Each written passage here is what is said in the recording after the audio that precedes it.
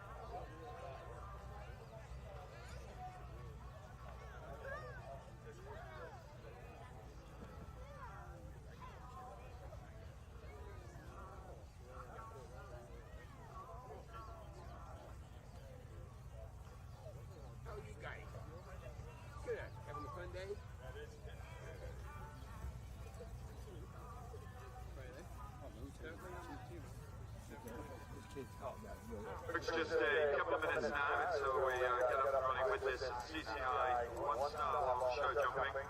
Starting at 9 o'clock, we have 11 in this division. The overnight leader coming out of cross-country yesterday, Alyssa Phillips with centre pole with a 31.5, lying in second place with a 37.6, as is Rihanna Rasmussen with Delarenta, 39.2 for Renata Price, and she owns the road. So Alyssa has one fence in hand, but not two.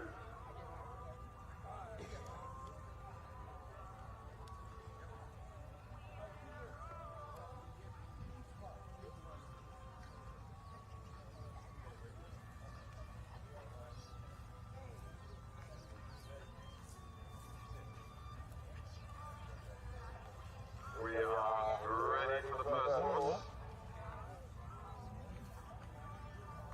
Hello everyone and good morning to the event at Rebecca Farm, where we are getting ready to crown our champions for the day. We're going to kick things off with the CCI one-star long division, and we get ready to see what this track looks like. Sinead Halpin, good morning. Good morning. It is a beautiful day again out at Rebecca Farm, and we are so lucky to have Chris Barnard out designing these FEI show jumping courses. He's the best in the biz as we get started with Elle White and Biscotti. Yeah, so you'll get just a quick preview of this track.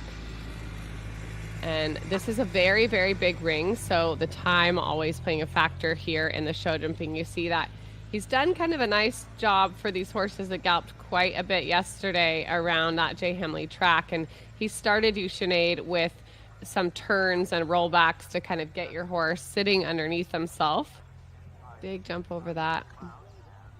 Scotty ran into a little trouble yesterday on the track after a beautiful dressage test, so that sees them now coming into the ring in 11th place. She's having a real smooth, nice, well-executed show jumping round so far.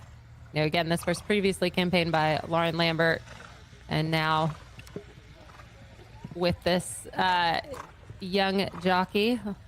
So it had a really, like you said, a really great ride yesterday, other than one little miscommunication at the down bank, but hoping to add a completion to their record here, coming around to our last line. Yeah, traveling from Texas to do that. And so far, so good for Biscotti. This will be a very good round if they can leave the rails in the cups, and they do. So it is possible. We will wait to see what the time is. And then, of course, the ground jury will have a couple of rides to decide if they want to allow the time allowed to hold or not.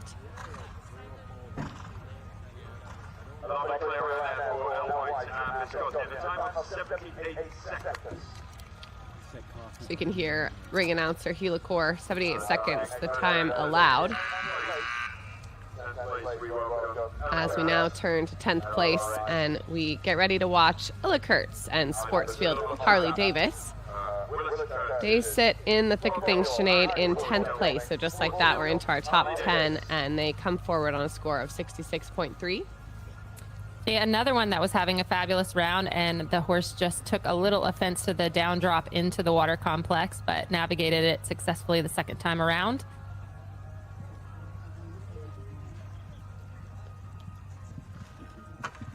Just gives a tap and a rub at that fence. He just gets a little disunited around the turn there. Like you said, just kind of a nice serpentine to start, just getting the horses flexible and soft. As they come into the first combination, just a double. Just with a quick stutter step, adding one in there. Yeah. And this horse wants to just kind of get a little bit close to these obstacles. Not quite as in front of her leg as she might love.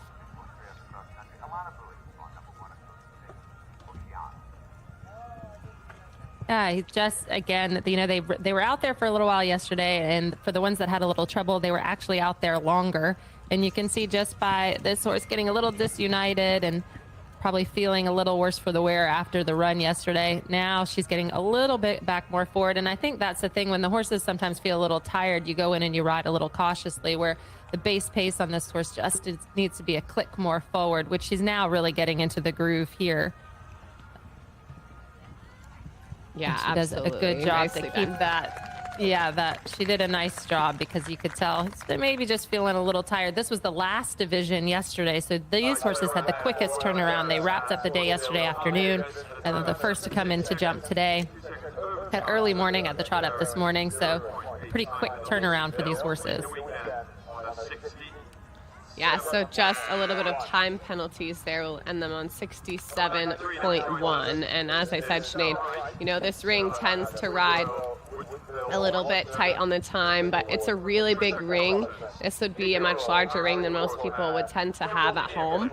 And so it's easy to kind of take your time a little bit in the turns. I think he's done a favor here in the beginning to make you kind of do those rollback turns, but you still have to be really cognizant of making sure that you have your plan, you come in, you're executing so you don't add a few, because as we get to the end of the division, that is going to really matter. A few time faults could mean the difference in the color of a ribbon. As now we watch Stella Wright and Kilkenny Eclipse. They come forward on 57.7, they're 9th place.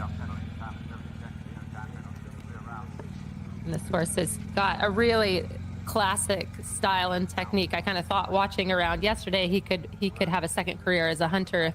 He's very just ends up adding a second stride in there, getting a little deep to the oxer on the way in, and unfortunately pays the price there by having that first pull down.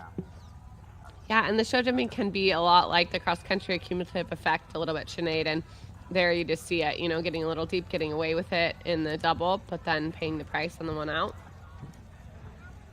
Nice clean change. And she takes this inside turn well, shapes the turn, gets straight. And then here to this in and out, I think, you know, this is a great example of getting straight there. And you really have to make sure that you complete your turn early so that you're able to achieve that.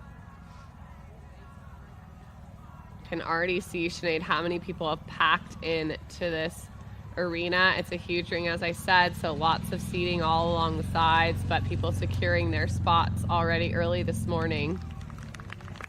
Well, a super place to spend a Sunday on the berm here in Kalispell, Montana, where they have put on such a fabulous show, and this is just icing on the cake for a Sunday. So they will also add a time fault there, and you can see you'll have to be ticking along pretty well here in order to not have any extra points added along your route. So just like that, we come to our next competitor, and we get ready to watch one of our Canadian duos come forward. This is Annalise O'Brien and Hillcrest Hero. They sit on 50.3 in 8th place. And now, Sinead, there is not a rail all the way up to 5th between her and 5th.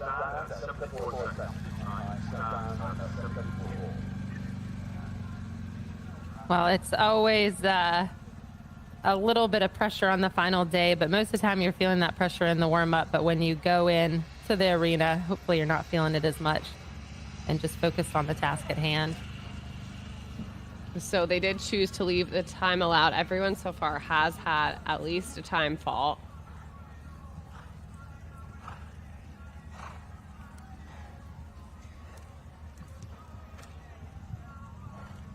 And I think as long as you keep moving around your turns, I mean, I think you nailed it. It's a big arena and it's easy to get hanging out, but just keeping the rhythm up, staying inside. You can see she's well inside there coming to the double.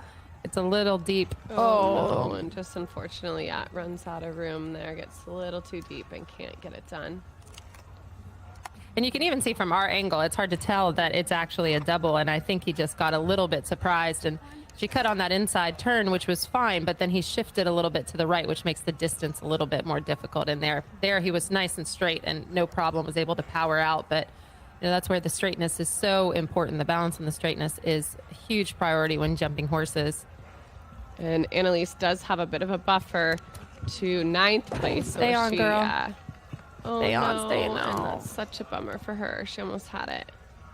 Oh, it's just way too bad. A sad way to end her competition.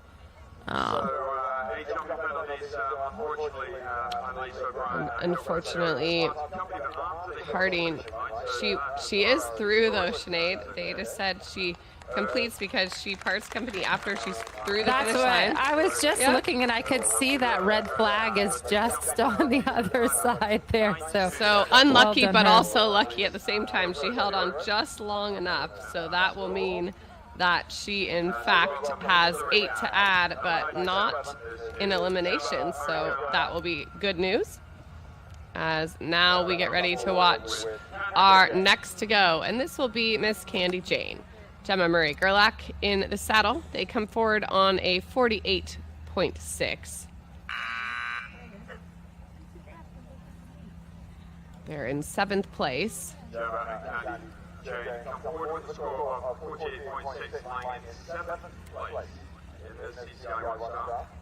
It's such a big week, isn't it, Frankie? It's so wild to make such a trip out here, and you're prepping all season, and it feels like such a long wait. And then all of a sudden we're here, and 76 seconds determines your fate. Yeah. She unfortunately has the first pull down there with Candy Jane, and the second comes as well. I think it's exactly what you say, though, Sinead. I mean, so much work. Every single rider that we're going to see today come into this ring, and oh my goodness, just a few falling. But they've worked so hard to be here, and it's so much pressure coming into this ring on the final day. And, people and horses take pressure differently. And some people, they really feel the pressure coming into this ring. Some feel it in the dressage the most. If you ask them, some great sports psychs around the country helping with that. And in any sport, it's keeping your nerves about you, riding to your plan. The riders will have walked this track this morning. The horses obviously have not seen it. And it's a lot to see, and you want to come in here and do your best, but regardless, everyone has really earned the right to be in this ring. Yeah, and this is interesting, it's an interesting horse because it's a Scopy horse, and it's a good jumper. She's a good jumper, but her trajectory and her balance point is just a little past the front rail. She's confident. It's not really, good and bad. It's not really ruining her day, but you can see she's a nice jumper. Again, it's just getting that balance rocked back so she goes up instead of at the jump. So that's a frustrating way to finish the day there because she rode a nice round. But again, just getting that balance and bascule to go a little bit more up than at the fences. So just over the time, and she will add 24.8 to her score. As we continue to move on now and welcome in Miss Stephanie Goodman and Cord Johnson come forward on 46.8, having had a good couple of days, and in 6th place. I'm hoping if somebody can deliver, and here it's going to be Steph. She does a lot of straight show jumping herself, and this horse's background is show jumping. He's very new to his eventing career. This is actually his first season eventing, but it is not Stephanie's first season eventing. She is very good in this phase, and this is an exciting young horse for her and her owner, Deanna Biggs, who owns this horse and her other 2 FEI horses competing this weekend.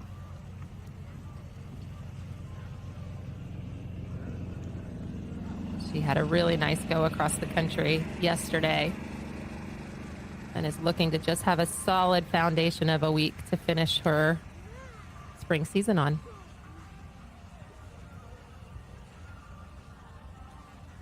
Beautiful and there. You can see, You can see how she comes in and really has her plan, attacks the ring. When she lands off the fences, she's going to accelerate a bit there, wasting no time in those turns, and that's what it's going to take to not add to your score.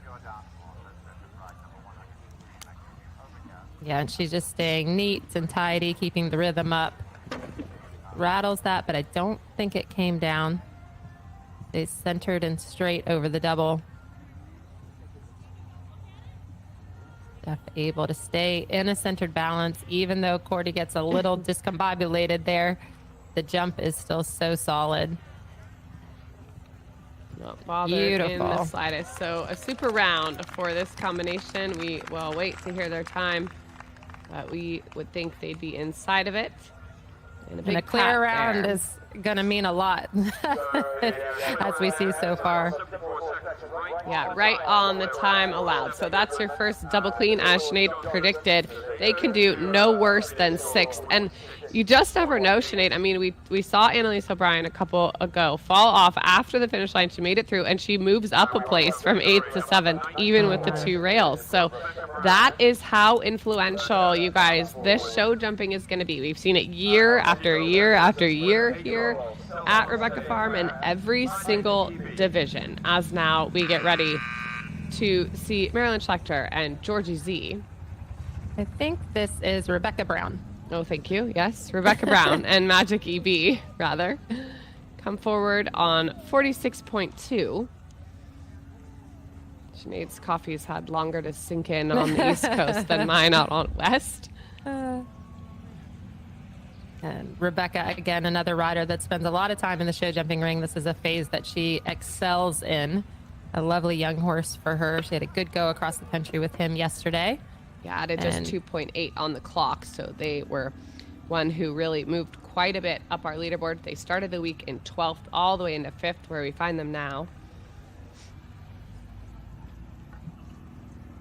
Giving these jumps plenty of room, but she'll need to reel him back a little bit.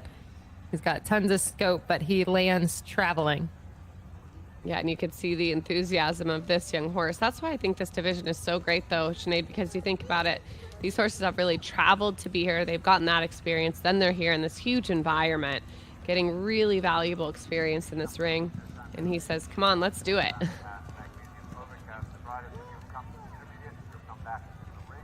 Well, it's nice to see them looking so well. You know, the ground was so well prepared yesterday. I think it was, it did not take that much. Obviously, this guy did not take much out of him at all as she comes down to her last line, hoping to secure her place right ahead of Steph's. I'm Beautiful. Pretty sure she was inside the time, but we'll wait to hear.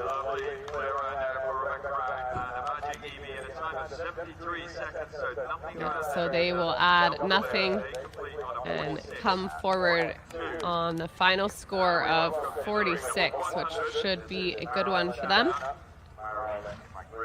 So our next to watch, this time it is Marilyn Schlechter and Georgie Z, owned by her as well. They had a good dressage test, 36.2, added 9.6 on the clock yesterday, put them in 4th place where they sit. 45.8, Sinead, so they cannot even afford one time fault to stay in 4th place. Big jump over that first one.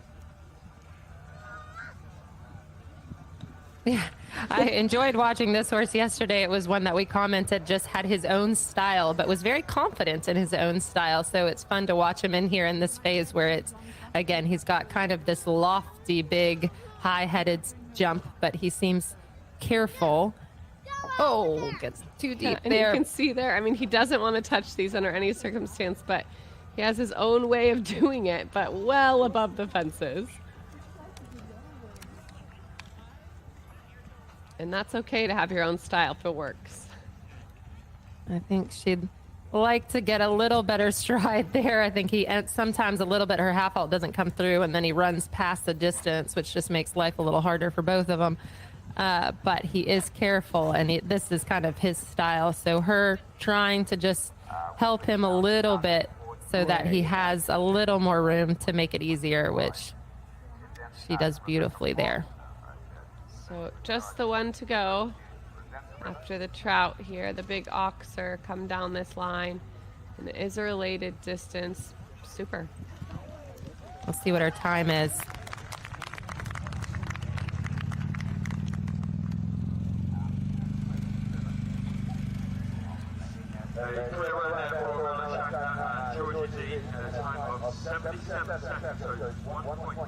So yeah, she will add 1.2 time faults, and unfortunately that will be costly because that will mean that will move her down behind Stephanie Goodman and Ford Johnson.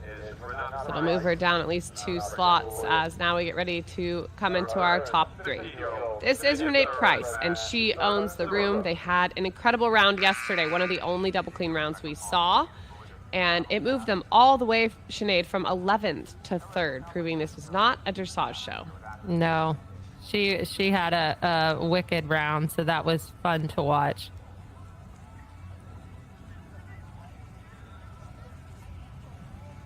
And we'll see how she takes on Chris Barnard's show jumping that is proving a bit challenging.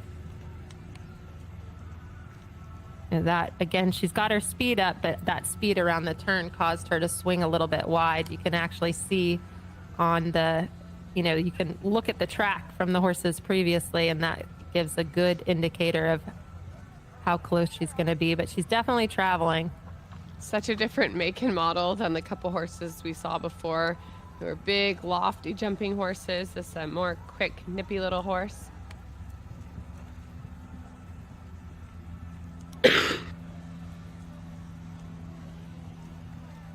But she is making quick work of this track, like you said. She's wasting no time.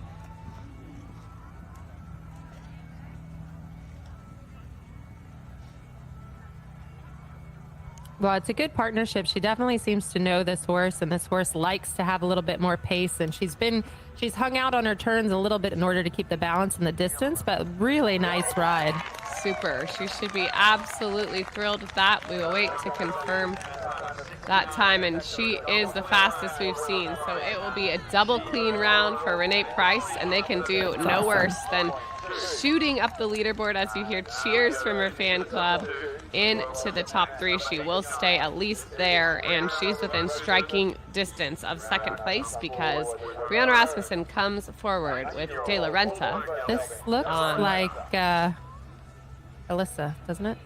It does look like Alyssa. Yes, so never mind.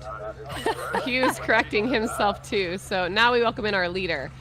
And this is Alyssa Phillips and centerfold. Not sure where Brianna has gone, but we'll see if we can get you information on that. So this is a 6-year-old owned by Alyssa and Julie Phillips. Very nice young prospect. They were in first place after the dressage, 31.5. Double clean round yesterday, saw them still atop the leaderboard, and it was impressive to watch. They come forward with quite a cushion. They are over 6 points ahead of second place, and now we get to watch them. Yeah, I think she was about 15 seconds under the time yesterday. She absolutely smoked around. Really exciting young horse for her. As I said, Alyssa, a rider who really has ice in her veins. She's a great competitor, and this is a great jumping young horse. She's building up her string with some very impressive horses. This is an Irish horse, this youngster. See her just keep her hands down really nice there. Sinead has a little bit of a conversation, but doesn't get in his way. There's Leslie Law at the gate. USA coach comes around. It's really great too that these horse and rider combinations coming up the pipeline, have help from the likes of Leslie, Sinead, even, at this 1-star level, and really investing in the future for the team. Oh, absolutely. And, I think that's when you make the effort to take a young horse like this all the way out to Rebecca Farm from the East Coast, it's really saying how much you believe in the horse and how much you believe in the course. Beautiful. And even putting that out there, is going to make people sit back and watch. And easy win for her. Well, a perfect round, and they will be the only combination to finish on their dressage score. Renee Price will do that as well. So that will mean a win for Alyssa Phillips. And Renee Price will move up then into second place. Rebecca Brown and Magic EB will be third. Stephanie Goodman, Cord Johnson, they'll move into fourth. And Marilyn Schlachter, George Easy move down just one spot into fifth with that time. Stella Wright, Kilkenny Eclipse will be sixth. Then Ella Kurtz and Sportsfield Harley Davis in seventh. Annalise O'Brien and Hillcrest Hero, they go up one more spot into eighth. And Gemma Marie Gerlach, Candy Jane, ninth. Elle White and Biscotti round out for top 10. So just like that, we have crowned our winners in the first division here in Montana. We're going to be back with more action in just a little while as we will get ready to find out who our victor will be in the CCI 2-star long division next. Sinead, That will start at 10:30 local time, so we will see you in just a bit.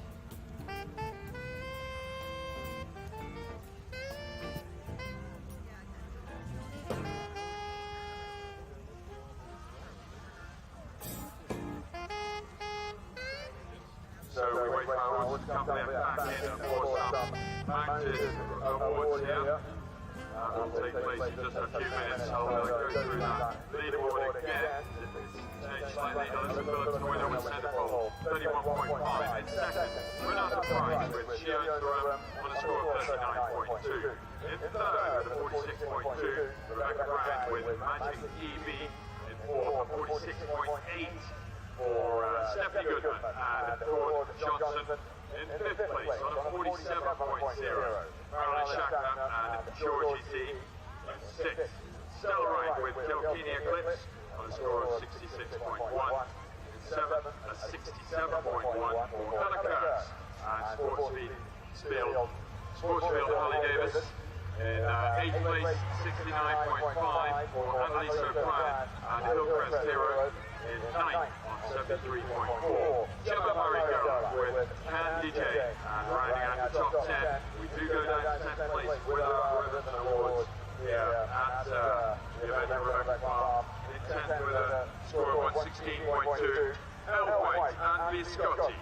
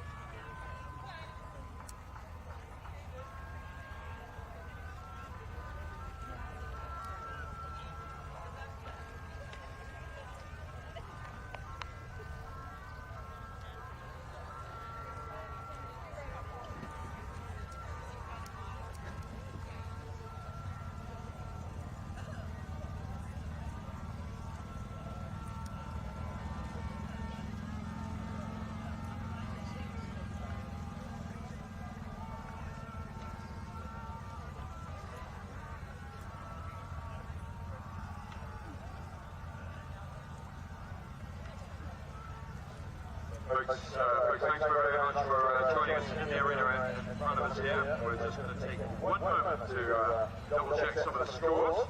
So that's why we're just on a bit of a hold here.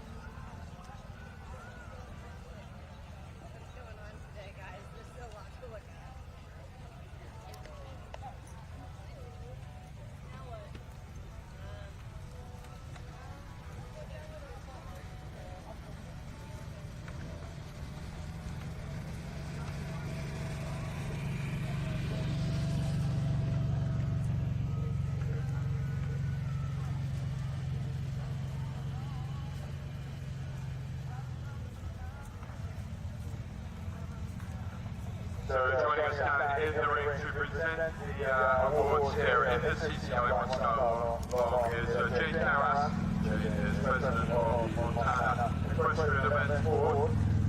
She'll be presenting the prizes in the CCI One Star. In 10th place, number 96 on a score of 116.2 was Elle White. Elle White riding Viscotti. In 9th place on a 73.4, Gemma Murray with Candy Jane from Canada.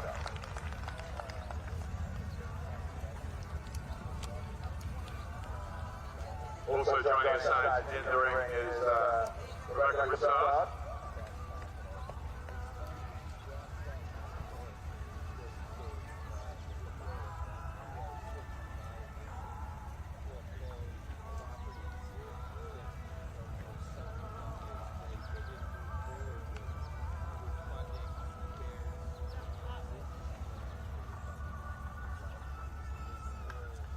So we go to 8th place now in the CCI One Star with a score of 67.1. Ella Kurtz and Sportsfield Harley Davis.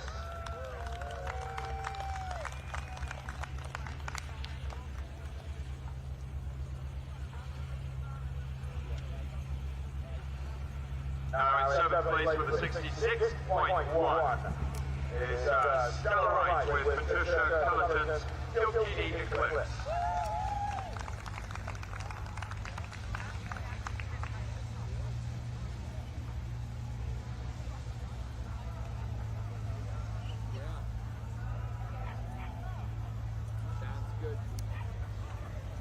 Catch up, enjoy the summer, what's left of the weekend, and just, great. So we'll take some time to take some pictures as they come up in reverse order of standing. Yes, thanks. Talk soon. Yep.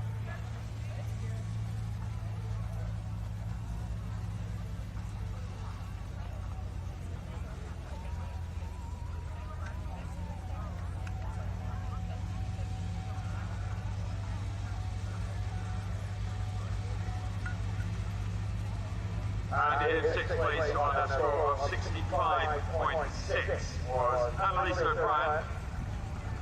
6.1. Annalise O'Brien with her own Hillcrest Hero.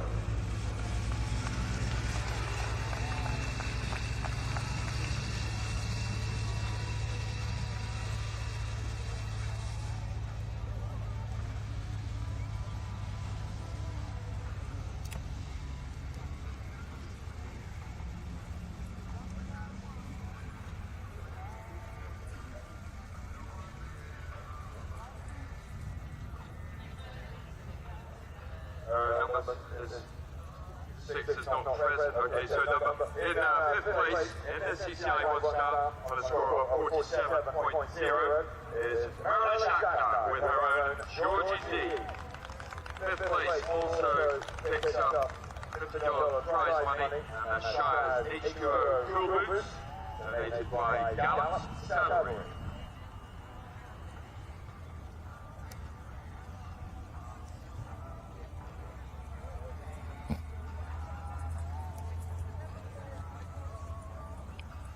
And in 4th place on a score of 46.8 is Stephanie Goodman with Deanna Briggs, Cord Johnson. 4th place, they also pick up $100 prize money and Shire's Armour Oxyzone training boots, also donated by Gallup Saddlery.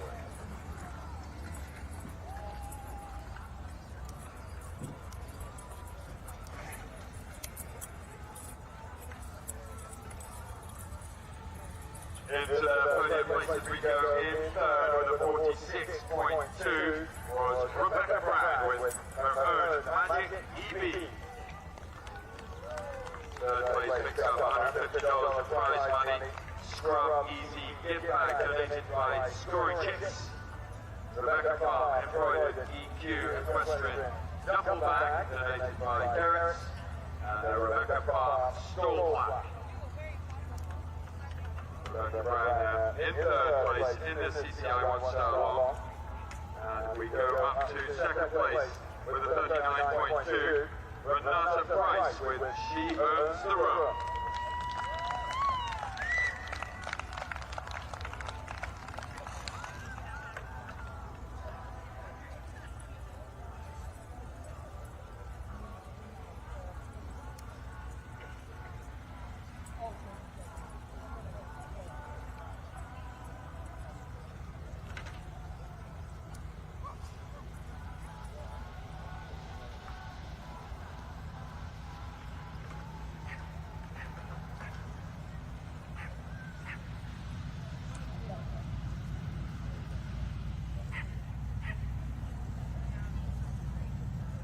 In second place in the CCI One Star, a score of 39.2, Renata Price, She Earns the Room.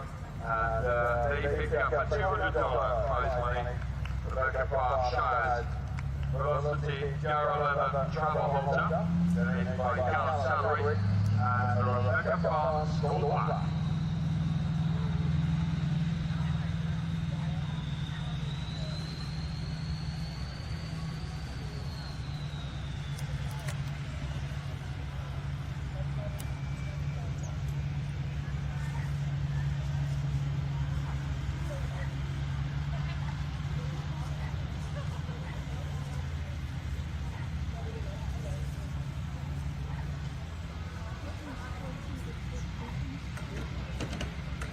And our winner of the CCI One Star here at the event of Rebecca Farm 2025 on a score of 31.5 is Alyssa Phillips with her own centre ball.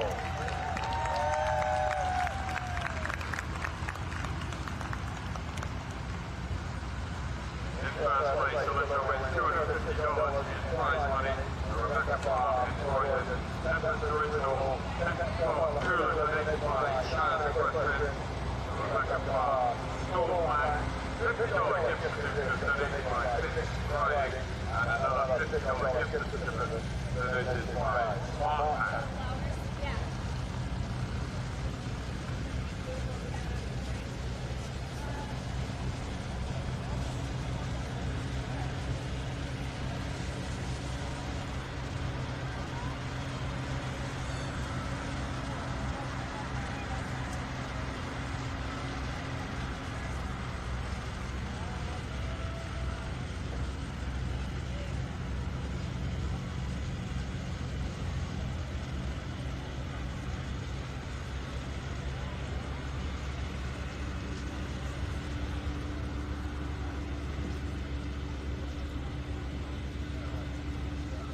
We have a group award also, and we held this right to the very end because the group award, as judged by the grand jury in the trot up this morning in the second fence inspection, goes to number 98, Alyssa Phillips with centre ball.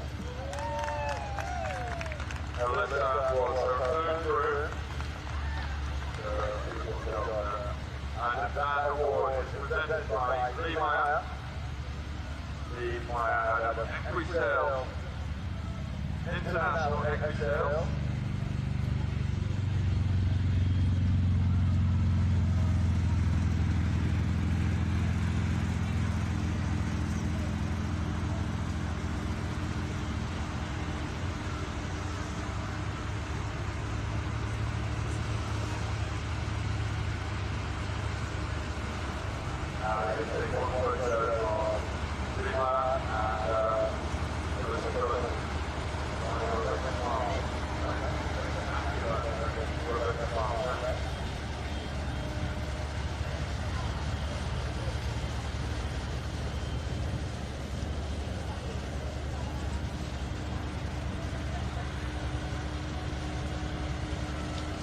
So now we do line up and do the inevitable victory gallop.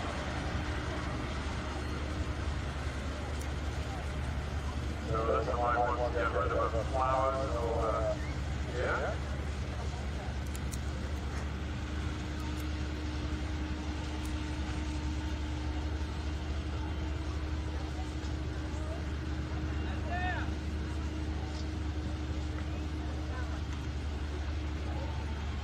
I'm not going to say that the music's having a little bit of an issue out there. We're playing We Are champions. So just a match if we are the champions, and the list of taking them on a victory gallop, the winner of the CCI One Star here at Rebecca Farm for 2025.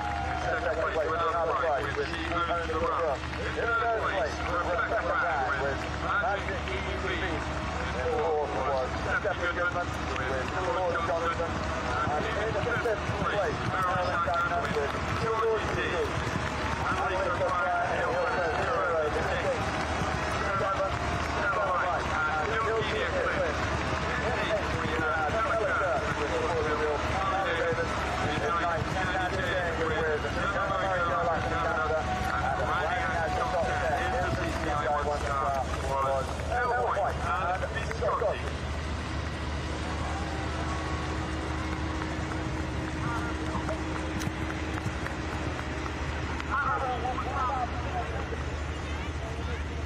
So congratulations, folks, and round up CCI One Star 2025. We have a short break until we get up and running with the two-star long. CCI two-star long is next. Chris Marlon and make changes to the show jumping track. And we'll be back with this possibly Jack with the CCI two-star long.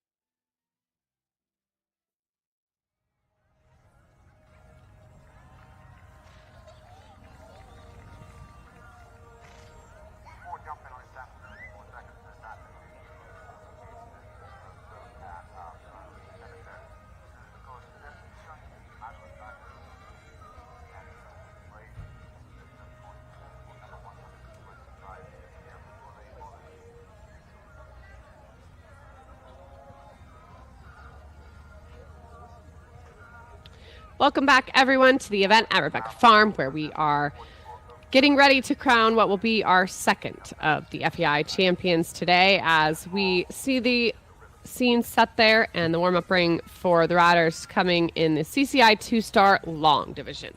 I'm Frankie Terry at Suits. Sinead Halpin-Maynard joining me to call this one. And Sinead, we can see our first competitor making their walk across the berm and into our big arena. The show jumping definitely very influential, as we thought it would be in the CCI 1-star. And this time, Chris Bernard has switched things up just a little bit. They will have 78 seconds. The time allowed very tight for the first division. So we will see how influential it is for these guys, Sinead. Yeah, really exciting morning. Again, another beautiful day out at Rebecca Farm. And, you know, it's a nice big ring like you had alluded to before, so it's easy to end up just riding a little bit on the outside lines. And Chris has been clever and wheeled it tight. But I think that information has gotten back to the barn. So I'm excited to watch this 2-star class jump. Yeah, absolutely. Well, coming forward in 21st place will be our first to see. And this will be Pippa Murray and her own Herman. They come forward on a 2-day score of 192.3, having run into a little bit of trouble. And I will point out that we are going to have several jumping out of order in this division because we have several riders with multiple rides, so I'll try to keep you apprised of that. Pippa, one of our Northern California combinations.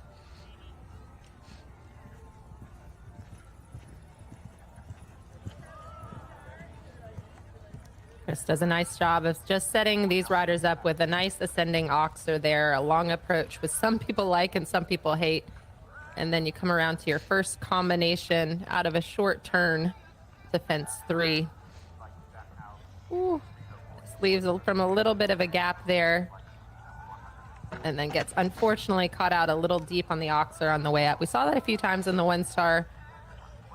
They're going right back towards the in gate, so they get drawn down that line pretty quickly as well. So it gets a little underneath the Liverpool, and she's going to loop back around left here to our triple combination.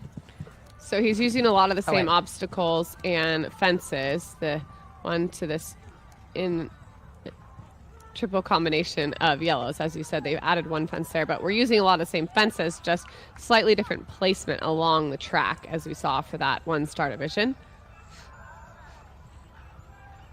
And yeah, just takes a peek there at the trout.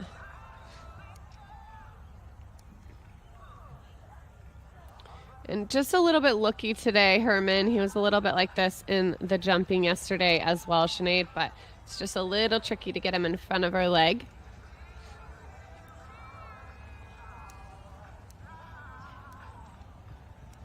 Nice job there. You know, there's a lot to look at, and the horses actually, you know, seem to be coming quite well off of yesterday. But remember, the horses that we see first are horses that had some trouble out on the cross country, so they were probably out there a little bit longer than that optimum time. So a little bit more jumping efforts, a little bit more time on the course, and they're probably feeling that just a little bit more today. Well, it will be a completion nonetheless for Pippa Murray, and she looks very happy about that. So we will now see, going out of order, Jillian Mater and Cooley Neptune.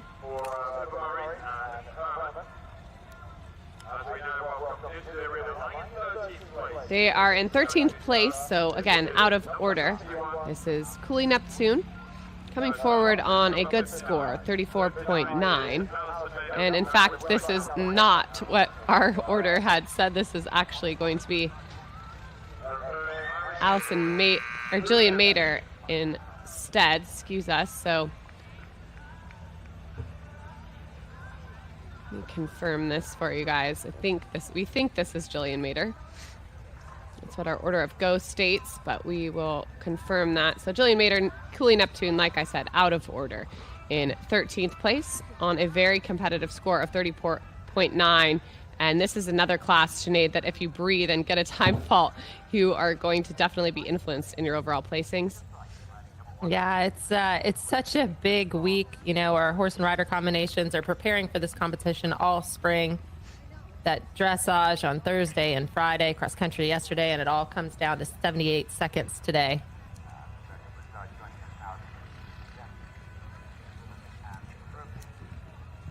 good move up shot there.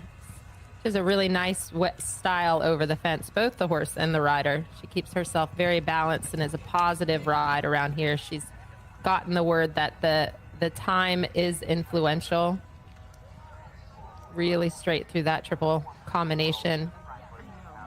Cruises around here to the upright that just already caused us a little bit of trouble. And again, coming down off of that short turn. You know, the horses really get going through that triple, and then it's quite an upright vertical.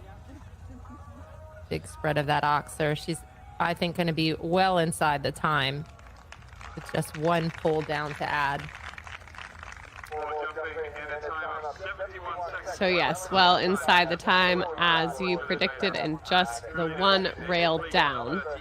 So they will complete on 38.9, and now we will welcome Lauren Lambert and Effie Alfonso Z also riding out of order because Lauren has 2 that she has toward the top 10. They are on 32.7 after 2 days of competition, and Lauren had so many rides yesterday. The Texan who comes to Rebecca Farm, such a great rider. She's got a lot of exciting horses in her string, Sinead, and definitely knows how to pilot a horse around. Absolutely, and it was very exciting to see her out there yesterday. 2 very quality young horses that she is very excited to be producing. This horse looks no worse for the wear from yesterday. A good ride, searches up, sits up as she comes to that. Just we saw that combination causing some pulls down earlier in the day. Maybe one more stride than she would have liked to have had, but she'll catch this jump off the turn and move around to her triple combination. Yeah, and she's just having to steady through those turns, be patient, just to make sure she's shifting this young horse's balance and helping him to be able to really jump up and over the fence. Is beautiful through the triple line.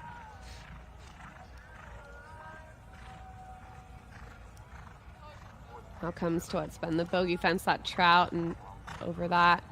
She's taking a bit more of an inside turn here.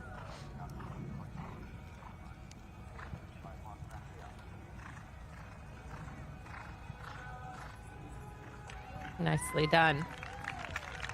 Nicely done. So rattles that last rail, but gets away with it, and a big pat for her.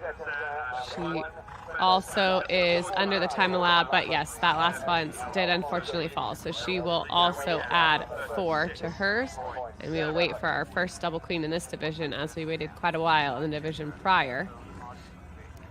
You know, and Chris has set up a nice track, but it's tricky enough. I mean, where he's placed the fences going towards the in gate, the riders knowing they've got to stay up on the clock. There's a triple combination, a Liverpool, a double.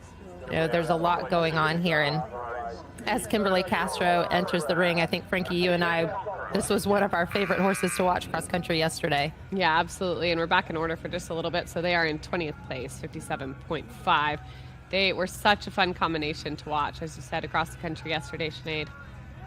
It's really a great partnership. Yeah, it reminded us of a little Corvette like Emily Hamill's 5-star, longtime 5-star campaigner. This horse has its own style, but gets up in the air, and this horse and rider combination are a sweet couple to watch. Yeah, it is super in tune with each other.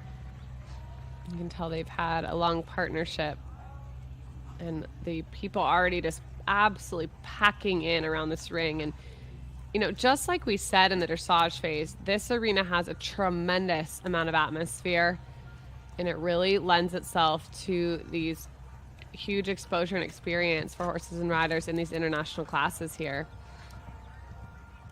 Comes to the triple, still clean. I think that triple combination's riding really, really well today, Sinead.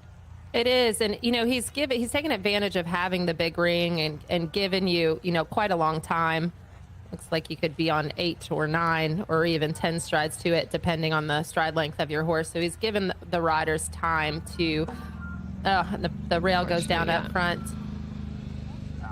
and then as we come to again this big oxer coming back towards the in gate, but she'll be pleased She's put down a really, really good in the jumping phases. One pole, unfortunately, down. So 3 seconds over the time allowed, and the one comes down. So it'll be a total of 5.2 to add to their score. But what a fun duo to get to watch. Next, we get ready to watch Peyton Piercy and Geronimo. He comes to us from Clovis, California. He looks like he's 13 going on 6. He absolutely does. He's been full of excitement all week here.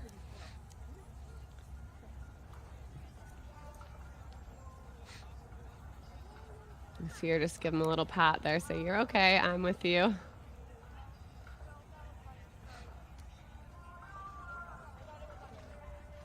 Again, speaking to the atmosphere in this ring, the way that the berms are set up, it's so nice for the spectators to be able to sit there and watch what's going on both sides. But for the horses, it's quite daunting because they can halfway see their friends in warm up and they can halfway see what's going on in the other fields.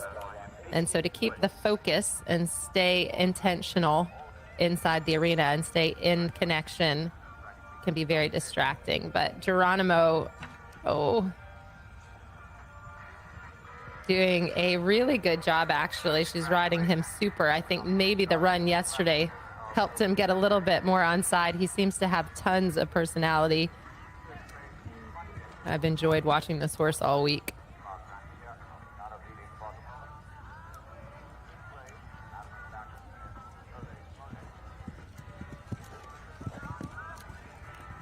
She's doing a good job of trying to keep him within himself. He's a big, rangy horse. He's drifting over to the right down that line just to make him a little more room for himself, but manages to keep the poles up.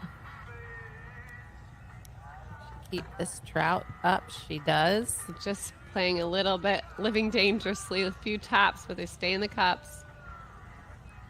Takes her time there around the turn, trying to get straight, but then you're always dancing that line.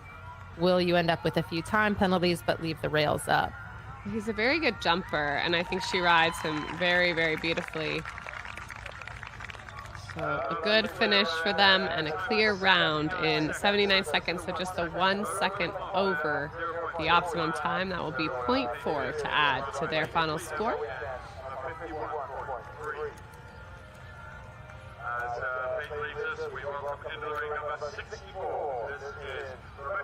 And now we get ready to watch Rebecca Caulfield come in now. This is Fernhill Opulence, her own 15-year-old. They come forward on a 2-day score of 44.7 and sit in 17th place.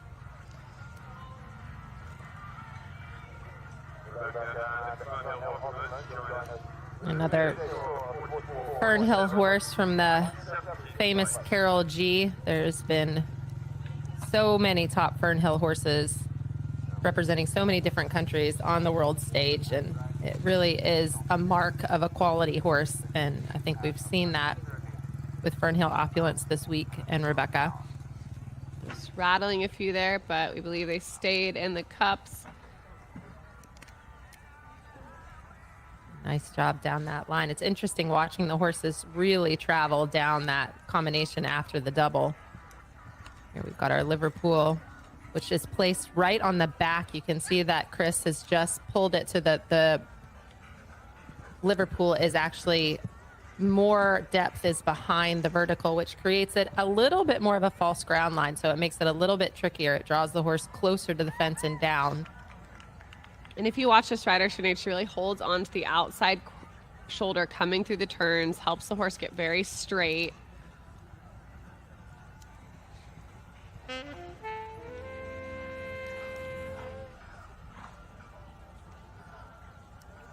Big jump over that oxer. Just one more to go. Oh, I think she might have been lucky there. I think she got a little last jump. I just got excited. Got a Yeah, and it does come down, unfortunately. Yeah.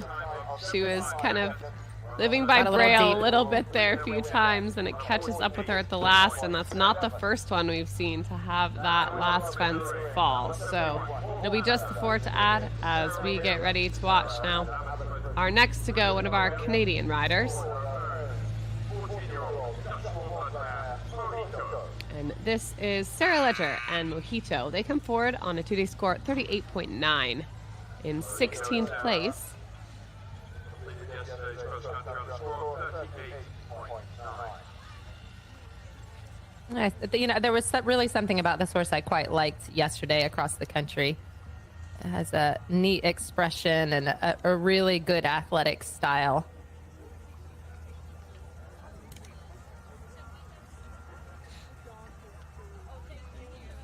I think as a whole too this week, Sinead, we've really seen some excellently paired partnerships, and that really is the key to success. Unfortunately, just one falling there, but you know, some partnerships that really look like they understand each other, their communication's on the same page, some smooth, great riding. It's been fun to see. Yeah, completely. This girl rides well, and she rides out to a rein, keeping the connection. This horse has a tendency to get quite long in the wingspan, but she's doing a good job, and he's careful at the same time. So she's doing a good job trying to keep him within the balance and within his shape, because he does want to jump clean. Nicely through the triple line. So just the one rail so far.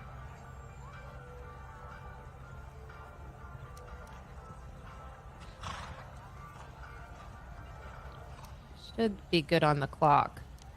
Been cruising around in a nice smooth rhythm. 78 seconds, the total time allowed, just one fence to go. And that is clean, so it'll be the one down.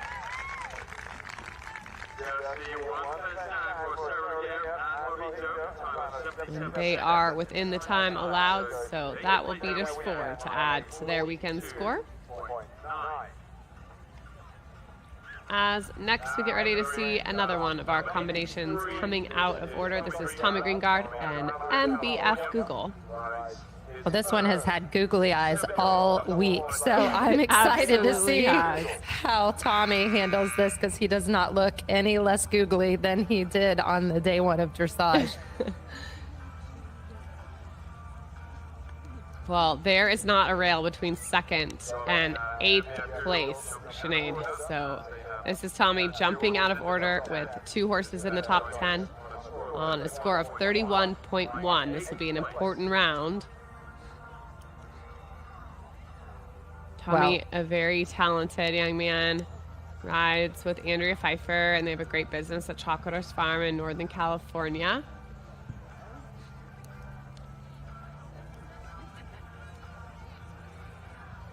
And he's not wasting any time.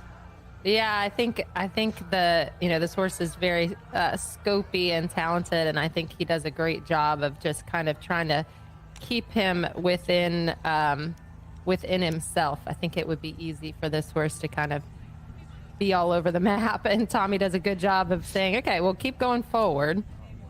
Yeah. Had a little peek at the oxer back there for one rail to fall, but exactly what you're saying. I mean, this horse takes a bit of a look. Looks like he has loads of personality. Definitely very keen to do the job, and Tommy does a really good job of keeping them both organized.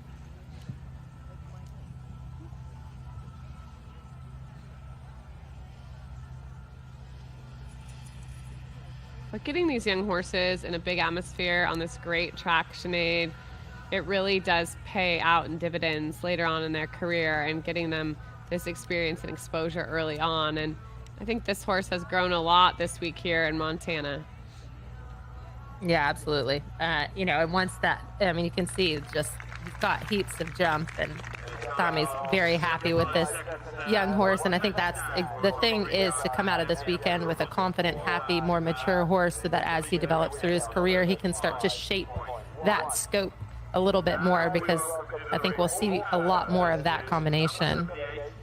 So they will sit on 35.1. That will be the clubhouse current leader for a bit here, as they rode out of order in 8th place. And now we get ready to watch Paige Denny and En Rouge come forward in 15th place on a score of 38.6.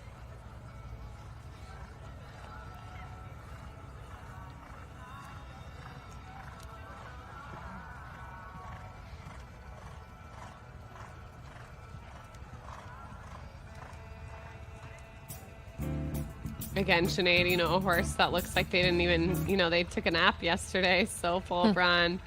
These horses look really fresh and great this morning, and it's really a testament, I think, to the care they receive, but also to the footing and everything yesterday on those tracks. That was just impeccable. Oh, that comes down again. Yeah. She does a good job with this horse. She's a little tricky in her balance because she tends to hide a little bit and not quite look where she's going, and then she comes up and fights a little bit, as you see there. She takes the option at the Liverpool, which makes this turn a little bit tighter, but probably a good decision. She's working hard to just keep her in more of a neutral balance. She's quite powerful behind and sometimes just drives herself a little down, but she's a careful mare, and they know each other well. She's again trying hard to ride her out and forward, but still keep her within herself. Nicely done. She moves up, accelerates around here, aware of the clock, and then it's going to take a little time on this side to make sure she's straight and balanced. Oh, can she keep the last one up, Frankie? I think she can, and she does. So it'll just be the one down. And I think what we're seeing, Sinead, we've seen that third component of that line falling for many competitors. And what I think is happening is, you know, the way that that line is placed, it's really making you as a rider come through that double and then, you know, give a bit of a half halt, sit them back down. And what we're seeing is it's just really baiting you into continue to run down the line a little bit. And the rail, as a result, is coming. So we will watch now Shelby Murray give it a go as they come forward after having a pretty good day across the country yesterday and sitting in 14th place on 38 even.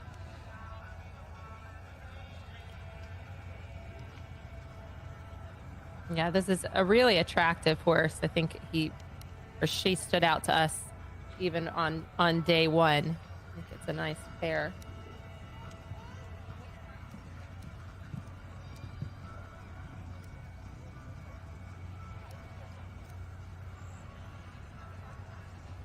We come to this tricky line here of the double, and then the 6 strides down towards the in gate. Big upright square oxer on the way in. And just another one to knock that.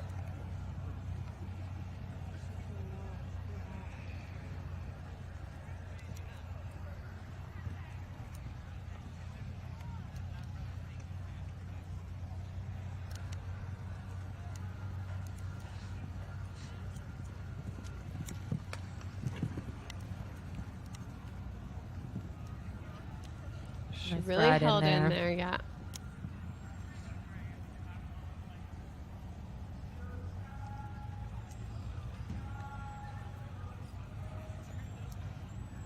I think now she's starting to just ease into the rhythm a little bit more. The feisty little horse, and starts out just a little bit with an opinion, but now the rhythm's starting to settle. Oh, and just takes that behind, unfortunately. She has a way of fighting for her balance that doesn't always help. She kind of gets a little up in the bridle and drops in the back. So just the last one down. And she is under the time allowed as well. So it'll just be the 4 to add for her. And now we will get ready to watch Brooke Lacey from Oregon and her own D'Artagnan. Just a 9-year-old she brings forward on a 32.7, and they are in 11th place. They've been a fun combination to watch all week long. Sinead really enjoyed watching this little horse on the flat, and Top Rick did a great job highlighting it around yesterday. Yeah, this little horse has a lot of athletic ability and a super expression. You know, they seem to be a great combination. There's not very good job there. There's not as much arguing. There's not as much distraction and discussion as we see in some of the other combinations. They seem to kind of have an agreement, which is nice to see. And she gives this horse a super ride to the Liverpool. Really You good. know, so sorry, go ahead. I was just going to say, really good flow so far through the turns, through this course. So much of this level, the 1-star and the 2-star level, is not trying to override so much and over control so much that you take away the horse's natural flow and you take away their natural draw and want to do the job, but also always chipping away at the rideability, being consistent on your track, being consistent with your expectations. Yeah, and really rideable. She went for the big one there. She gets away with it. So well under the time allowed, and that will be the first double clean that we see on Chris Bernard's track here in the 2-star division. It took about half the class for us to see it, and it belongs to Brooke Lacey. So just like that, into the top 10 we go with Jillian Mater and Cool Rock Wacko Jacko. This combination from Woodside, California, on her 16-year-old partner. They're on 32.4, Sinead, so we can start to do the math, because 32.4 is 10th place, and all the way up to 5th place is a 28. So not a lot of breathing room for these next competitors. We're going to see the time not riding quite as tight as it did in that 1-star division. And I wonder, too, if that's just a little bit here is the track just doesn't have that swervy beginning. He reversed the track, so they kind of have to get going a little bit sooner. You can't get hung up in those first few turns. Yeah, and also it's a slightly more mature level. But I absolutely think it's what you said. I mean, that 1-star, we really saw kind of a few switchbacks, and here you're kind of on the same right lead for a bit and can really keep rolling through the turn, and I think that does help.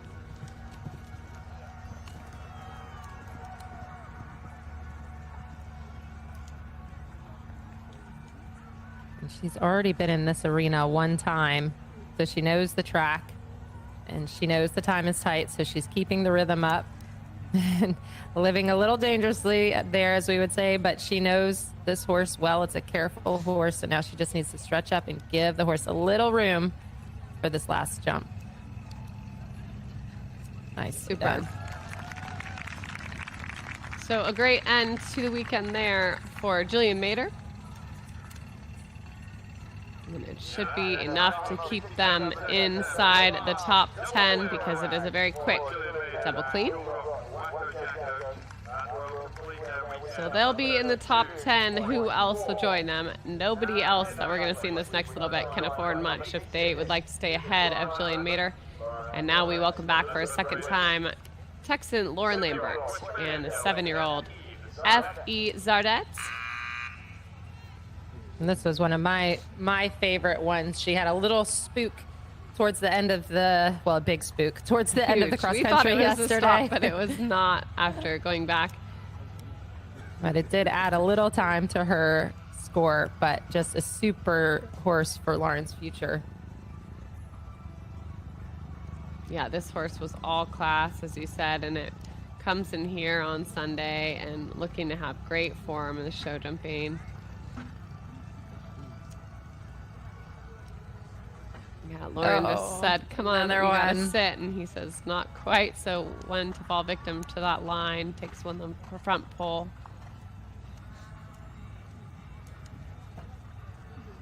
And the horse has tons of scope. You can see he's very, very, very good behind, but sometimes that rebalance doesn't get all the way through in time. And that is being a 7-year-old, so she's really doing a good job of trying to help him.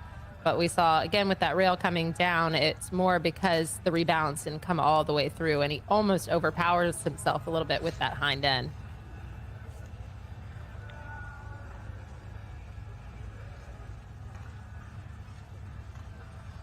So 2 left to jump here. Can we just keep it up those 4 faults? So just the last to go. Nicely done. And I think, as you said, Sinead, this is a really exciting mount for Lauren for the future of her string. It will be the 1 fence down, and she is within the time allowed. So that will be all they add, but it will bump them down a couple of spots behind Jillian Mater and Brooke Lacey, who will start their climb up the leaderboard.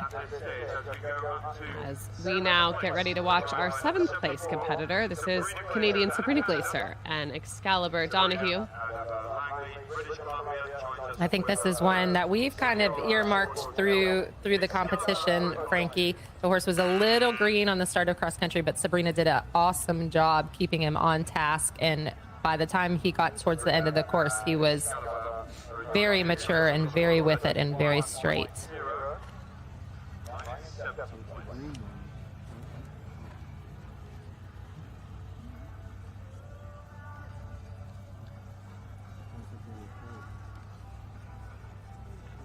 See how he tackles this line. Again, another one having to have a few negotiations, but you see, oh, he has that down. He unfortunately just cut his shoulder a little right around that already short turn, and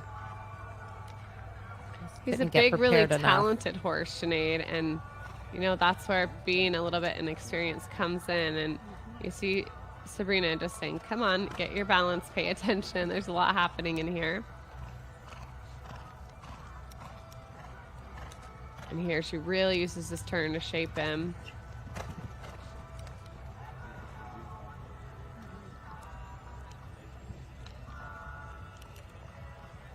Beautiful through the triple line.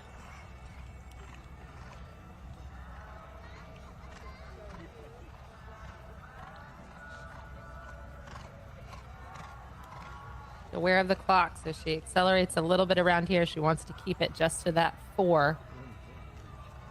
One left to jump.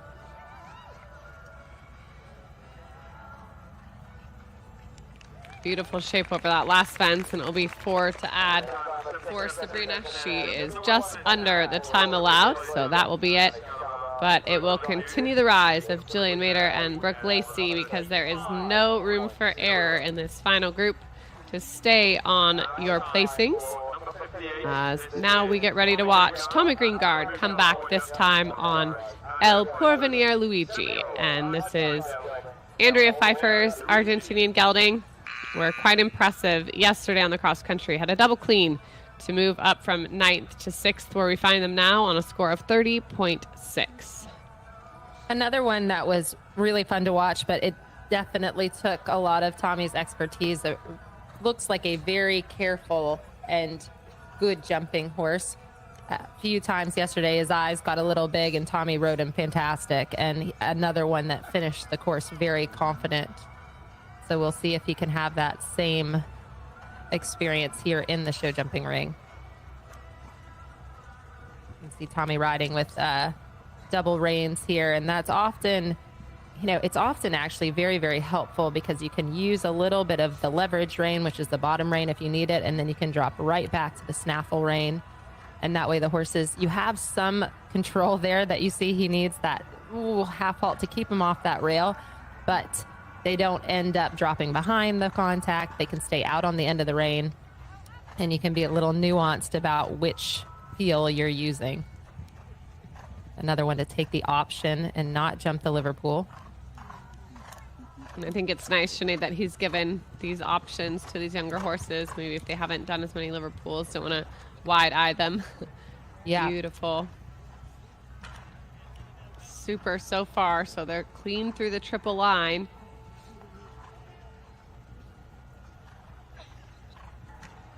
Oh, and just too late of a conversation there, unfortunately. Just that one coming down the trout fence. Big jump over that oxer. So it is the one down for Tommy. What a great weekend for this combination. And I think that's yet another very exciting horse he has in his arsenal for what's to come in the future. Absolutely. It's not due to lack of ability. It's more just what we were speaking to earlier. It's just the education and ride ability. But I do think that that is a nice horse for him, and he'll still be looking for his first clear round. He had one pull down on both of his horses he's ridden so far, but luckily for him, I think he has 3 or 4 more to go. You are correct. Well, Julia Buchanan is our next to see on her own 12-year-old Dubai de Leo. They come forward on a score of 28.0, and that has them in 5th position. But I told you this show jumping was going to be very influential, Sinead, and that it is. Jillian Mater and Brooke Lacey have actually already climbed the ranks. They started out today in 10th and 11th place, and they find themselves no worse than 6th and 7th. So a double clean will get you far.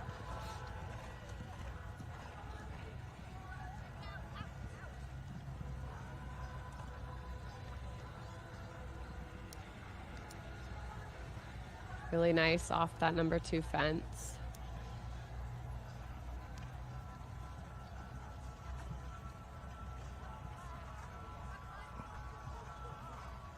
Yeah, and she was really good there. You know, she came through that line, was able to soften her hands right before the last component of it in a rail that we've seen fall a lot today, and so she leaves it well inside its cups. It's a very good jumping horse. Good rebalance there to get around the turn as she anchors and back rebalances and then has a nice following feel. Just a little left of center there. Easy through that line. 3 left to jump.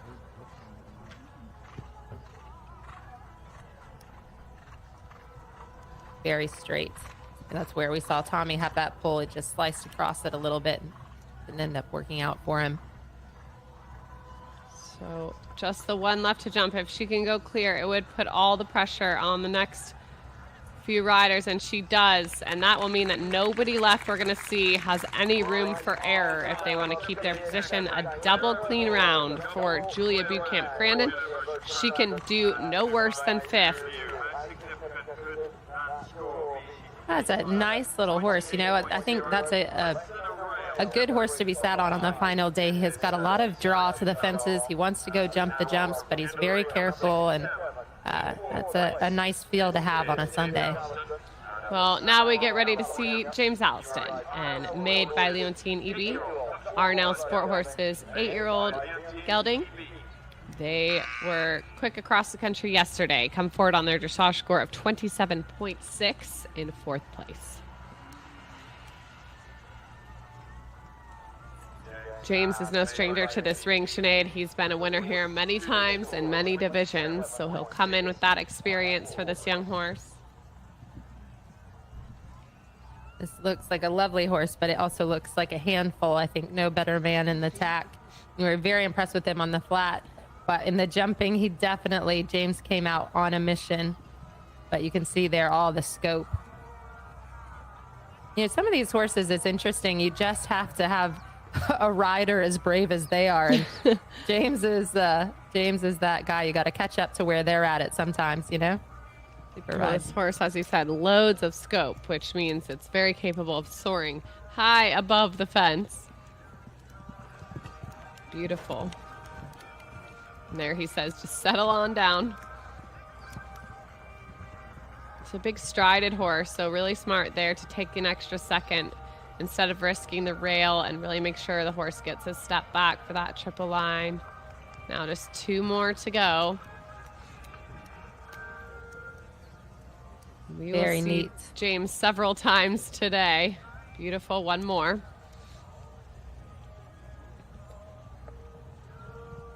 Easy. Not Easy, getting easy. anywhere close to those, so it will be a clean round under the time, and he will do no worse than 4th place. 27.6 becomes now the score to beat, and the next 2 riders cannot even afford a time fault, Sinead. Hopefully they can't hear you, because that's very stressful, Frankie. I'm just trying to set the scene and get you excited in your seat over there. I'm getting anxious. Good. Hanny Shreenan and Evan Holtz comes forward, owned for Hanny by Amy. And they have come forward on a very respectable score of 27.5. So they're just 0.1 in front of James. And she actually did have a bit of work cut out for her yesterday. She did a very good job, but this horse did have a bit of a peak and a spook, and seems to be a careful guy, which hopefully will serve her well in this phase. Very tidy. Very different type to James's horse. That's all leg and range and length, and this horse is all strength and power and, you know, a bit tight. But he seems to be very aware of where his body is in relation with the jumps. She is having to do a bit of work to organize them, so she'll have to get up on the clock here.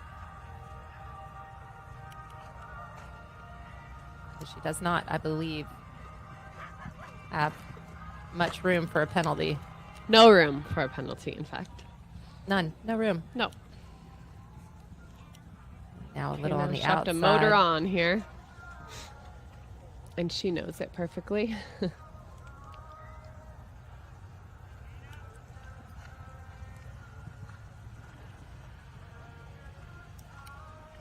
we hold our breath for her, just 2 fences to go. One more, can they do it?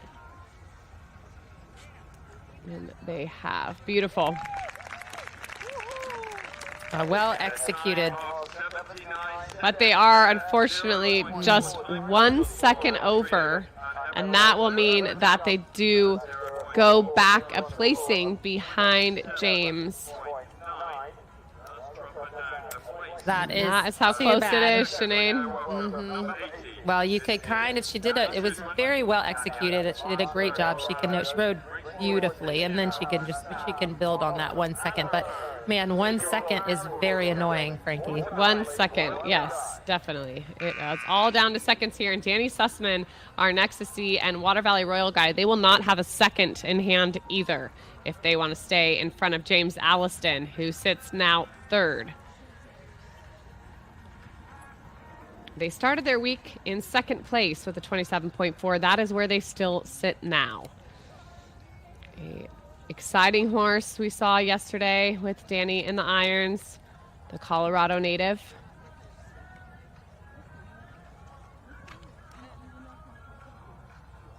Very nicely through there. Yeah, very confidently ridden. She's just riding this horse well within his balance, not riding like she's protecting him off the rails, just riding a positive rhythm, trusting that his job is to jump and her job is to create a good space, a good distance, a good line. And she's doing just that. Just nice to see. It's very easy to come in here and end up riding a little bit backwards and conservative for fear of a rail. But, anybody can have a rail, but you're producing these horses, so you want to ride them smooth and consistent. She's doing a great job. Well done. Just a couple to go. This horse jumping very impressively here today. Just the 1 fence left. She should be good on the clock. Her rhythm has been quite perfect. Nicely done. And she looks absolutely thrilled.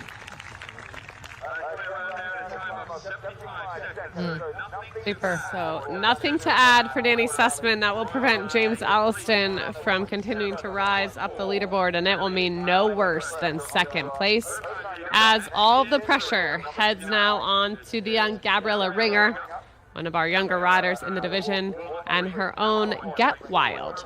She actually trains with the Alliston camp, and this young lady has continued to produce very good results. Can she be a winner here today? There you see her young rider patch. She's been on that squad for the under 21 developing riders for the United States.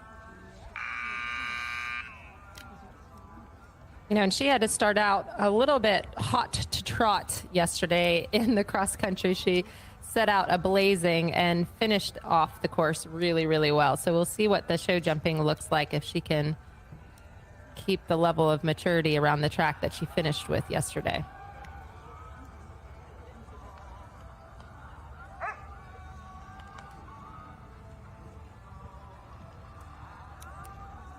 Opting for that very long approach to the first oxer.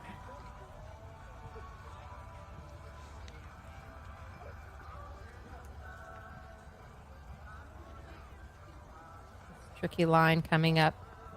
Double to the easy 6 going to the in gate. Be glad to have that one behind her. We'll see if she opts for the Liverpool. There's a nice smooth turn there. Chooses the Liverpool. Now she'll roll back to the left.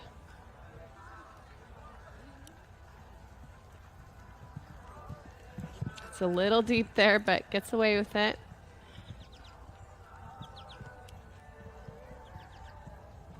Yeah, she's doing a really nice job. I think it's nice to see here. She just needs to keep it together and the balance with her a little bit. It's getting a little loose now. Oh, Yeah. And as you said, you called it. So unfortunately, that rail falls. And that will mean that Danny Sussman and her youngster are the winners here.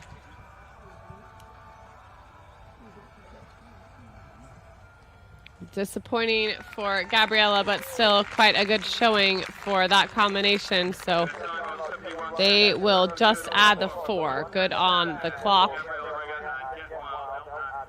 Yeah, good weekend for her. You know, disappointing to have it go on that one jump around the turn, but you could see the connection and the communication just getting a little loose for whatever reason, but lots of promise there. She should be very proud of her weekend. It's hard to lose the win, but I think she'll be in that position again. Well, that would mean that Gabriella Ringer moves down to 5th, and your top 5 looks like this. Danny Sussman and Water Valley Royal Guy, the winners for 2025 of the CCI 2-Star Long Division, a very competitive division indeed. Then it's James Alliston and Arnell Sport Horses Talented Gray, made by Leontine Eby in 2nd. Hanny Shreenan and Amy Ogden's Ebenholtz climb up into 3rd. Then Julia Bucamp Crandon, Dubai Dulier, and they go all the way from 5th to finish 4th. Gabriella Ringer comes down 1 position into 5th place. Julian Matter, Cool Rock Wacko Jacko in 6th. Then Brooke Lacey and D'Artagnan in 7th. Tommy Greengard and Andrea Pfeiffer's El Prevenir Luigi in 8th. Sabrina Glacier, the Canadian combination, in 9th. And Tommy Greengard and MBF Google finished 10th. So there's a look at your top 10 in this division, as we will next change gears, reset, and get ready to watch the 3-star following our flag ceremony here in Kalispell, Montana. The next division will take place at 12:35 local time, Sinead, and that will be with the 3-star short. So we will be back with more. We'll let you enjoy this award ceremony and see you back with commentary in a little while.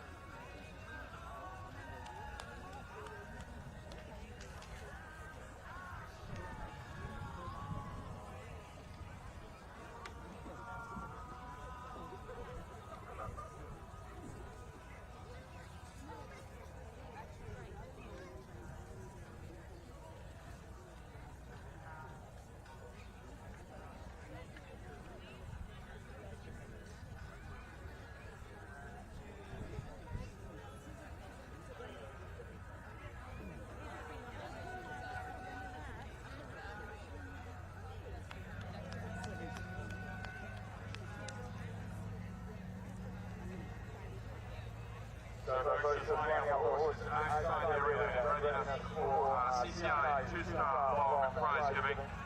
What a weekend sport that 2-star has given us. Very, very close at the top. Very unusual for any FBI level event to have 5 in the 20s, 5 scores finishing in the 20s.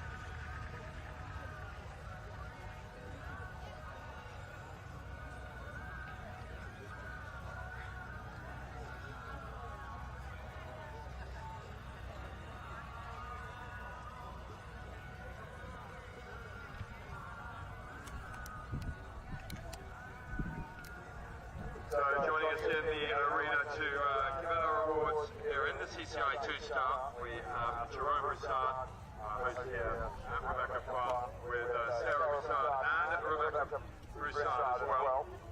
It's all in the ring to share the prizes.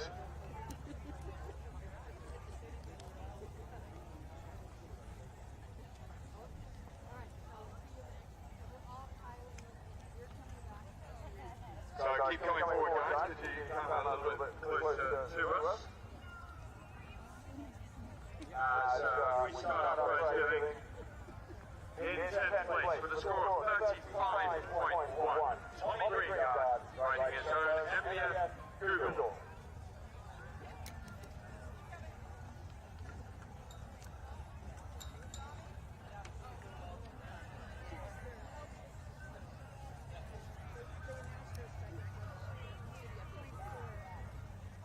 So Tommy with 2 horses in the top 10. He's got a led horse and a mounted horse. First being MBF Google in 10th place with that 35.1. Here Rebecca Farr with all of our prize winners an opportunity to have a photograph taken.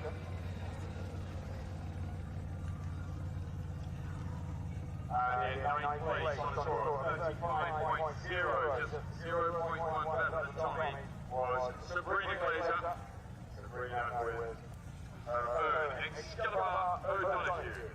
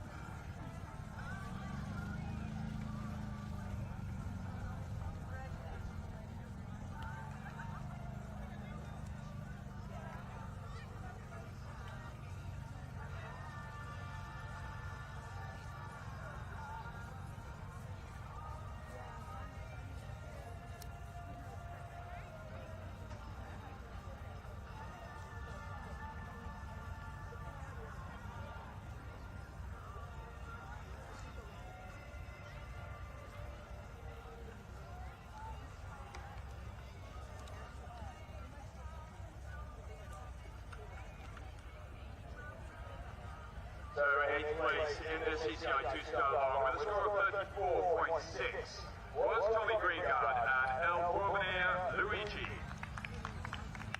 El Porvenir Luigi, owned by Andrea Piper.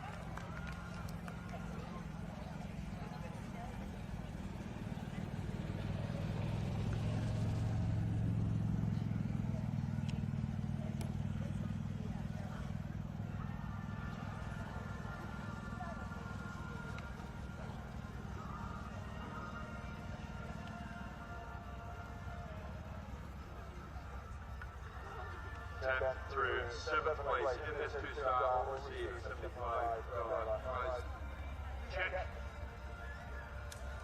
And up to 7th now, 32.7 the score for Brooke Lacey and D'Artagnan.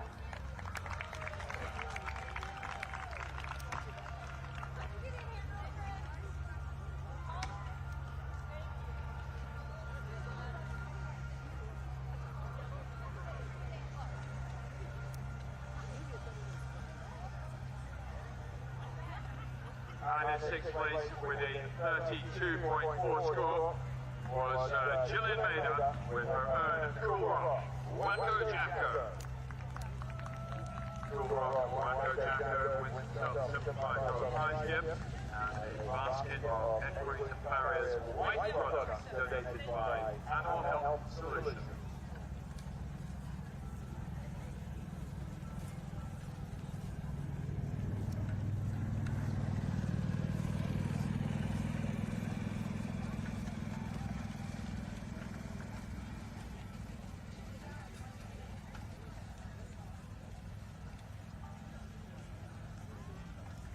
And into the 23 go in 5th place with that unfortunate rail in the show jumping on a 29.2. Our overnight leader was Gabriella Ringer and her own Yes Miles. 5th place here in the CCI 2-star gets themselves $75 check. And Shire's H2O Cool Boots, donated by Gallup's Salary.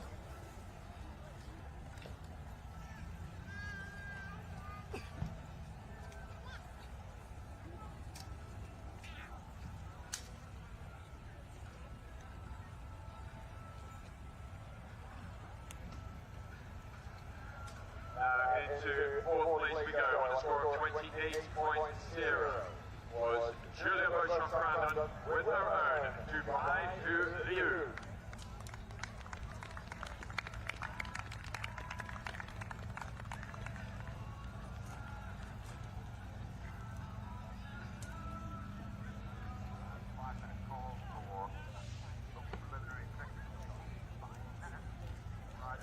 Fourth place prize this weekend with a $150 prize check. Shire's Oxyzone training boots, donated by Gallup's Salary.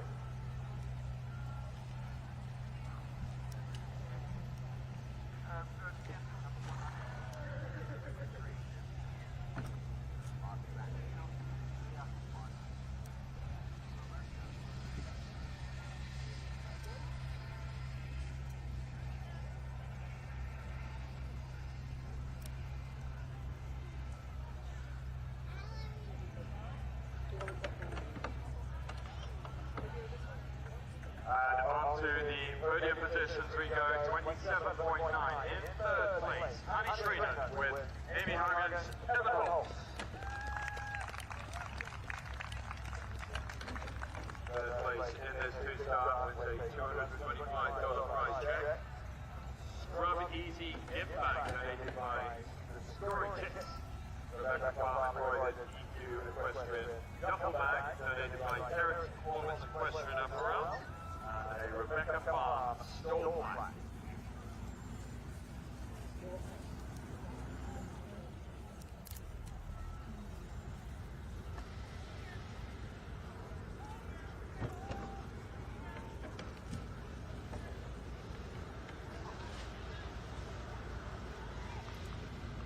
And in second place on the score of 27.6, James Alliston with Arnell Sport Horses, made by the team EV.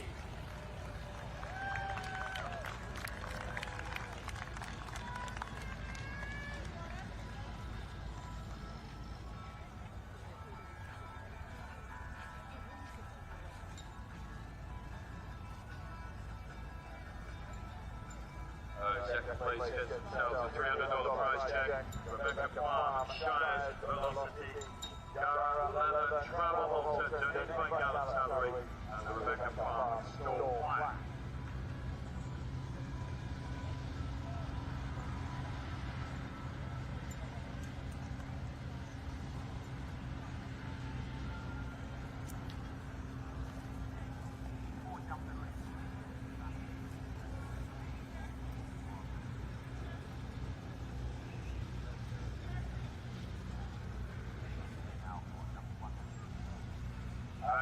For the champion of the Adventure Rebecca Farm CCI 2-star for the year 2025 with a score of 27.4, Danny Sussman and Horse Valley Royal Guide.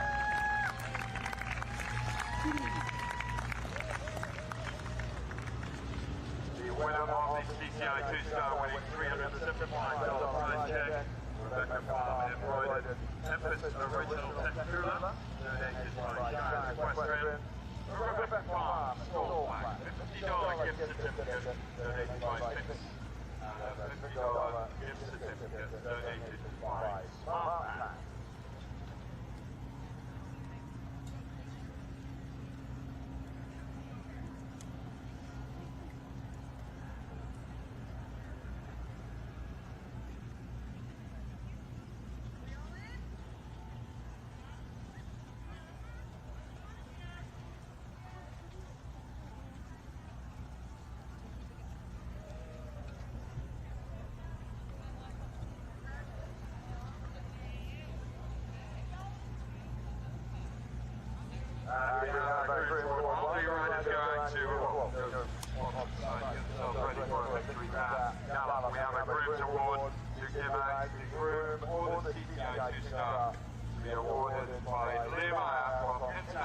Equitail. Best turn cruise award was to number 61. That was Lauren Lambert's groom, Taylor Schabacker.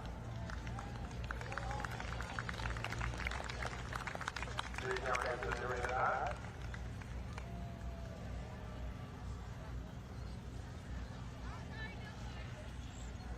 There she comes.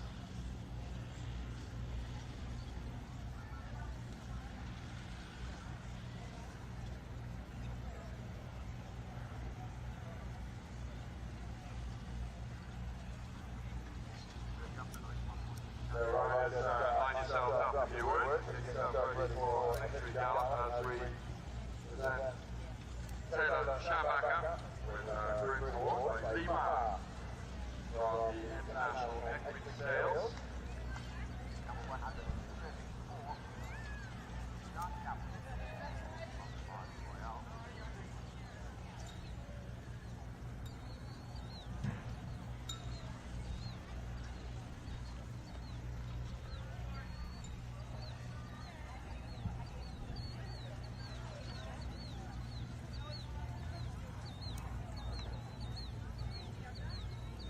So going clockwise, Victory Gallop will go clockwise. If Danny Schussman would like to lead the block, going clockwise towards the float to start with, if you like.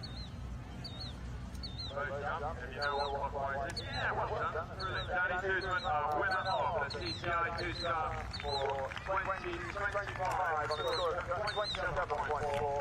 In second place, James Allison on a 27.6.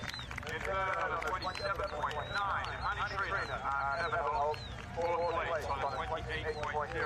Julia Bush on Brandon and Dubai Liu. In fifth, 29.2 for Gabriella Ringer and Jeff Weil.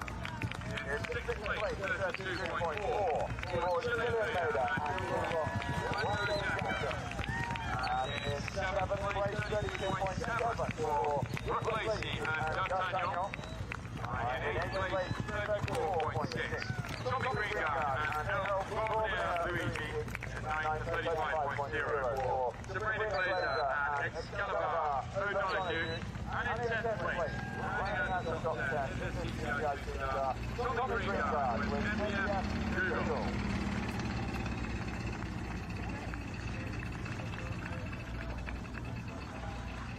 There you go, for your Victory Gallop music, just a little bit too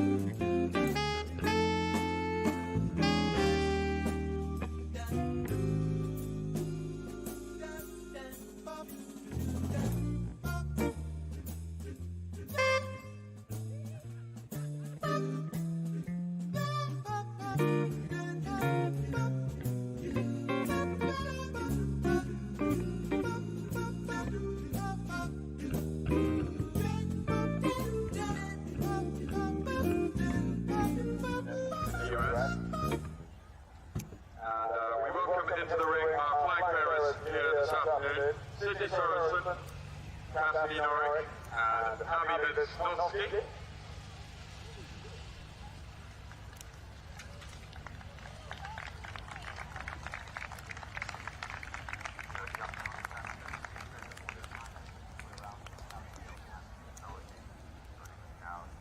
As they line themselves up, I'd ask you to please stand and, if possible, remove headgear as I welcome our vocalist to sing the national anthem here this afternoon, Grayson Johnson.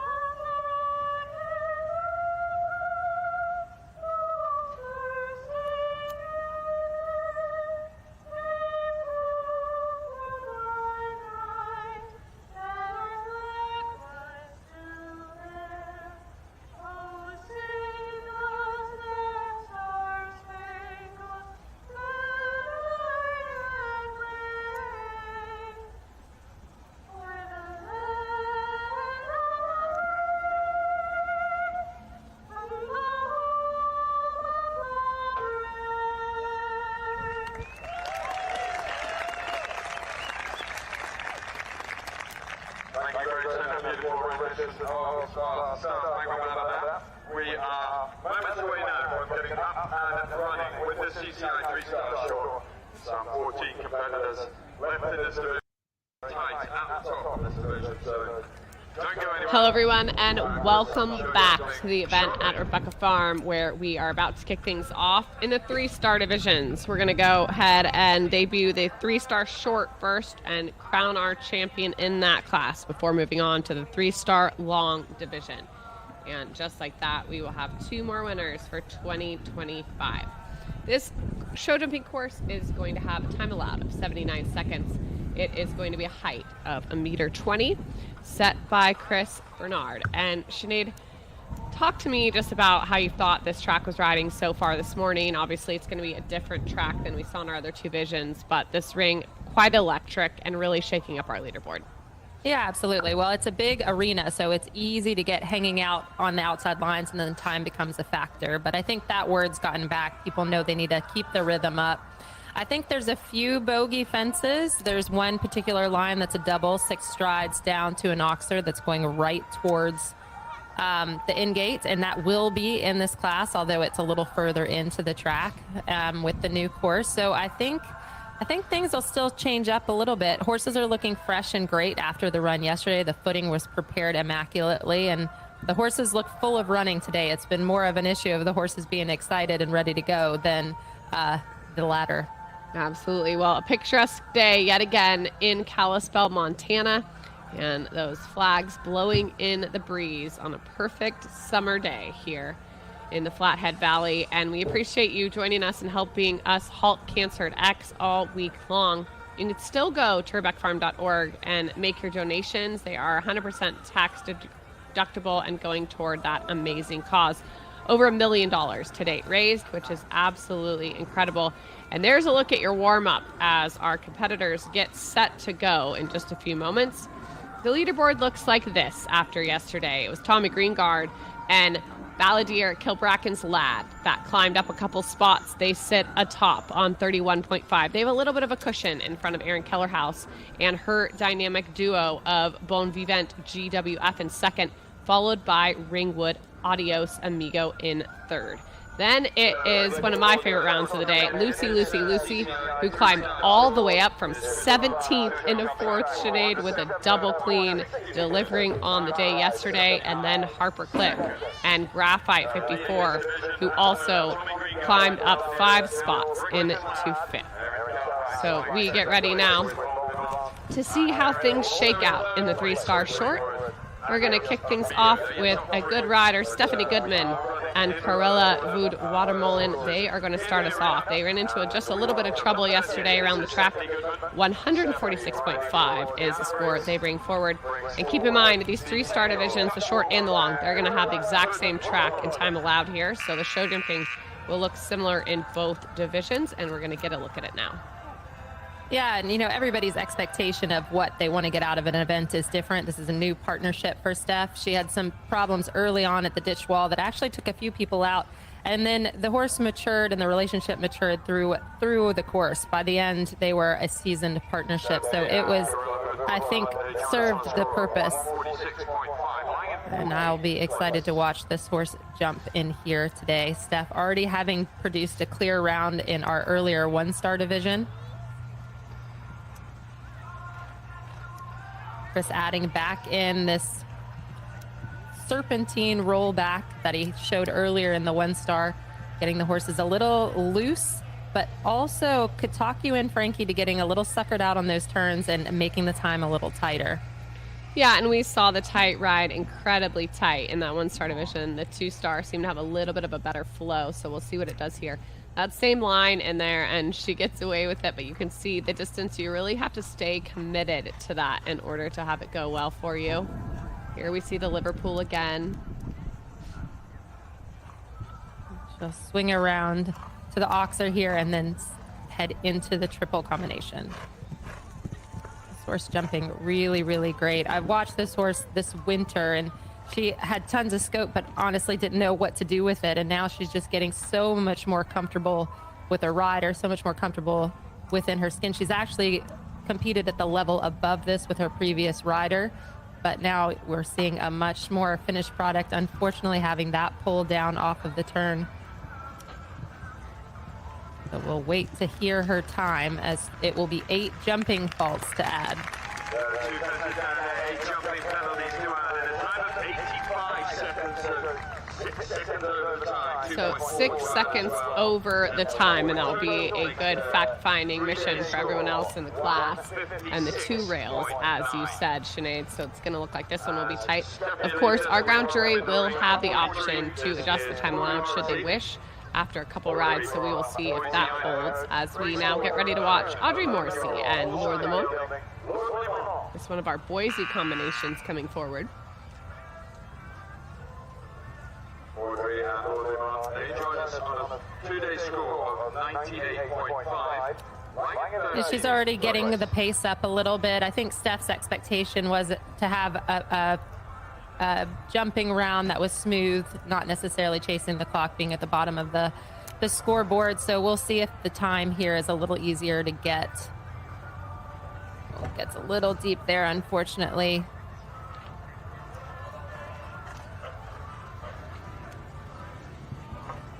Give that one a little bit more space as she comes around to the vertical, and then has also that comes down as well. She'll just need to square up a little bit. He's just getting a bit deep and a bit forward. And again, it's difficult at times after these horses have had quite a long time out on the cross country. These horses were in the short division, so they didn't have that much time out there, but they had to do almost as many jumping efforts as the 3-star long, and it was a 3-minute shorter track. So these horses had a lot of work to do yesterday, and you can see here some of the problems got nothing to do with this horse's ability to jump the jumps. He's very brave, but sometimes he just gets a little bit off of his track.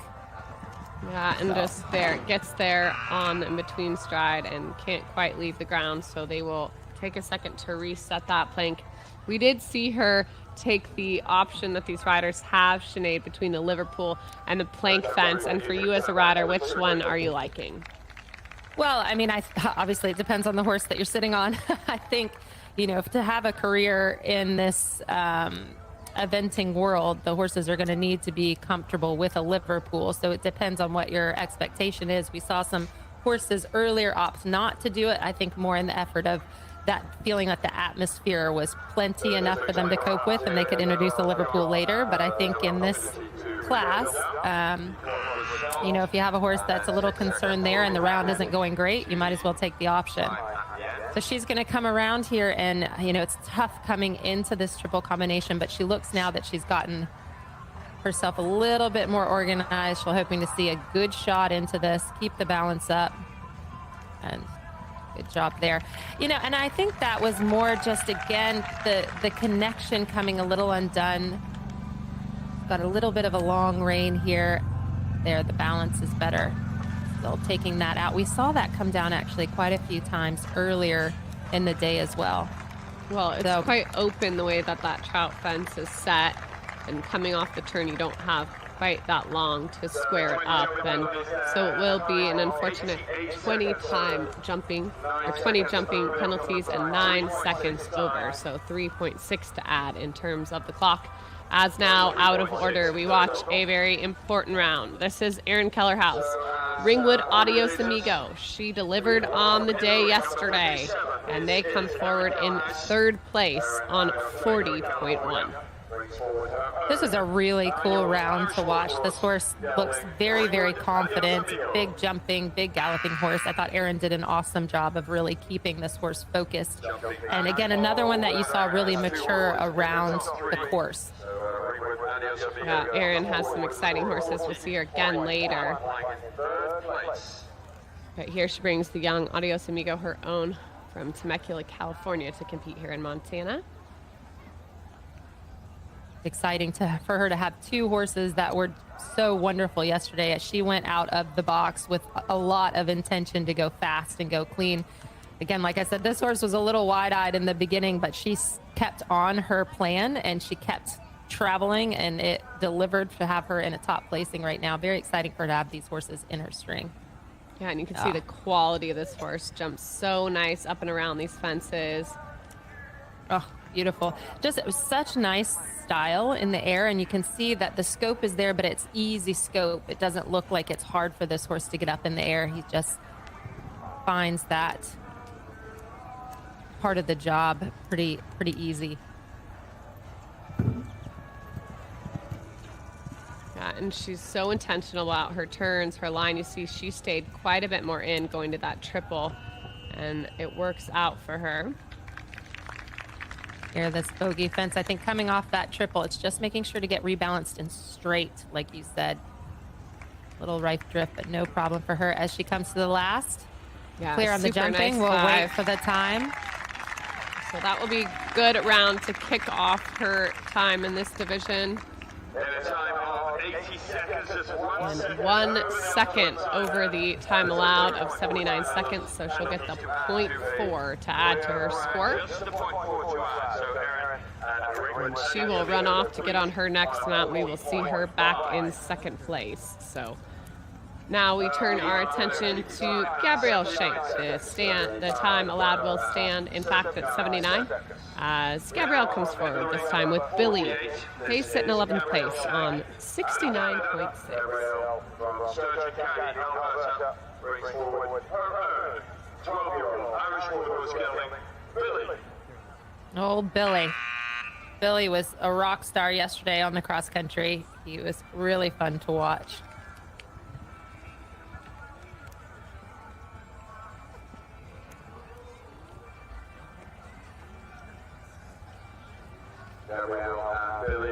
And he's quite a big horse. You know, we noticed this in the dressage when he came in, quite a big make and model, but seems to be quite light off the floor. Little disunited coming around here, but no problem for Billy. She makes a very neat and tight turn around that. I think anywhere you can shave off the seconds in your track and keep your rhythm up. Erin certainly wasn't lingering, and she still had 1 second over. So you're going to need to, without being in a hurry, be in a hurry, Frankie. And they need to get motoring. And here just leaves way up off that, but she gets away from it, and she's lucky because that rail has fallen quite a bit today. You could see a little smile on her face. She knows she was living dangerously. Billy is very confident. He likes that big gap. He likes that room in front of the fence so that he can get the power up. She's doing a great job of just keeping him straight. Yeah, she'll be glad she didn't leave a bit off that triple because that would have been unfortunate, but beautifully done through there. So just a couple left. 1 to go, and then we will check the clock. So it is Nice. a clean round. Clear in a time of 76 And seconds. they are under the time. So there's your first double clean of the day. It belongs to Gabrielle Schenk and Billy. They will stay on 69.6. As Brennan Kappas comes in next with Camarillo. They were really fun to watch yesterday, Sinead. They're on 59.3, and we are into our top 10. Yeah, this former ride of Doug Payne's, and watching this partnership was really, really cool across the country. I just felt like this is kind of a match made. A feisty little horse, as we can tell here. He showed us some of that in the dressage, but when he got out there and got ready to run, the two had smiles on their face the whole way around.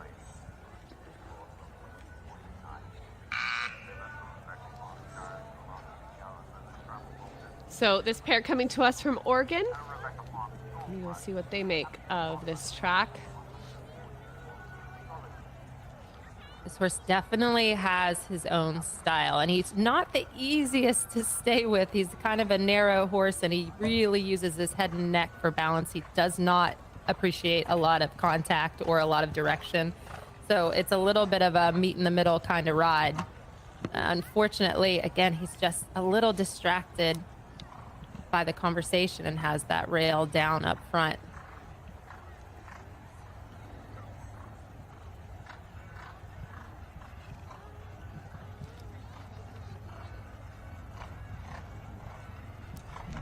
Just takes that one as well. You know, it's hard taking on a ride up from a horse that's been produced in another problem. Often I find, and I think we've all, been in this position, but sometimes it can take a year, sometimes it can take 2 years to really kind of make sure that your conversation is jiving. These guys look like a super combination, both brave and bold, and obviously like the jumping phases. And I think Brennan's done a really great job with this horse in just a short amount of time, like you said. I mean, he rides beautifully and does a great job to have some conversations with Camarillo, but not be in the way. And I think that's what we're seeing here, and it will just continue to get smoother and smoother. So it'll be a finish to their weekend, and he looks absolutely thrilled with that. Yeah, super round. And again, it's horses for horses, and the beginning part of this track is a little twisty, right? It's a little bit twisty and turny and requires that conversation, whereas the second half of the track was a little bit more open and flowing, and that really suited their style a little bit more. Well, they will add just a couple on the clock as well, as we now get ready to watch Heather Dubois and Cooley Almighty. Comes to us from Colorado. This 12-year-old Dutch warm blood on 56.3. A tiny little lady. It makes you think of watching Margie Goldstein go into the show Jumping Arena. This tiny but mighty.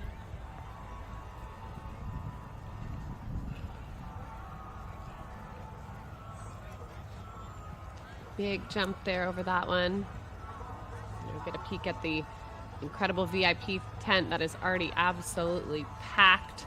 Some really delicious food in there and a lot of wonderful additions. If you're joining us in person next year, be sure to check that out because it can really enhance your experience even more. Beautifully over that Oxer.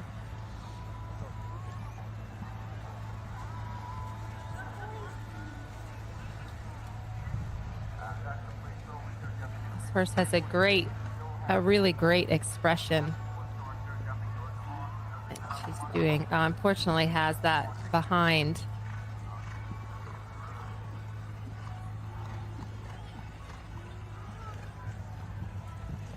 A little deep over that. Again, Chris has that Liverpool set on the back side of that vertical, which does draw the horses a little bit closer. A little bit of a sneaky place to put the Liverpool. But as the levels come up, that's where they tend to go. Whereas in the lower level divisions, the Liverpool can be pulled out front. It offers a little bit more of a ground rail.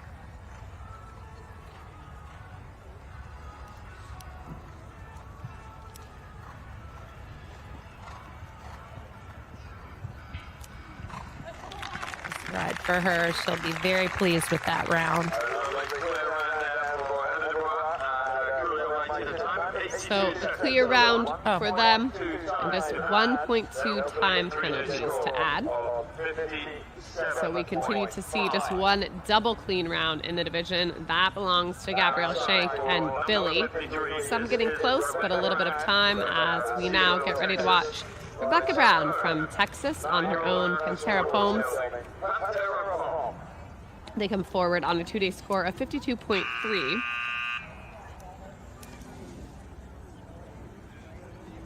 It's a really talented horse, but very feisty. She had a lot on her hands yesterday, but the Ultimate Professional, she did a great job.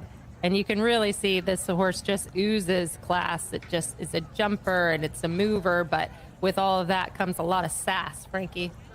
Well, sassy can be good if you can channel it for greatness, and if anyone can, it is Rebecca. And you just see how great she is with her position. She just has little conversations with the contact there, saying settle in, and then leaves this horse to do the job. Ooh, little gappy there. She'll rebalance as she gets ready for this big square upright oxer. Yeah, and unfortunately just came in a little bit hot. And when that happens, as a rider, once you're in that combination, there's not much you can do about it. So just taps that one rail. She's doing a really nice job. You can tell that this horse is pretty sensitive with the conversation. So, you know, she's operating with minimal communication skills. She's really having to use her posture and her balance and her good eye to the fences to help set this horse up to allow all that talent to come through. And so much talent, as you say. The nice thing about this horse too is especially in this phase, he really looks for the jumps. He's really tracking it. So as he matures a little bit more, and honestly, the flat work gets a little better because she felt she had to deal with a little bit of that on the flat. So the 1 down and 0.8 to add for the time. So they will then be on 57.1, and she will go behind Rebecca Brown with the time faults and Pantera Palms, as now we get ready to watch Anna Collier from Washington, bringing forward her own blue time. I thought Anna did a masterful job yesterday, Sinead, in getting exposure and experience for blue time.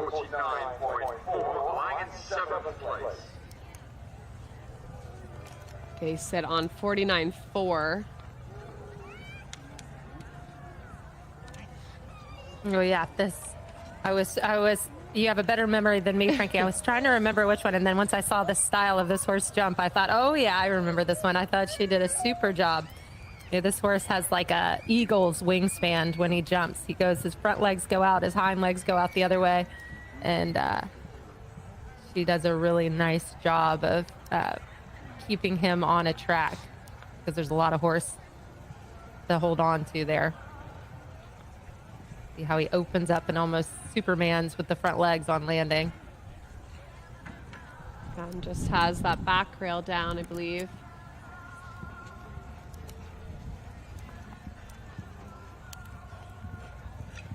And it's funny because as he gets to the fences, he almost tries so hard over the top. Yeah, and in this phase, that's where it's a little bit tricky because his style wants to be careful, but he gets a little inverted. So when she goes to have the conversation just to hold him on the track, that's when he ends up just dropping his back at times, and he has that back rail behind. On the cross country, it's a little easier because he's coming from that big open gallop, but it catches up just a smidgen here. Well, Anna uses her experience once again with a talented horse for the future. The one fence will come down. And she will add 0.8 in terms of time faults.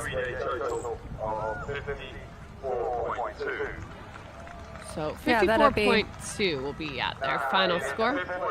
And they will stay in their horse position. to watch.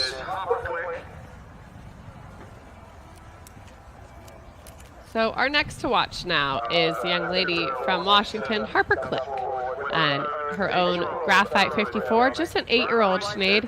was impressive around the cross country yesterday.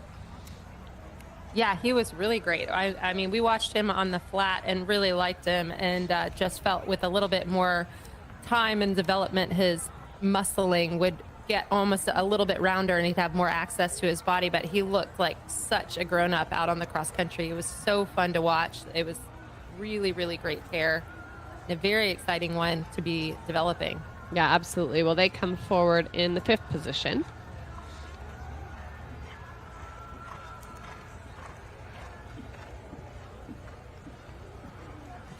And he just got a super expression. He's always looking for the fences, and she does a nice job of balancing him, but riding him forward, riding quiet. You know, he allows that ride as well. He does seem to be very on side. He likes the job. He's traveling, but he doesn't seem to have much, you know, he doesn't argue back that much, which is pleasant as a rider. Always a nice personality trait, no matter who you're dealing with. Okay, so she'll just need to watch that he doesn't end up getting just a little long and flat. That's his stature right now anyway, and that's what we're talking about as he develops and gets a little rounder in his style. Right now he kind of cuts out a little sideways to make some room up, but he's very careful. He knows where the jumps are. He knows where his body is.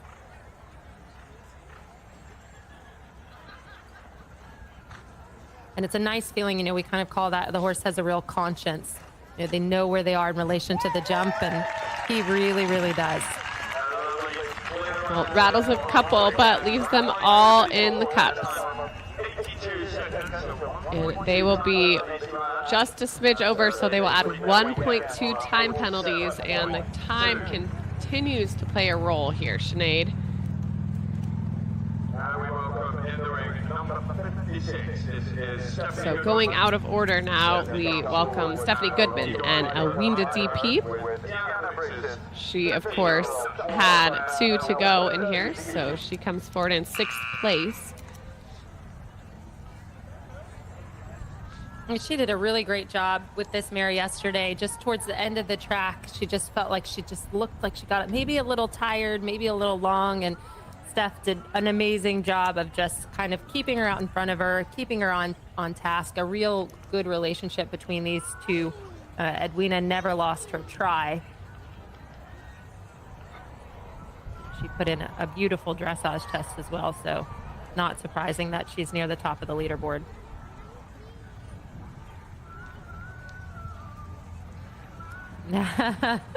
There you see Steph's experience from the jumping ring coming in. Now she's on a long-time partner. She can get in there and ride the jump off a little bit. She's not going to have any time in here if she can help it.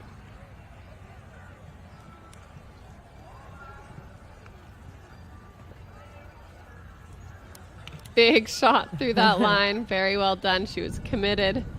I think that's the thing. This mare is a little horizontal, and so sometimes she gets that good half halt, and then the engine kind of disappears a little bit. And so Stephanie has to keep the engine revving while balancing, but she knows this horse really well.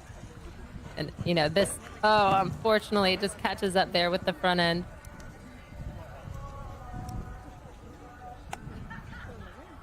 In another division that triple has just been really riding super. So just the one left. And she seems quite good on the clock. Yeah. She'll have the one down in the jumping, but a great weekend for these two.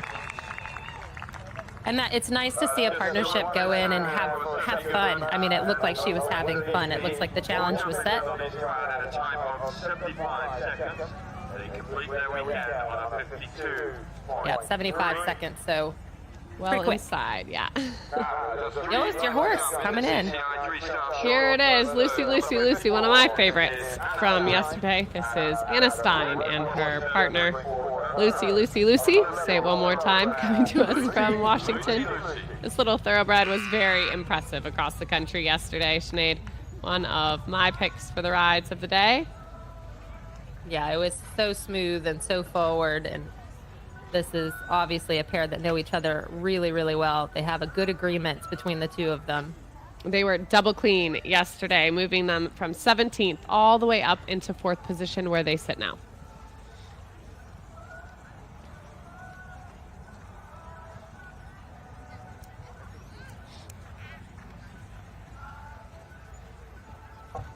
Just ticks that one in front, and she just wants to get a little bit inverted, this eager mare, have a little bit of a conversation. And that's where, again, we kind of saw this a little earlier in the class, that some of the horses that are a little bit more fragile in the contact, this S turn to start out with is kind of their undoing. And then as the course opens up and flows a little more, they find it a little easier. But I think that's where this pair really shines on the cross country. Oh, she just was about to cut out the middle half, but she saved herself, it looks like, before she crossed her tracks. Uses this opportunity to just supple Lucy a little bit to come on. And that's the hard part too, Frankie, a bit, is balancing that when you go for speed and you're going so fast out on the cross country, to come back and have the rideability the second day is sometimes tricky. Yeah, absolutely. And I mean, I think that's what, makes this 3-day eventing a little bit more challenging, is that you have to, really go for it on the second day to be competitive, move up that leaderboard, but that, then your horse could be a bit flatter than usual coming in here to the show jumping, and a few more rails than maybe typically falling down for this combination. So she'll be a little disappointed with that after such a strong showing yesterday. And it's a hard line to walk sometimes when you have a horse that's a little unconventional, a little out of the make and model. You don't want to take away too much of them by quote-unquote overtraining them, but then having the ability on the third day to come and have that rideability is so important to help them out on the last day. Yeah, absolutely. Well, 20 to add in the jumping, 2.4 on the clock for that combination, and now we see Erin Kellerhouse come back this time on Bon Vivant GWF. They sit in second place. Tommy Greengard, our leader, does have a little bit of a cushion. So Erin will want to have a great round here, not just for herself, but also to keep the pressure on as much as she can. Well, having already come in and jumped a beautiful round, I'm so impressed with her on both the horses yesterday. Classy combinations. Not only did they have a good round and were fast, but the horses are athletic and talented, and the partnerships just look very strong. So she can afford one time fault to tie herself in third place, but nothing more. Well, that's nice. Yeah. That would be lovely. Really good ride up there. And this is another super quality horse Erin's producing.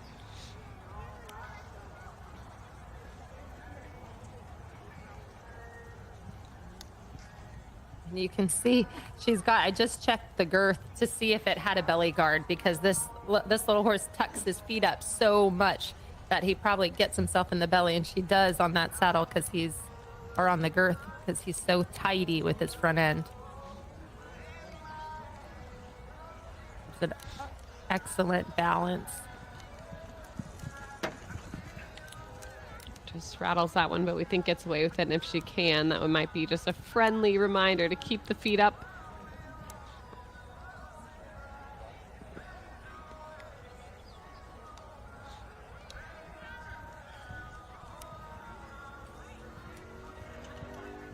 Yeah, super riding. Really good. So right on the time allowed. And a double clean round for Erin, so stays just a smidge ahead of herself. She will finish second and third at worst, and that is a good weekend. So now we get ready to watch our leader. This is Tommy Greengard and Balladeer Kilbracken's Lad. Come to us from Petaluma, California, on Patricia Kellington's 10-year-old. Tommy will be looking for his first clear round of the day. He's had 2 horses already and had an annoying rail on both of them. Well, he has a little bit of breathing room on this one. He sits on 31.5. Erin is on 39.1.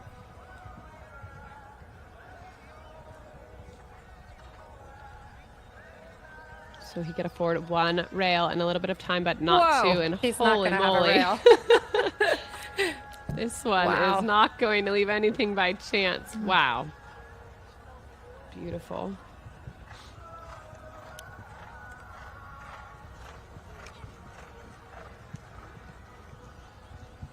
Jeez Louise. Sinead wants this one in her Christmas stocking. I mean, this one could just be a straight jumper. It's beautiful. Yeah, Tommy does a super job getting it right where it needs to be. And then it is nice time in the air for these two. What's impressive, it was so good on the cross country as well, because often you have ones that spend this much time in the air. It's hard to get the time, but he does skip the Liverpool there. He thought, I don't need any more time in the air, because that could actually affect his time in here, because he's probably spending 2 seconds longer up there than anybody else. He's got to stay neat on his turns, and skipping that Liverpool does keep them on an inside track, actually. So it might be more of a track thought than even a Liverpool thought as he cruises around to this last line. Will this be his round of the day so far? I think the answer is yes. A lovely way to end the class and to secure the win for Tommy Greengard. He's a little bit over the time allowed, but that is perfectly fine with his cushion. So he and Patricia Culleton's Balladeer Kilbracken's Lad are your champions for 2025 in the CCI 3-star short division. We will turn it over now to the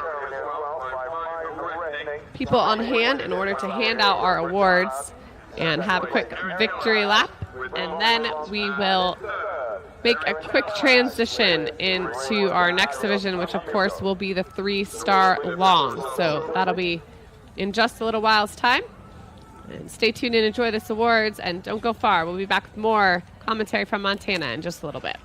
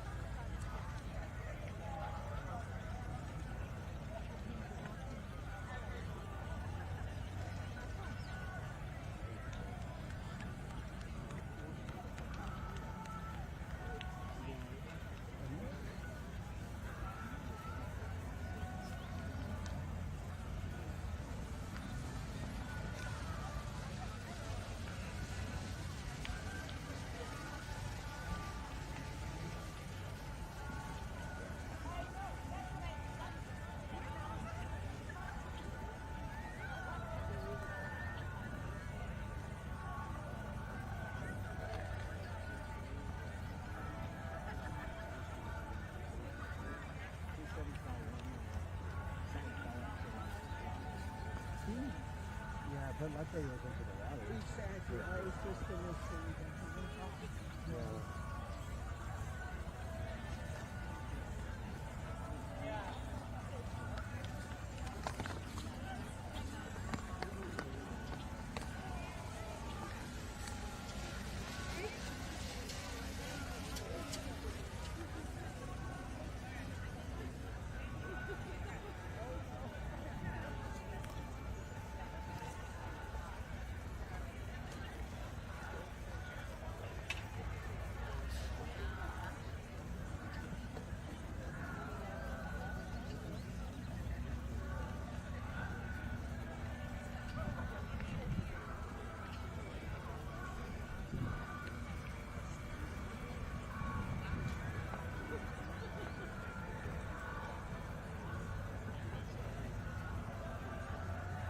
So we can confirm the results for the CCI 3-star short as we wait for the horses to enter into the arena.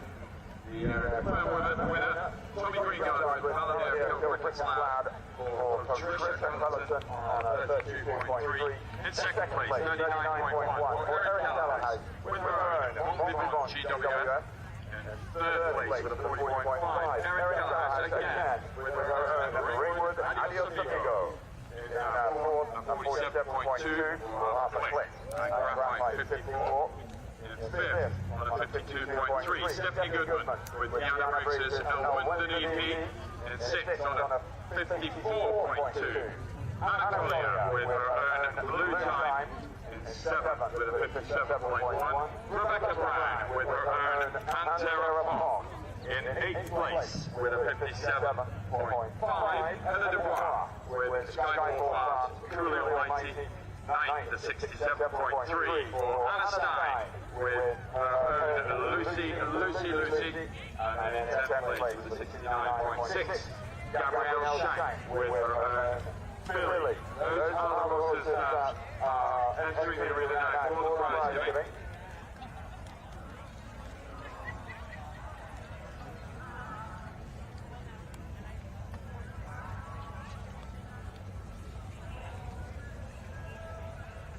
We are going to start with giving the International Equisales Best Turnout Groom Award for this division, a $200 cash prize for the best groom, or a judge to have been the best groom.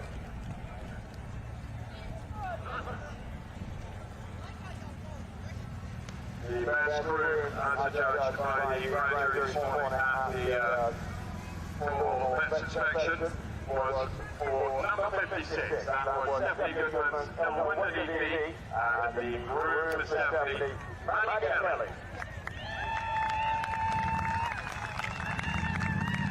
Maddie will, she is out in the ring now. She's being presented by Lee Meyer, President of International Equisales.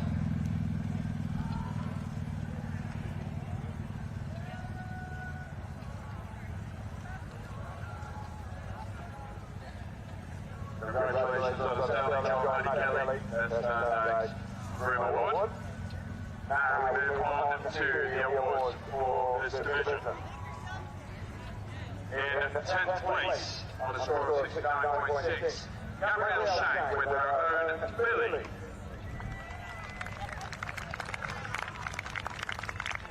Presenters and in the arena, Sarah Rizard, Jerome Rizard, and Rebecca Rizard. Thank you guys for joining us back out in the arena for the CCI 3-star short ceremony.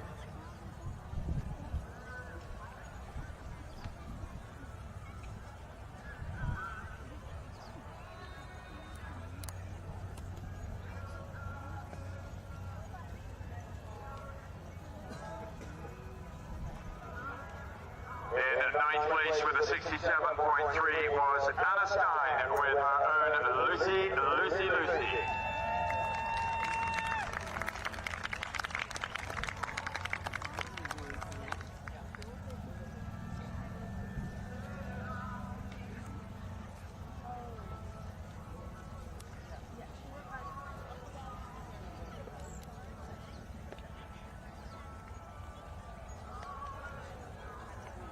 And in 8th place on a score of 57.5, Heather Dubois with Skyfall Farms, Truly Almighty.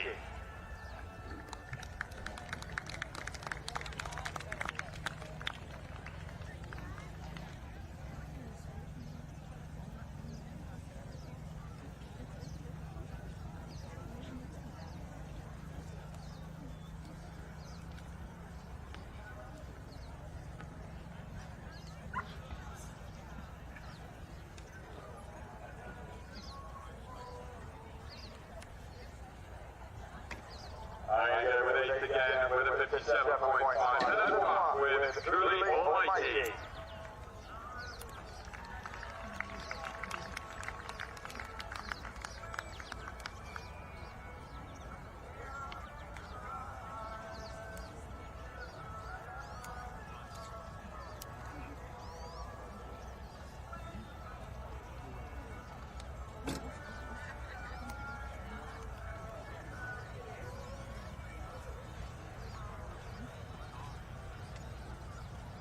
And in 7th place with a 57.1, Rebecca Brown with her own Pantera Pong.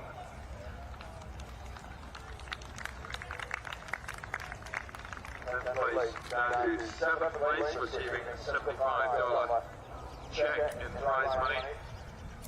SCCI 3-star short.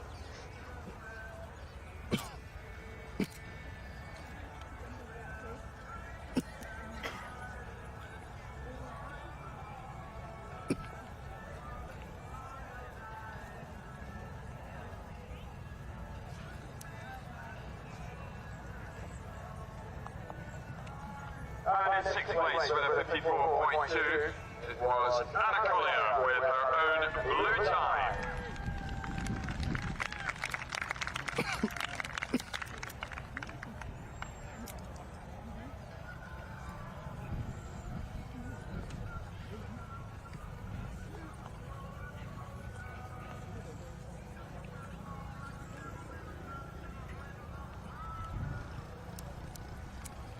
Sixth place prize, a $75 prize check, and a basket of equerries and farriers white products donated by Animal Health Solutions.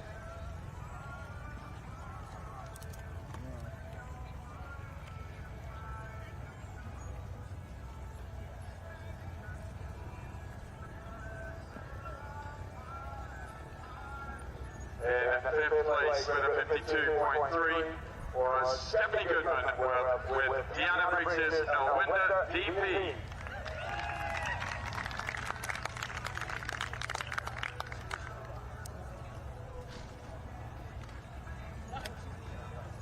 Fifth place prize receives a $75 check and Shire's H2O Cool Boots donated by Gallup Salary.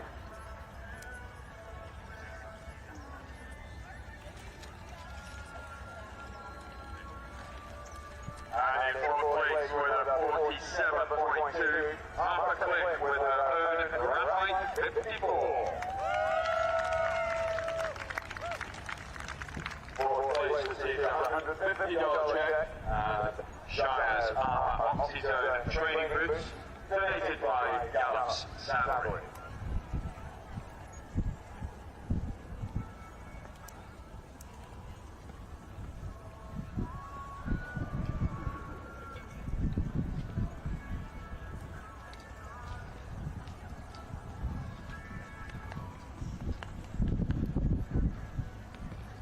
Into the podium places we go with a 40.5. In 3rd place, Erin Kellerhouse with her own Ringwood Adios Amigo.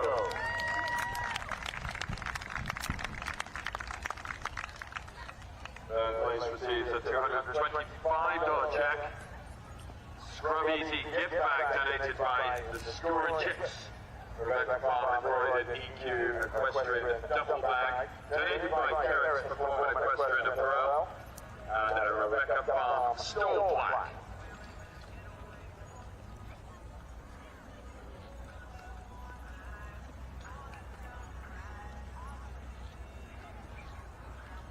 Erin not present there in the 3rd place ceremony because she is aboard the 2nd place horse with a 39.1. Erin Kellerhouse with Compliment GWF. 2nd place receives a $300 prize check. Rebecca Farm Shire's Velocity Gara Leather Travel Halter, donated by Gallup Salary, and a Rebecca Farm stall pack.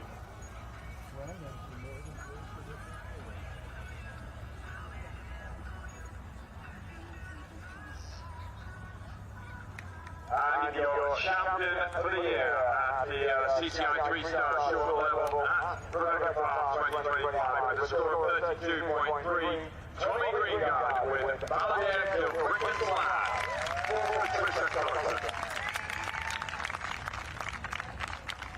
Tommy and Balladeer Kill Cricket Flag with a $375 prize check. Rebecca Farm embroidered Tempest Original Tech Cooler donated by Shire's Equestrian Products. Rebecca Farm stall plaque, a $50 gift certificate donated by Fitz Riding, and a $50 gift certificate donated by Smart Pack.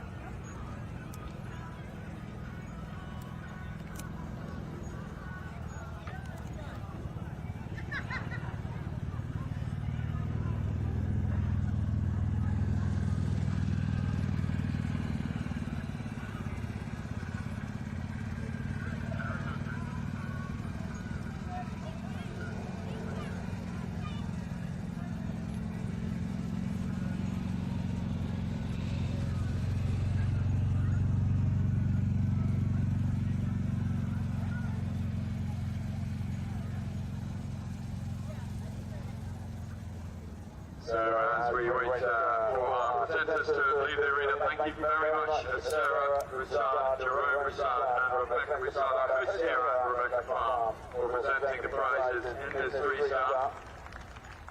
And Tommy will be lining himself up for a victory gala.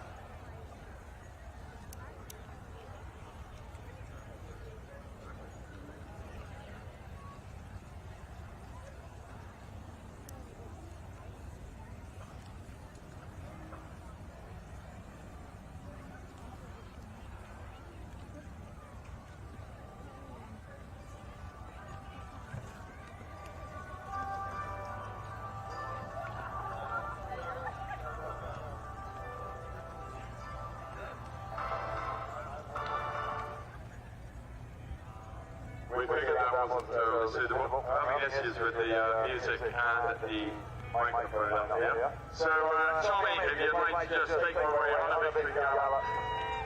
Victor for the year with 32.3. Tommy Greengard with Balladeer, Bill Brickman to flag.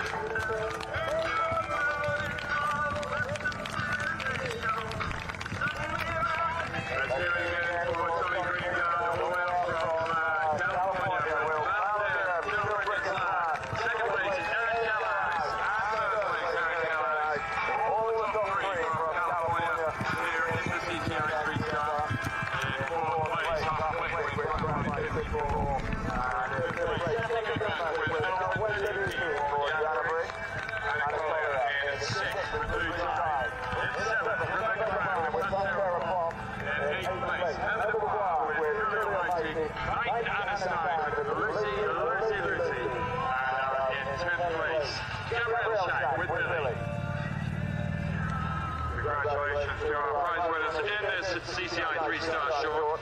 We'll take a short break as the course is already set for the CCI 3-star long. Same course.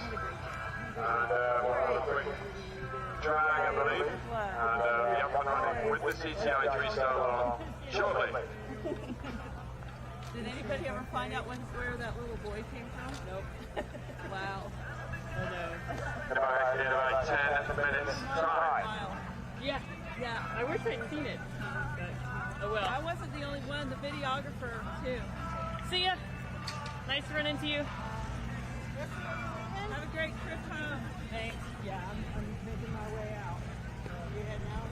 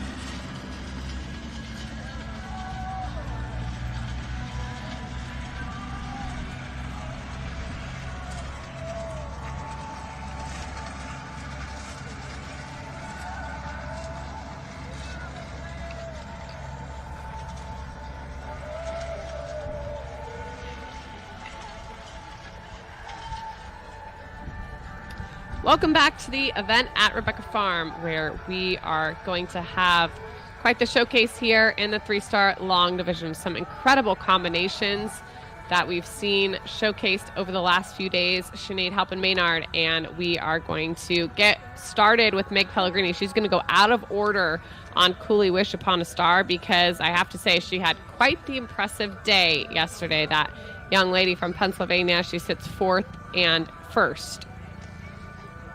Yeah, it was a really great day in the 3-star yesterday for Meg and for so many of the horse and rider combinations. We just watched the 3-star short jump and the horses looked fantastic. The ground was so good yesterday that they came out today looking like $1,000,000. So these horses that we're about to see were out on the course a little bit longer than the CCI short horses, but I expect to see some very good jumping in this small but mighty field. Well, 5 horses did not complete the cross country yesterday, and this morning prior to the final horse inspection, James Alliston electing to withdraw Irish Pop. So it will just be 6 combinations that we will see come forward and determine our winner. They are all very closely together in terms of scoring, so it'll be a very fun finish. It's going to be the same track that we saw a little bit ago in the 3-star short. If you were following us then, and if you weren't, how dare you? No, I'm just kidding. She's not kidding. But rather, we will be excited to see this one. The Chris Bernard track is going to have an optimum time of 79 seconds. That proved pretty tricky to get and influential in our last class. Will it be the same here? We see the final warm-up there as we get ready to go, and you can see scattered about our volunteers and their pink shirts. We'd like to thank all of the incredible people behind the scenes this week in Kalispell, Montana, and also invite you to help us continue to halt cancer at X. You can learn more at RebeccaFarm.org and make your tax-free contributions there. You can also learn more about the incredible sponsors that support this remarkable event, as now we get ready to welcome in Meg Pellegrini and her first to go. And this a great combination. They had a really successful run around the Maryland 3-star last year. This horse is an out-and-out jumper. And Meg faces with Coleman Equestrian.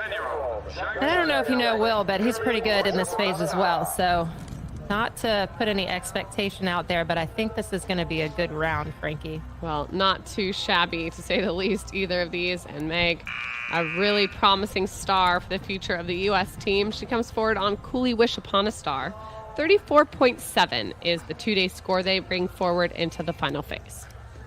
Yeah, and this horse is a really, really great jumper. Like I said, he's got a nice rhythm to him. He's got a little bit of his own unique style. He's quite almost Hunter-esque in his balance and his frame, but he knows exactly where the jumps are. This course starts out with this serpentine of fences that can talk you into wasting a few precious seconds. We saw the time really be a factor on the earlier round today. But she rides so smoothly. Watch her get her turns done early. Just guide this horse around the turns so it can really focus on these fences. Gets a little deep there, but out of it. I think this is where, it's a really good demonstration how if the rider can manage their balance very well, that it makes the job for the horse so much easier. And Meg is just really keeping her posture so smooth and so still so that she's not getting in any of the way of the horse's effort to jump. Sees a good shot there, moves up.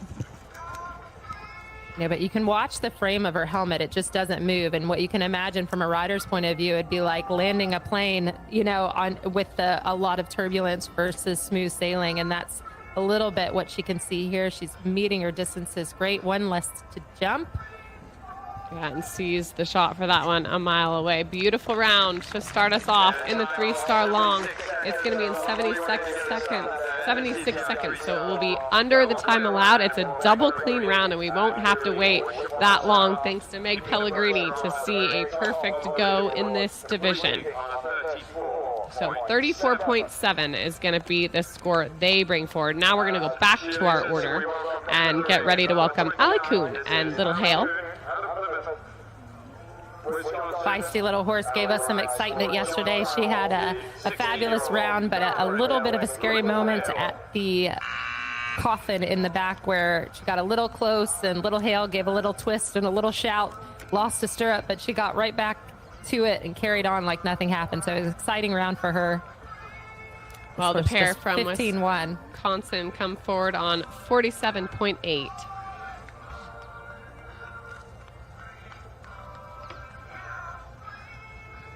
Again, she kind of captured all the hearts at Kentucky when she stormed around the 4-star short this spring, and now dropping down a level to get a qualifier here at Rebecca Farm.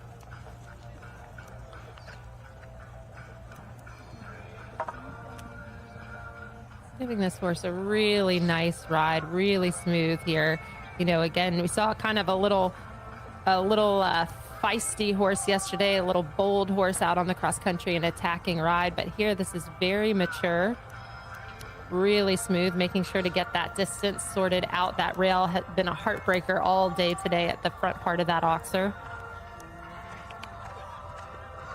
And she keeps motoring really nicely through the turns.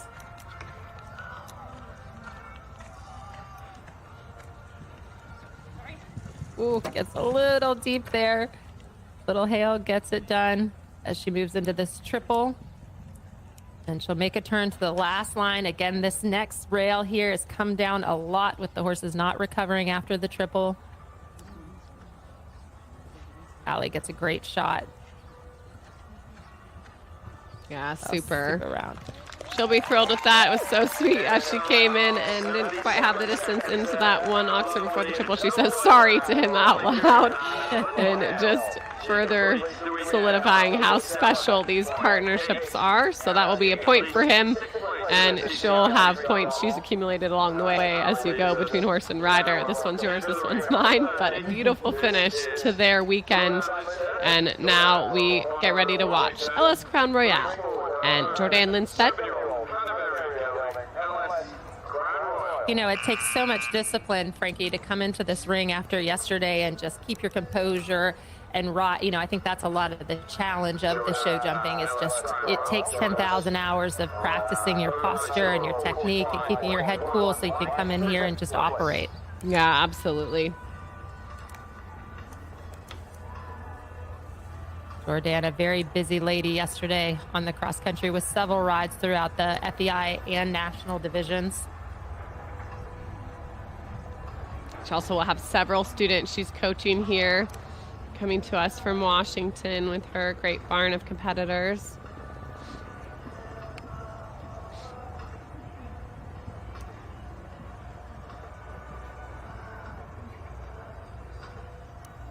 Doing a nice job as a really beautiful type, super, super jumper.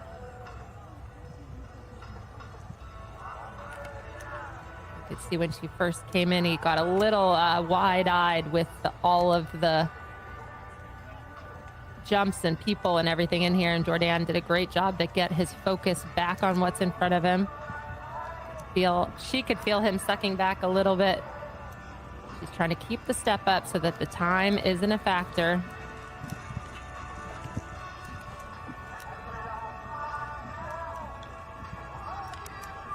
I think she's done a super job throughout this entire track of really maintaining her rhythm, keep on cruising in between these fences, even though he can have a little bit of a moment where he wants to take a look. Beautiful. Nice job. Well, so far, these riders are showing us how it's done, Frankie. Yeah, they're making it look easy, that's for sure. So we have our third double clean round. And that will mean that Jordan will, without question, be in the top 5. So now we're into our top 3 in the CCI 3-star long, and this is Lucien Bellissimo for Great Britain. Brings forward Qatar M. I think this horse has been beautiful all weekend. It was such a polite horse, Frankie. He was that way in the dressage. He was so Labrador-esque. And then on the cross country, again, so bold and brave, genuine and straight, but just a really polite, nice ride. So we'll see how this third phase is for them today. Well, owned for Lucien by Horse Scout Eventing LLC, and I just think he's absolutely such a class horse she's producing. join us with a score of 30. So he comes in here and yet again, you know, seems kind of wise beyond his years a little bit. Sinead comes in and he's I think that's jumping up above that one, but he really is just seems like such a kind, good soul. And I think that's probably, you know, what Lucien's feeling a little bit is sometimes he's almost a little bit too sleepy. He's a little behind her, and she's having to say, come on, we still have a little bit of a job to do. And I think, you know, after yesterday, again, a very long day out on the cross country, that's where coming to an event like this at Rebecca Farm, you want these horses to have such a good experience that they come out of this competition just feeling so great. And I think Lucien is on her way to making another champion for herself. Well, now she comes to the triple line, then she'll just have 2 to go.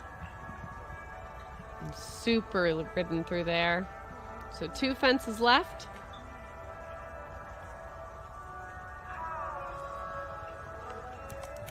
What an exciting horse for the future of her string. There you have it, another great round.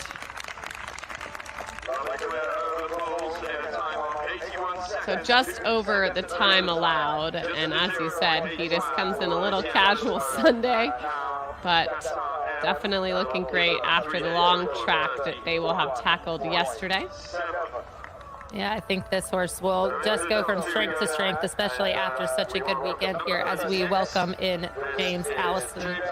This is HMR Roland, owned by Anna Nicholas.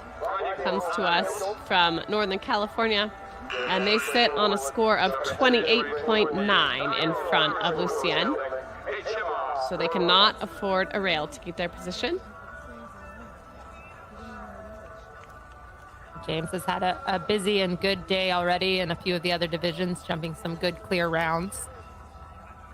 James is such an operator. He comes in here and it's just like another day at the office for him. James and HMR Roland, they join us on a 2-day score of 28.9, lying second place. You know, very competitive scores here. You know, you think the class is quite small, but coming into the show jumping on a 28 is competitive wherever you want to be in however big the class is.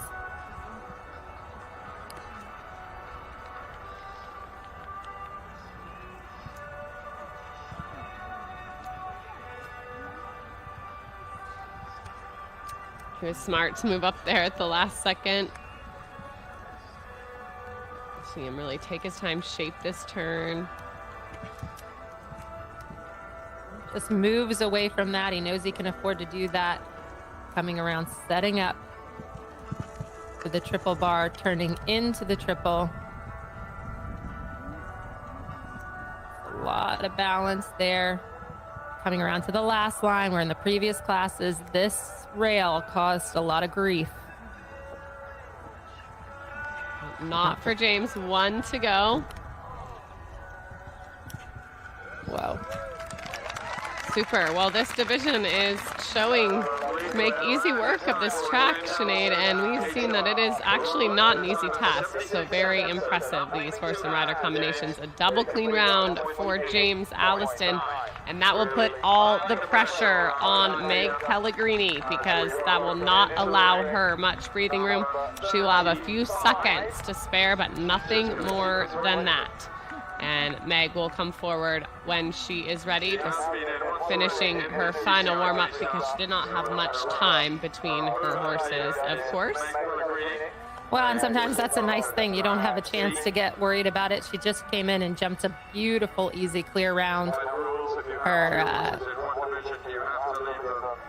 yeah, absolutely. So Falcon Crown Z is the mount she comes forward in first place on. They led the dressage with the 27.7. They added absolutely nothing to that yesterday on the cross country. And can they finish on their dressage score? There's a shot at your final warm-up where Meg is finishing her plan before she makes her way across the berm. And we are 5 for 5 on clean rounds so far, which I think can add actually a little extra pressure there. You see Will Coleman on the backside of Meg there in the warm-up, having a final discussion of what it's going to take to get it done. yesterday. You know, and I think, again, going back to the repetition and the discipline to ride well in this phase. And if I could give anyone advice, and you're going to have to listen to me if you're listening. Well, I guess you could turn the volume down.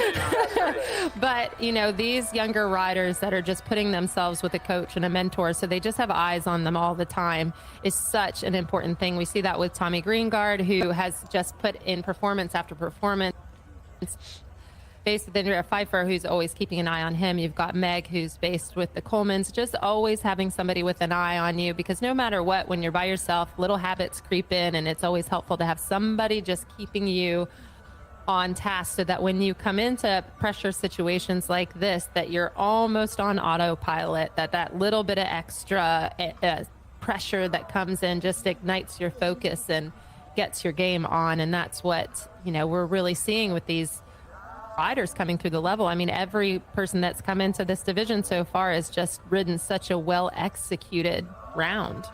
Well, and it's fun actually that she's going to trot down to that last vertical, but it's fun to watch sometimes, you know, these final moments in the warm-up, because the plan is in place for every single detail here, down to how they're going to jump these last few fences. And you see what a team it really takes, as you're saying, Sinead, you know, behind the scenes helping you. You have Will Coleman there chatting it up with her, you know, Olympian, and really just such a master in the sport. And then you have a whole team there helping to set these fences quickly. And also in a situation like this, I think it helps having somebody there on the ground in your camp, kind of reassuring you, you know, this is your moment. You get to take the extra time here. You have that right. And so let's get this right and finish our warm-up to plan, and then we'll send John in. Yeah, exactly. You want to be able to just ride and not think. So I think that's one of the nice things to have a coach, a long-time coach with you. Kind of like having a personal trainer at the gym, is I don't want to have to make up my workout. I just want you to tell me to run, and I'll run. Yeah, absolutely. So as Will Coleman gives Meg Pellegrini her final words of wisdom before she crosses the berm, also want to thank everybody who went online, thanks to listening to us and those on site, of course, because this was the first year of the online auction, and it was very successful. Over $65,000 raised for that Halt Cancer and X initiative, so thank you to everyone who donated there. And now it is Meg's turn. She will come into the ring, our last to see here in the division, and Falcon Crown Z. The leader of the CCI 3-star enters the arena. And just a really beautiful horse, beautiful combination here. Looks all class, well deserved to be in this position. Zangerscheid, Frankie. It's a Zangerscheid. Thank you. I'm just going to let you say that from now on. You know, Sinead, it's really important to know your strengths and weaknesses, and the Zangerscheid, I can't see it, breed is just one of my low points. Our VIP tent is packed as they look on, and so does the world here on our international feed, and so many around this course. There's Coleman, who's going to go and take his way over there to look on. You know, and Chris gave a big, beautiful oxer to get these horses up in the air and feeling good after their big runs yesterday.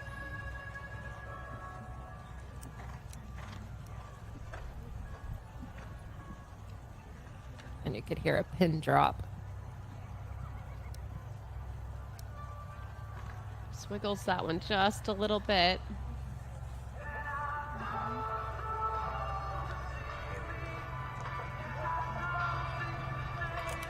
Well done being patient through that line. Now she'll want to accelerate just a smidge. She has a little bit of time in hand. She takes that inside line, that inside track, which again could be a conversation less about the Liverpool and more about the faster track.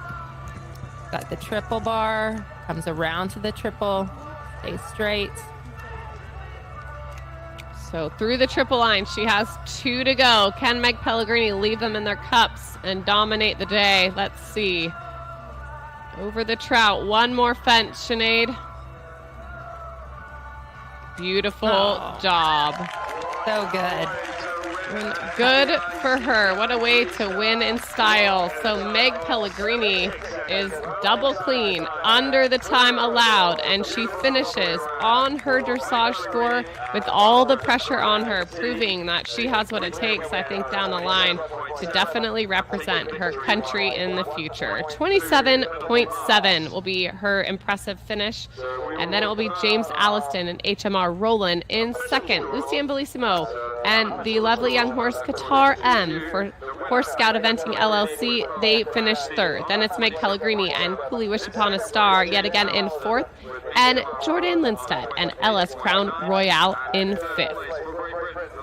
Now we will compose ourselves, get our tissues ready, and pull ourselves together, as they say, because Sinead and I haven't been able to watch My Bomb yet without crying, so we'll see if we can do that. And no promises, folks. Probably a solid no.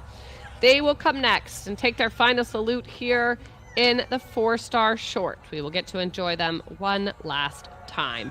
Then in a little bit, we will also enjoy the My Bomb retirement celebration, but that will be pushed back to after the 4-star long, thankfully, because Tamara Smith has work to do in that division as well today.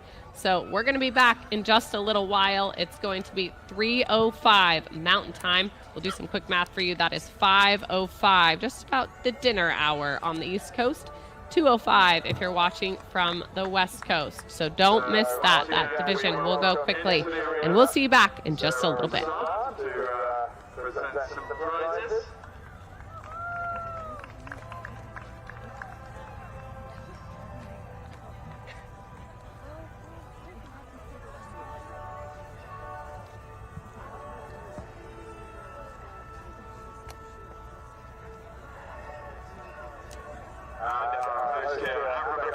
This weekend, Jerome Broussard joining us in the arena as well.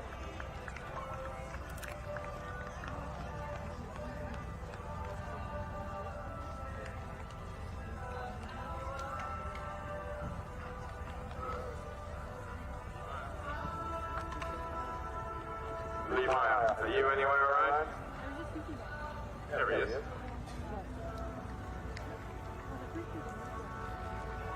Welcome, Lee Meyer, also to the presentation arena. He being the president of the International Equisales. And the first award we are going to give here in the CCI 3-star long is for our International Equisales Best Turned Grooms Award, a $200 cash prize to the best groom. And that is for horse number 30, Jordan Lindstedt's LS Crown Royal, and the groom for Jordan, Manny Packard.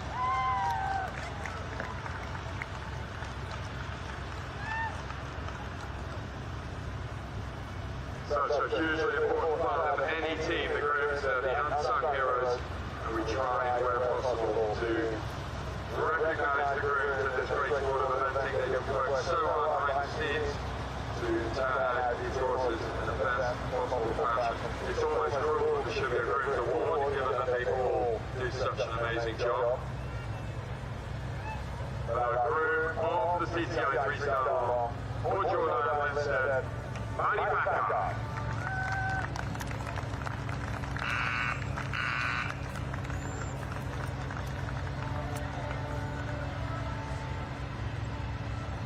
The one giving his appreciation for the award as well.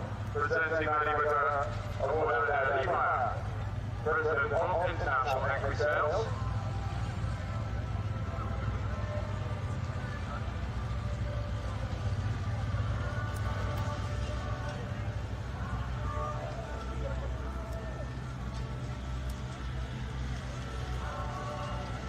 Now we're going to move on to the prize giving for the CCI 3-star long in 6th place. With a 47.8 was Ali Coon with Little Dale. Little Dale owned by John Crowell.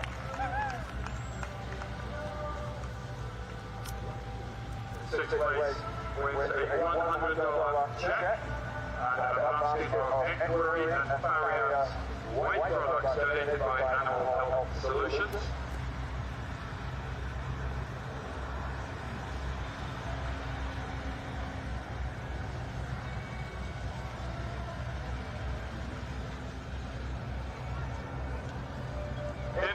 place with a score of 45.1 was Jordan Lindstedt with LS Crown Royal.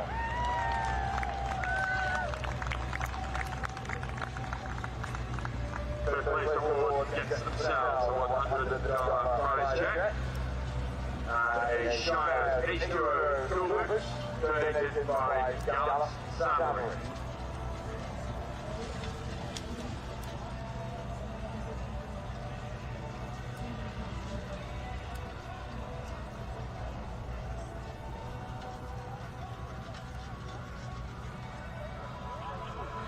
In fourth place on a score of 34.7 was Meg Pellegrini with her own truly Wish Upon a Star.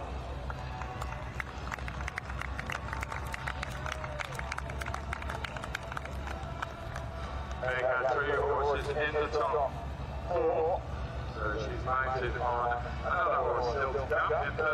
In fourth place we get a Shire's Oxyzone training boots, donated by Gallup Savory.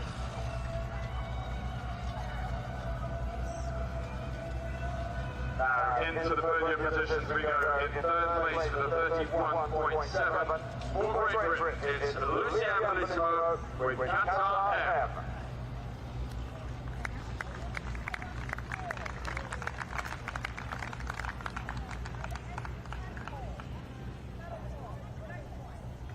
Qatar M owned by Horse Scout Eventing. This pair will pick up a $400 prize check. Scrub Easy gift bag donated by the Scoring Chicks. Rebecca Farm embroidered EQ Equestrian duffel bag donated by Ferrex Performance. And a Rebecca Farm stall flag.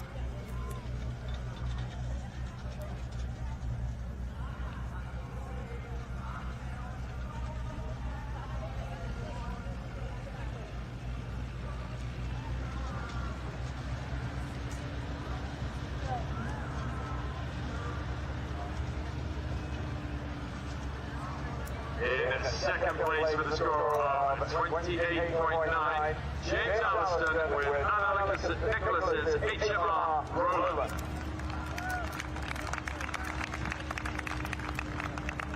The second place pairing picked up a check for $500. Rebecca Farm Shire's Velocity Gara Leather Travel front halter, donated by Gallup Salary, and a Rebecca Farm stole flag.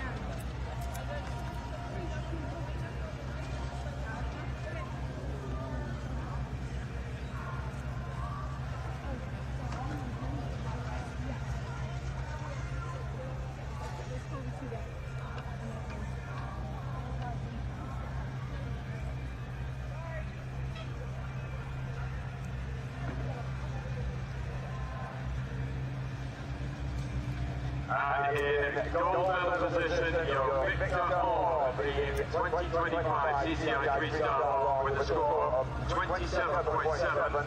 Meg Pellegrini with her own Falcon Crown T.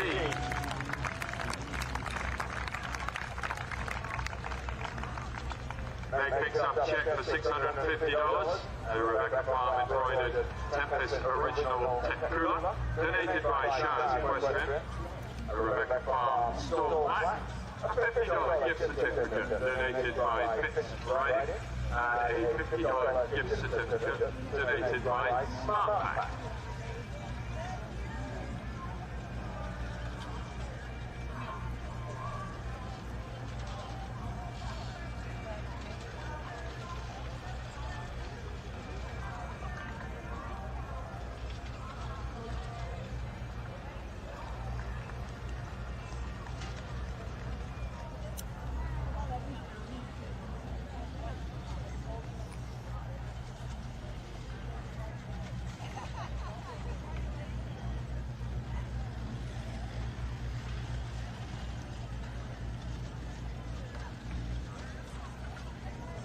So thank you very much to the Broussards for being present for the award ceremony once again.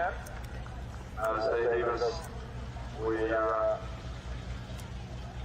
wait for Meg to be able to take them off on a victory lap here at the CCI 3-star long.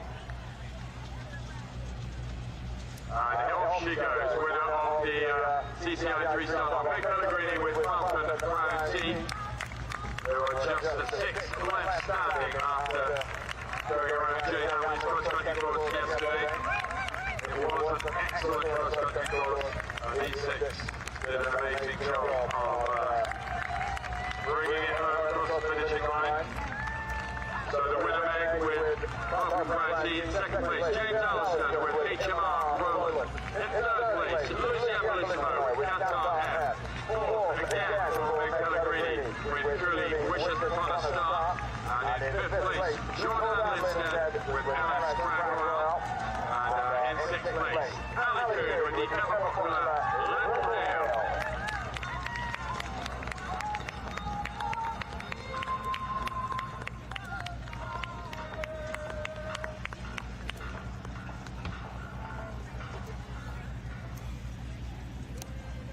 So there we have it, folks, the CCI 3-star complete. We now have a short break while we adjust the show jumping course for the 4-star.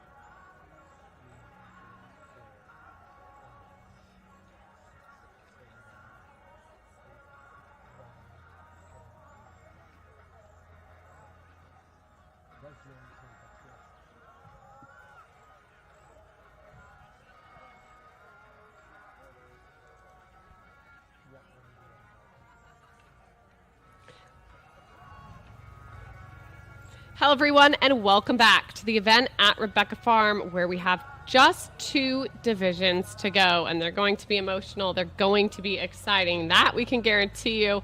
I'm Frankie Terriot-Stutz, joined all week by my friend Sinead Halpin-Maynard. And Sinead, we are getting ready to watch history. It will be the last time that the legendary Maibaum makes his way into any arena around the world, as he's done so many times in the last decade with Tamara Smith in the irons. In the forefront of your screen, you can see him there with the peak coat that he helped her earn on his rider. And this a place he has loved to come for many, many years. He came here an entire decade ago with Tamara Smith, and he was able to start what has been an infamous, unbelievable career. She's going to come in one time before she'll bring Lexus into the ring, and she comes in with what is promising to be a future star. They've been quite terrific so far here this week, and so this is Tamara Smith, first to go in the CCI 4-star short, and this time she comes forward out of Marietta, California with Jutopia. Yeah, I think this horse is really turning some heads from the moment she came down the center line in the dressage to her flying around the cross country yesterday, taking turns nobody even knew existed. She laid the gauntlet down, and it's an exciting one for Tammy to add to her string. Well, it was very exciting, this track out there across the country yesterday, where we saw some very good rounds and a handful of trouble, as we would expect on what we've determined to be quite a perfect track at Rebecca Farm. This, of course, one of the qualifiers for the U.S. Equestrian Open of Eventing. Very exciting. And the finale, and $200,000 as the big prize pot will be awarded at Morven Park in a few months' time. It's Philip Dutton who sits atop that leaderboard, followed by Jess Phoenix and Caroline Pamucci with some points at stake here. So now we get our first look at this show jumping track, which has been very influential throughout the day, Sinead, and what will it look like today? Well, this one of the most influential lines so far, and Tammy makes easy work of it. That rail has broken many hearts today as she swings around here, where she'll get to jump the Liverpool or the option, which she chooses the option there, which a lot of our riders have done. It's a slightly faster track. It gives you a shorter line around here to the triple bar that brings you around to the triple at 7A, B, C. Another problem here on the course for many riders is this vertical coming up right now, not recovering quite from the triple, but Tammy, again, no worse for the wear. Yeah, and just has the front rail there. And Chris Bernard's done a really nice job kind of using these turns and asking riders to really get there and then get straight and back forward. You see he's added in the triple bar there in that combination for this line. A little bit off that one, but a good round. Wait to hear the time.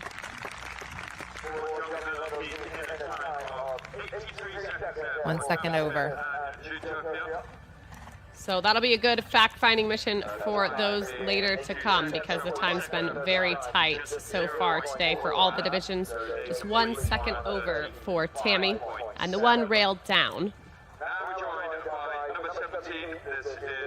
So now we get back underway in our order, and we get ready to welcome Washingtonian Sophia Click into the ring on her own Tarantino 54.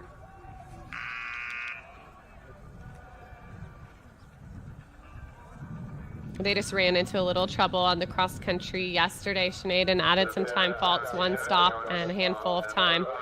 So they come forward on a two-day score of 115.1.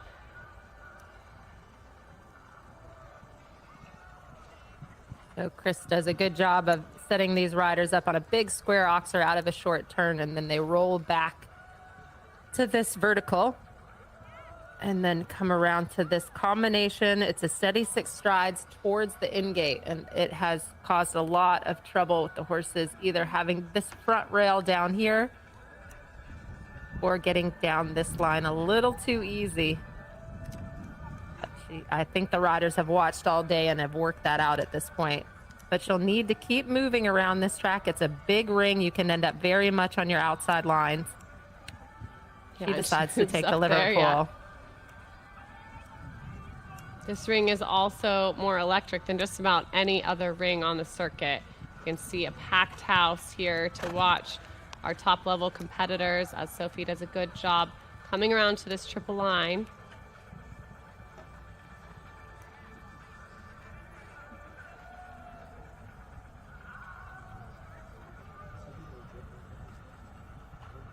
You know, on one hand, she added quite a bit of time yesterday, but just took her time around the track a little bit. And this horse looks really, really great. And I can say that after watching 4 divisions or 5 divisions already, that most of the horses look fantastic after the ground has been so well prepared.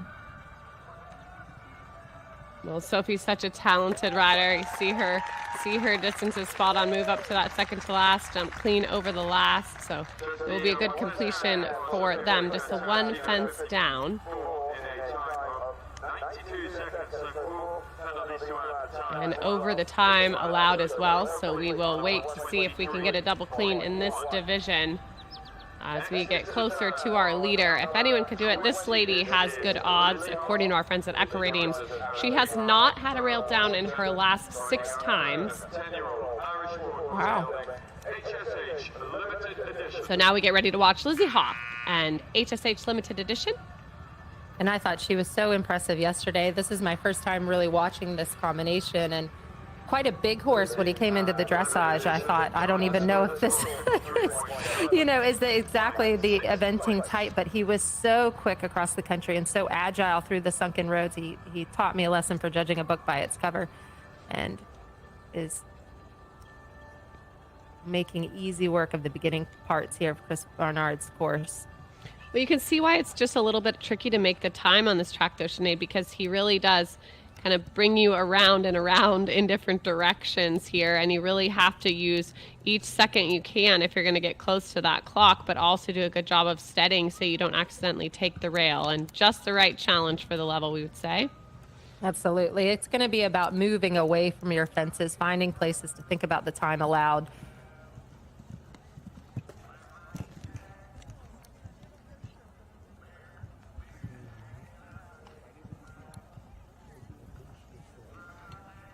So far, the jumps are looking great. At the question will be a little on the clock. She's doing a great job of setting up the lines, riding good turns. But will she be quick enough? She needs to move up around here. We've got a triple bar that can invite you to keep cruising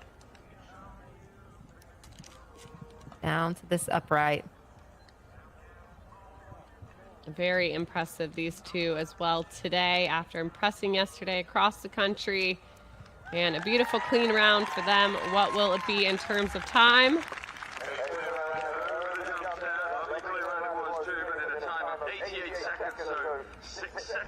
Yeah, and they will be 6 seconds over the time allowed. So just a little bit of time, but a clean round. They will complete on 56.1. And now we'll get ready to watch the Australian rider, Rebecca Breitling and Caravaggio. They come forward on a two-day score of 44.7. Had quite the great go yesterday.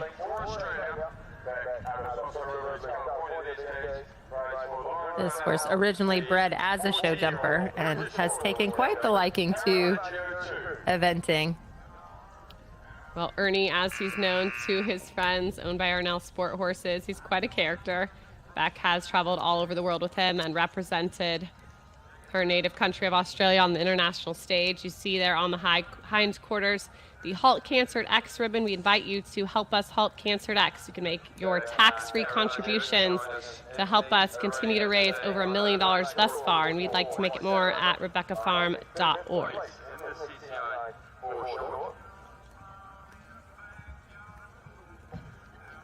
Nice ride there. Going to need to move away from the fences, which she's doing, and steady down this line to get these 3 jumps jumped. And again, here an opportunity. Unfortunately, that pole comes down, but again, with the time, if she keeps moving, this is a place where people are ending up on the outside track. She sees a good shot. That would have been a faster turn than most, and same here, a super turn. This is really the faster part of the course, and then you've got to steady up to recover after 7A, B, C for this next line, and then you can get moving again.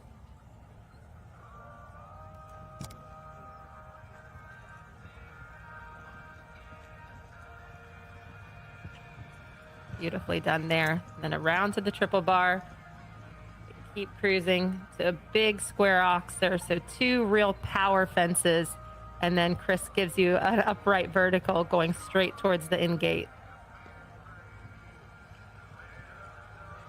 She's able to hold Ernie off that last, and it'll be another good finish for these two to add to their accolades, but the one down.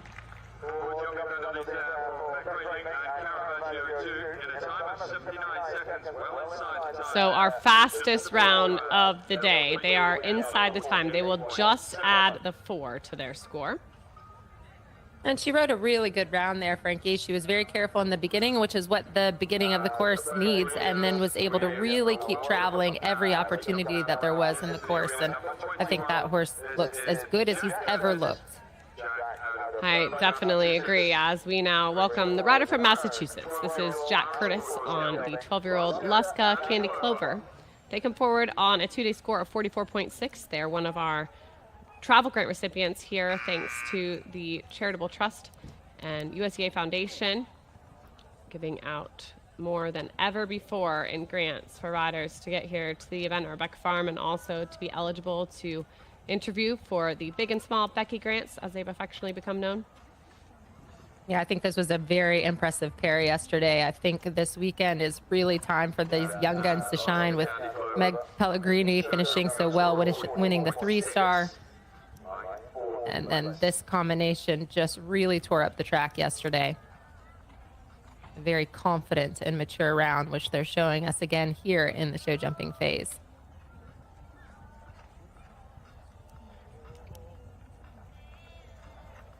Hear him use his voice there just a bit to steady and say, whoa, let's get this done here in this line. That was very influential all day long. Ooh, another choosing the Liverpool, gives it a little tap, but sometimes those taps can be helpful, Frankie, because they just get the horse a little more awake. He comes to that Helpful triple bar. if they don't come down just right. Yes, you do it just right. Super through that triple line. You know, it's interesting, that's been jumping so well, but the research does show, Frankie, that horses really see yellow, blue, and white. Not so much some of the other bright colors that we assume they would. They don't see just like people see. So that triple, I think the horses are reading very well. It's really kind of him to choose the color It they was see very best. nice. Yeah. And then he does these big It's not as kind. power fences to this vertical. Can he keep it up? Beautiful.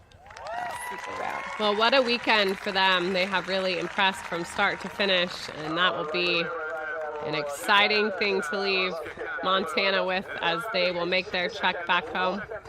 So they are over the time, though, as we still wait our double clean round. It has not been an easy thing to come by in this 4-star division.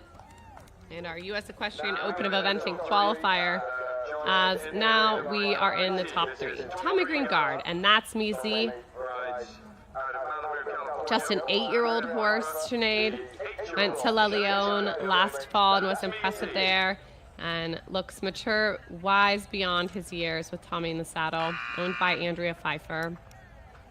Yes, and Tommy's had some really great rounds. He had a fabulous win this morning in the 3-star short with a very impressive show jumping round. And this horse, I thought, looked as good as it's ever looked yesterday. He's looking more rideable. He's always been brave and bold and impressive, but has sometimes been a little bit on the bold side. And yesterday, they just seemed like their partnership is getting really, like you said, mature beyond just the 8 years.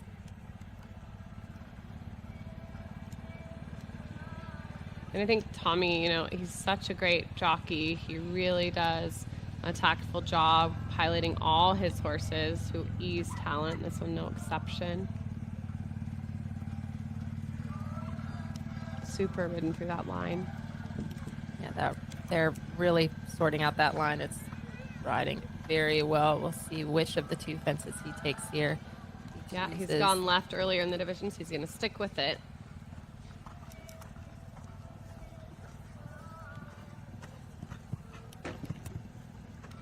Just Light taps tap that there. one. Little conversation. You see that he says, get your focus, get your straightness. Oh, he's just hiding a little behind the contact there. The same thing. Just want him to come up and have a look where he's going without taking over. Very impressive, though, to have a horse of this age at this level and looking so proper doing it, Sinead. And I think this is one that we will see again many times over in big international positions to secure top placings. 1 fence to go. So another super weekend for Tommy Greengard.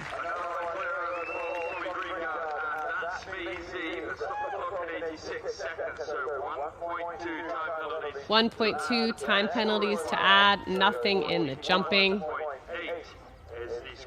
As now we are going to direct all of our attention for one final time to My Bomb. He has won the hearts of America and the world. He has done the unthinkable many times and proven that with enough heart you can overcome the odds against you. Odds against you of being dressage horse bred, being 19 years old and looking like you were just hatched out of your egg, Sinead. And also odds that a woman from California who started her career a little later than most, could go and break the streak of no American win in Kentucky in 15 years and be the one to do it. And today, looking as good as he ever has, Maibaum comes in his swan song time. Still got the spring, Sinead. Oh, yeah, we saw that yesterday. He made such light work of the 4-star. I mean, he made it look like Pony Club, honestly. Well, they won this division 10 years ago, and what a decade it's been.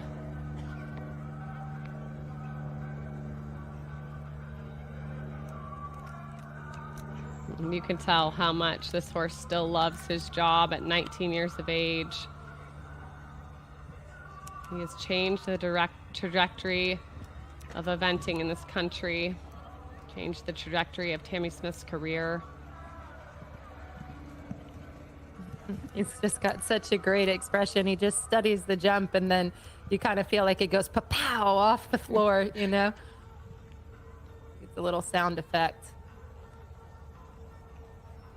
He just rebounces, gets his eye on the job. Nice shot, moves up across to this oxer.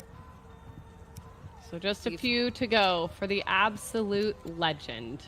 And following the 4-star long, there will be a ceremony in his honor to thank Lexus for all he's done. One more. One left. Can he stay perfect as he has so many times before? And he does. So it'll be a standing ovation, a gallop that we have loved to see, and rightfully earned the retirement for Maibaum.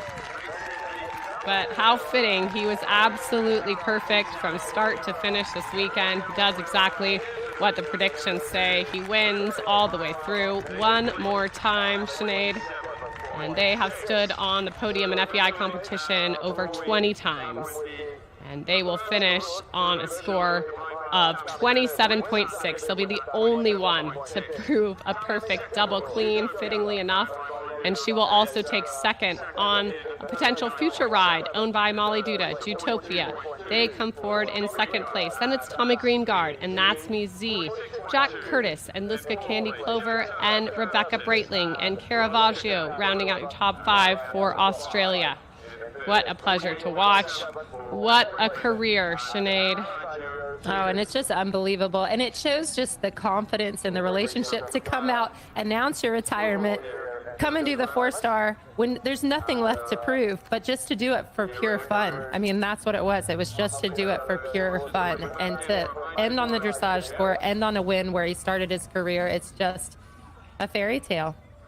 What a remarkable ending to a remarkable, remarkable career in partnership.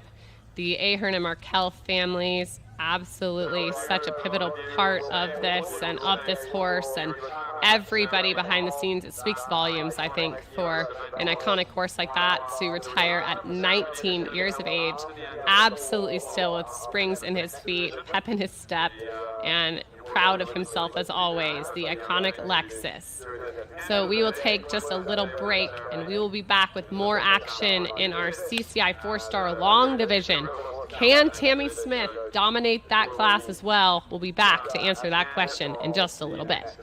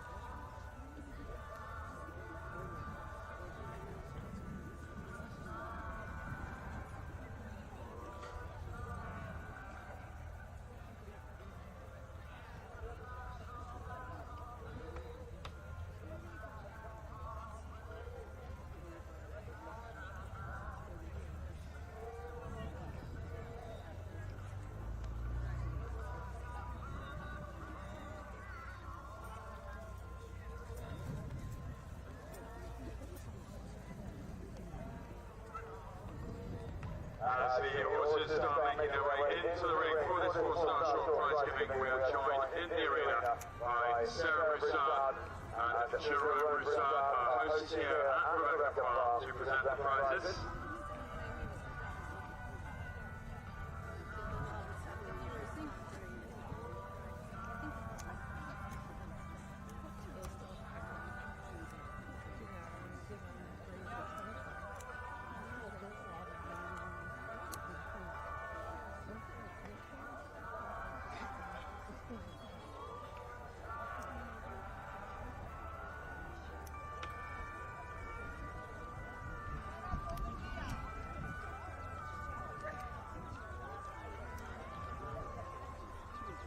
So as is tradition, we honour the grooms in our prize giving, and the groom of the weekend in the CCI 4-star short, the International Equisales Best Turnout Groom Award for this class, with an award of $200 cash, goes to Caravaggio's groom, Lauren Burnell.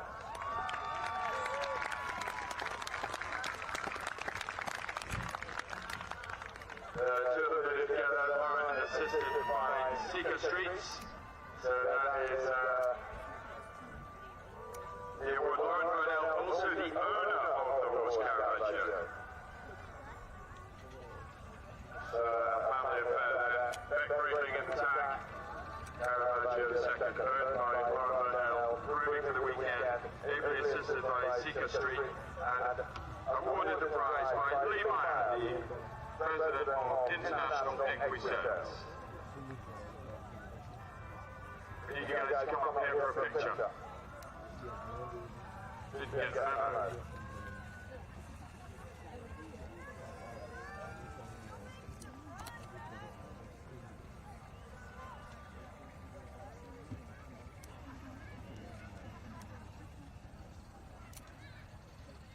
As that party receives, they all get their photographs taken. We have a perpetual trophy, the Guinness Perpetual Trophy, which is a photo and a check of $500 is presented to the highest placed young rider in memory of Sarah Broussard's horse Guinness. That's the highest placed young rider in the entire competition. And out of this division, we have a young rider. And this year's winner of that $500 check and the Guinness Perpetual Trophy is Lizzie Hall. Lizzie will be presented by Sarah Broussard.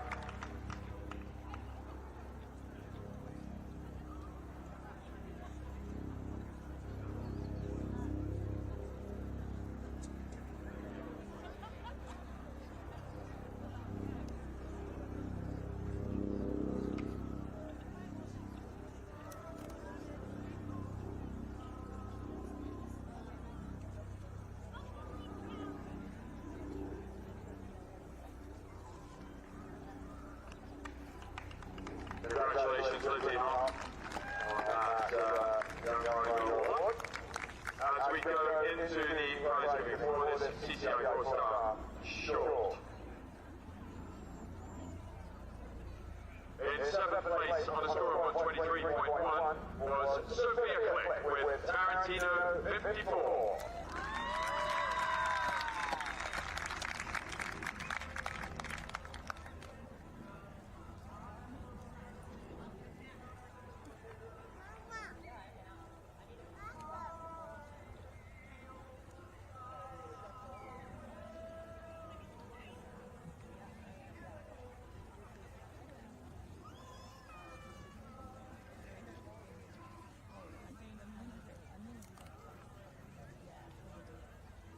In 6th place in the CCI 4-star short, with a score of 56.1, was Lizzie Hall with HSH Limited Edition.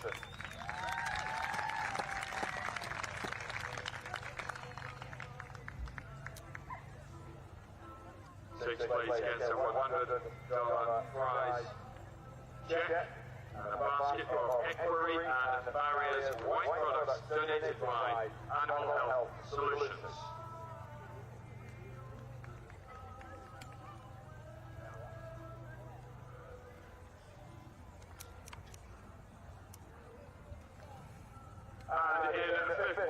a score of 48.7. For Australia is Beck Bradley with Lauren Burnell's Caravaggio 2.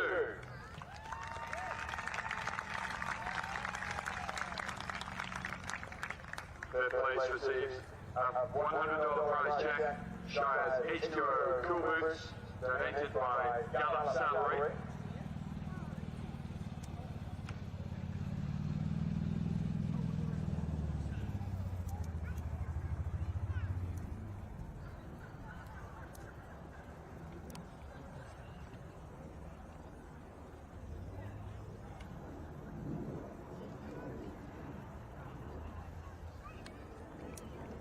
In fourth place on a score of 46.2 was Jack Curtis with his own Lusker Candy Clover.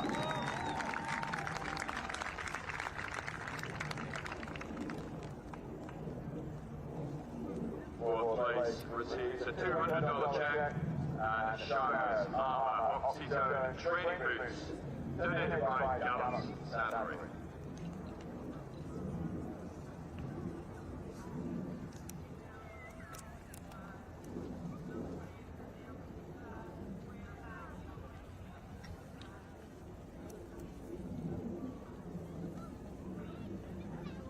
In third place, 42.2, the score for Tommy Greengard and Andrea Piper's That's BT.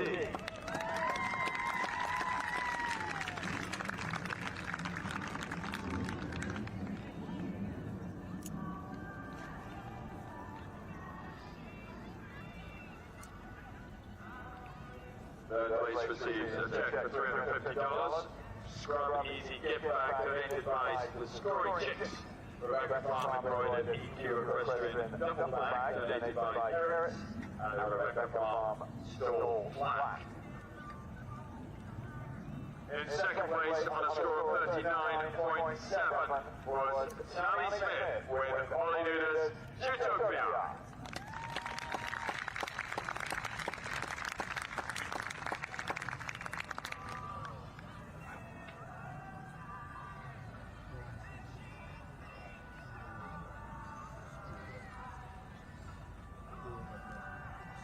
Second place receives a $500 check.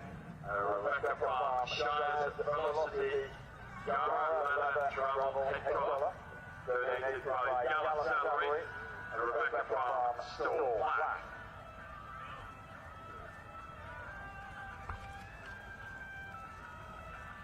And the winner of the 2025 CCI 4-star short here at the event at Rebecca Farm with a 27.6, Tammy Smith with the great My Bar. My Bar written into the prize giving by Alex Ahern, one of the owners, along with Ella Ahern and Eric Markle.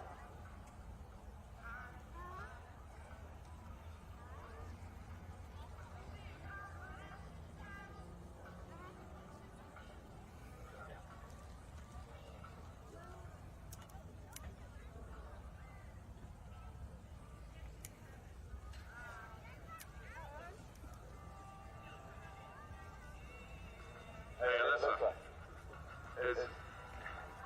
is Alex going to ride the victory gallop? Yes, cool.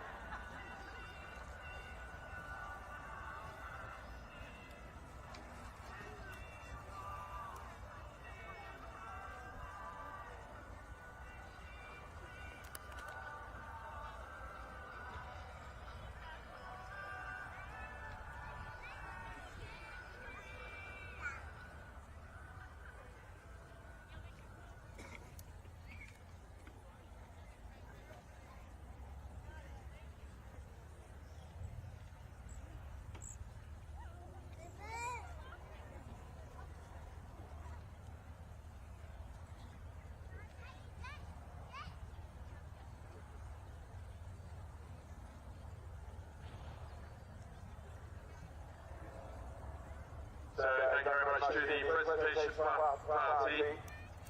We had Sarah Broussard, Rebecca Broussard, and of course Geronimo Broussard presenting the prizes. In the CCI 4-star short, the horses all lined up patiently ready for a victory Gallop.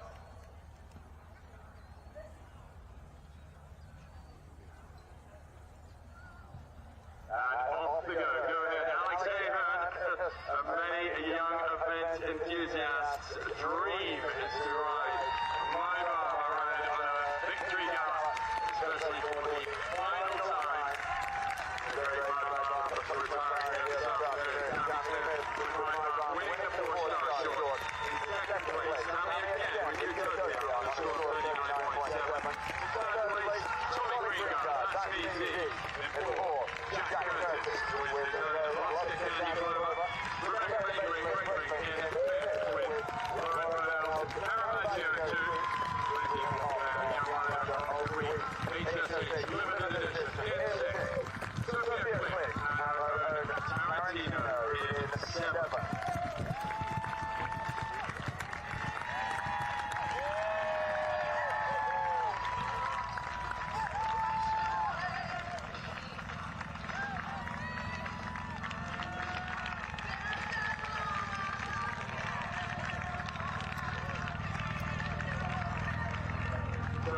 Additional prizes out there, and the Farm ownership has decided they want to sponsor an extra $500 prize for the second place award, Utopia for Tammy Fair.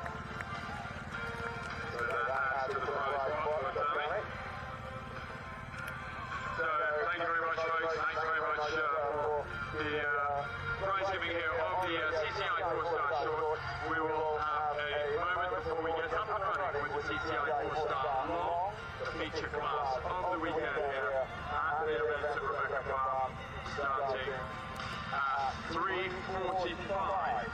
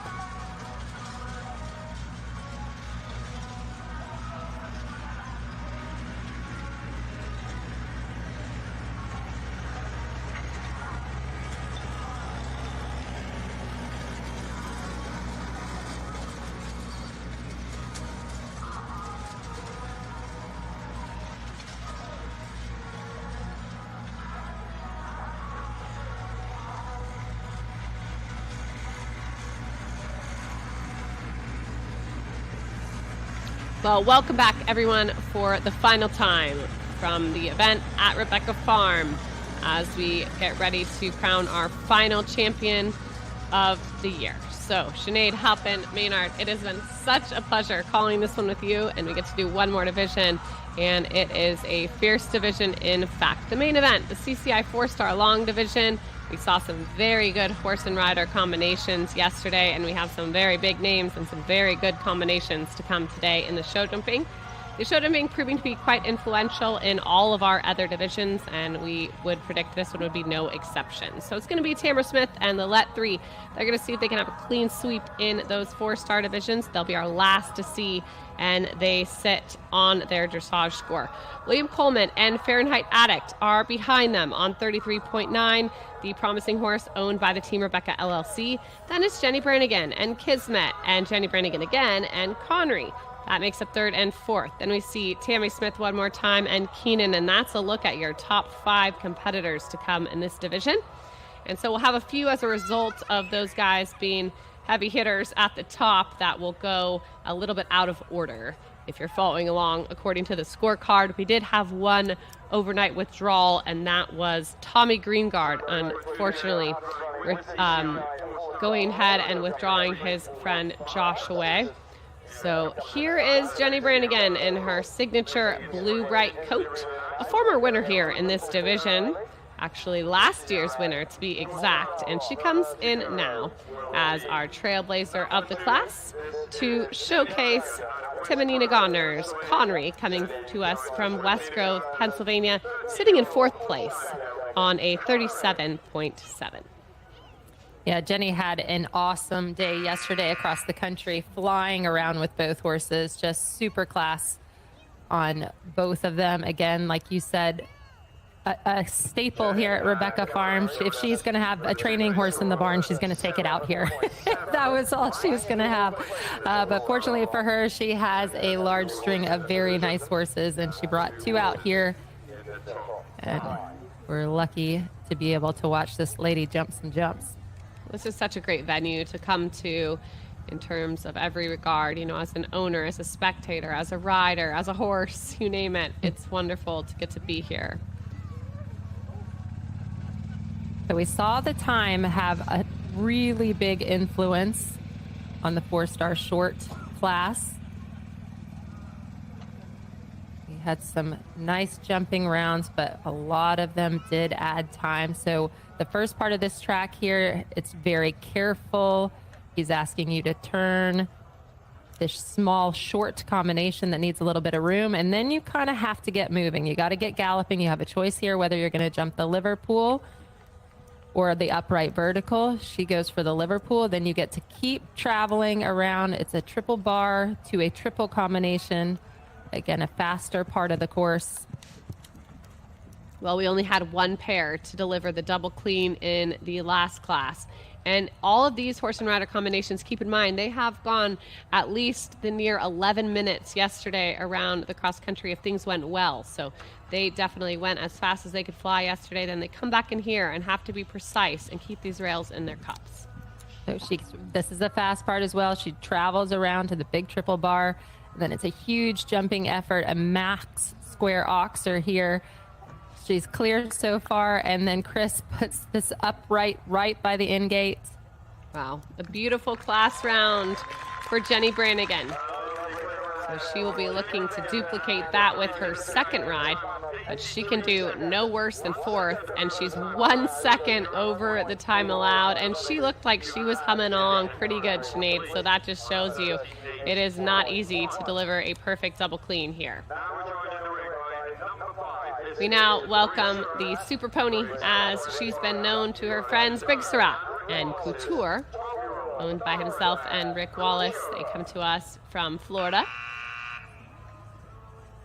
Briggs had a good round yesterday. He ran into a little trouble more with I think with the longer horse, this little feisty mare getting a little bit strong and tired a little bit towards the end, but so much to like about the round, as this tiny little pony does all the things it's not supposed to do, jumping these big jumps.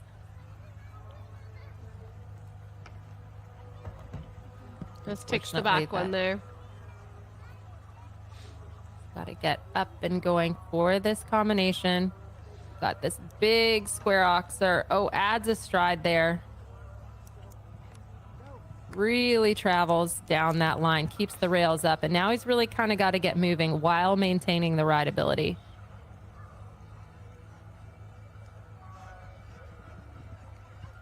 Really sits back as that gap shows off, making sure she confidently leaves the ground.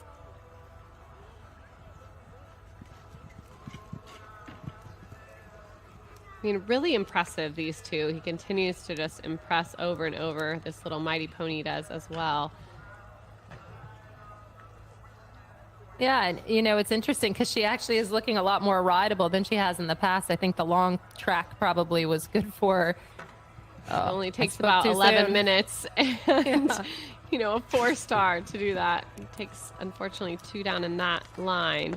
But I agree with you, Sinead. She does look more rideable today. She's just such a powerhouse, so exuberant. And these ones that are just, they're a little unorthodox in their way of going can be just so tricky. But Briggs does a great job and will have his 4-star long completion on this little pony that could. Well, how exciting for them. Another 4-star pony in the mix here after this weekend. So they complete. Time penalties to add for Briggs and Couture. And now we welcome into the ring Tammy Smith on Keenan. They come forward in 5th place on 38.9. It's just a 10-year-old owned by the Keenan Syndicate.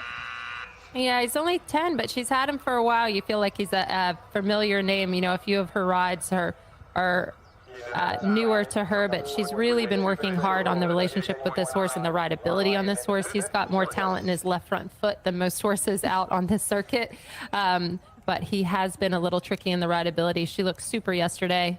The dressage was beautiful, so it's really starting to come together. She's delivered some good rounds today already, Frankie, so let's look for another one. Well, Tammy trains diligently with Scott Keach in the show jumping. He's here at the event at Rebecca Farm with her this week.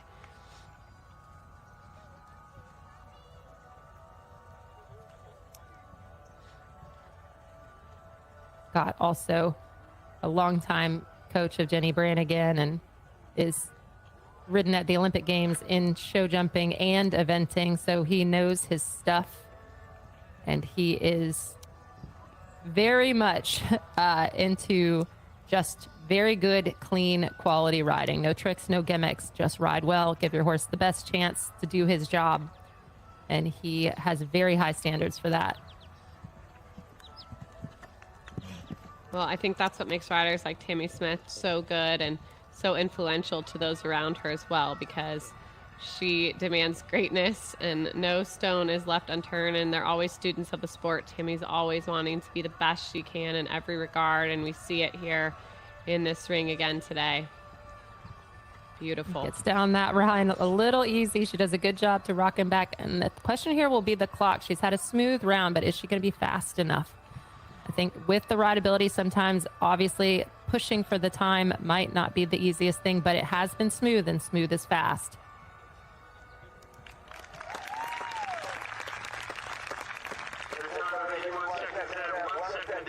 Oh, wow. And a double clean round, 1 second inside the time. And as you said, smooth is fast. And she owned the only double clean round in the 4-star short. She and her friend My Bomb. And she delivers the first double clean we see here in this division. So now we get ready to watch Karen O'Neill come forward as she looks for the first time completion at the level with Clooney 14.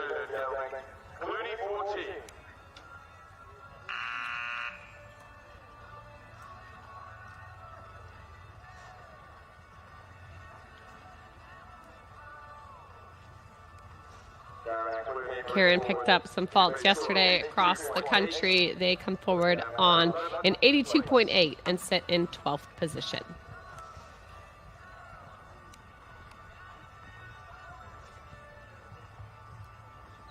This is a really beautiful uphill horse. This horse and rider combination really suit each other, both very tall and leggy.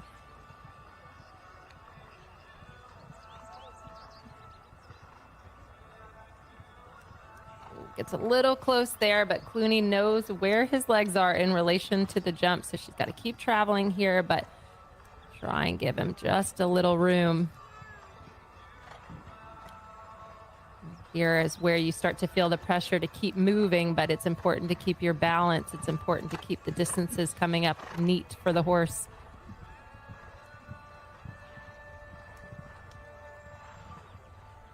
Beautiful through that triple line.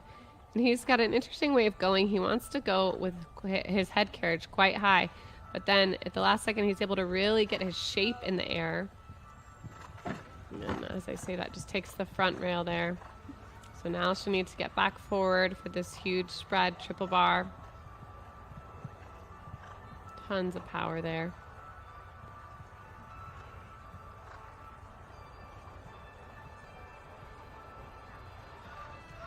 So it will be one down for Karen O'Neill, the Washingtonian, but a completion at the level and a huge weekend for them. They'll add a little bit of time to their score as well.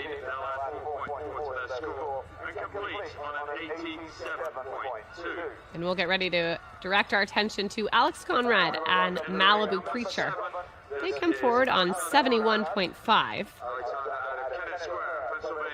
One of our pairs coming to us from the East Coast, based in Pennsylvania. And this 13-year-old thoroughbred. This wouldn't be the easiest phase for this horse, but Alex does a very good job just riding him as much as he needs to and as little as possible. He's a real feisty little thoroughbred, very fast across the country. Had one unfortunate 20 yesterday, but has been a really great horse for Alex at the top level. It's really gotten him out and around, gotten him to Maryland, has got him out here at Rebecca Farm. Very lucky rub there. Maybe he needed that to just sharpen him up down this line.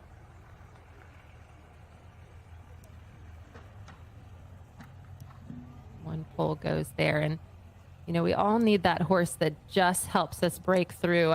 Alex has moved down to Pennsylvania and is renting Boyd's second barn and has a lot of nice up-and-coming horses, but this has been his longtime partner. This has been the horse that's gotten him to the level and kind of shown him that he can get out here and he can play this game. So, and unfortunately, just another one falls there. So they come into the triple line. So just a few fences from home now once they make this turn, come through this line.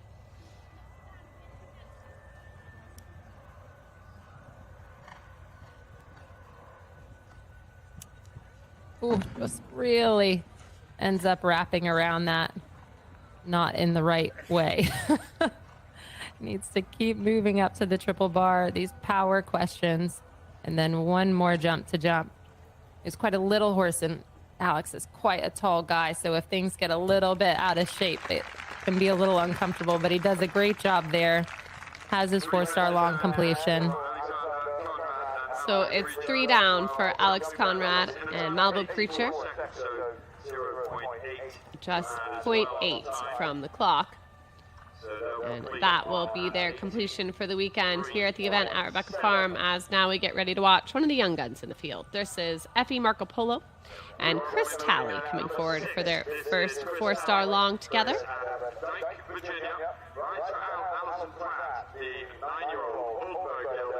This is just a 9-year-old owned by Allison Pratt for Chris Sinead, and a really exciting horse. We've watched it go very well at Defender Kentucky earlier this year, and now here for its first 4-star long, and it has continued to be impressive this week.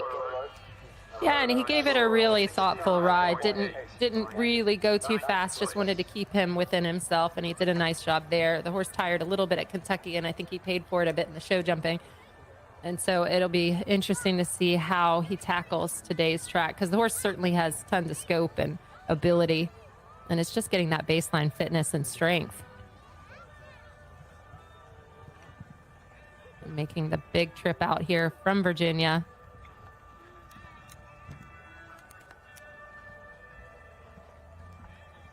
Staying neat and on his inside line there, trying not to waste any time as he chooses the upright and cruises around to this triple bar. I want to keep rolling around that turn, not wasting any time.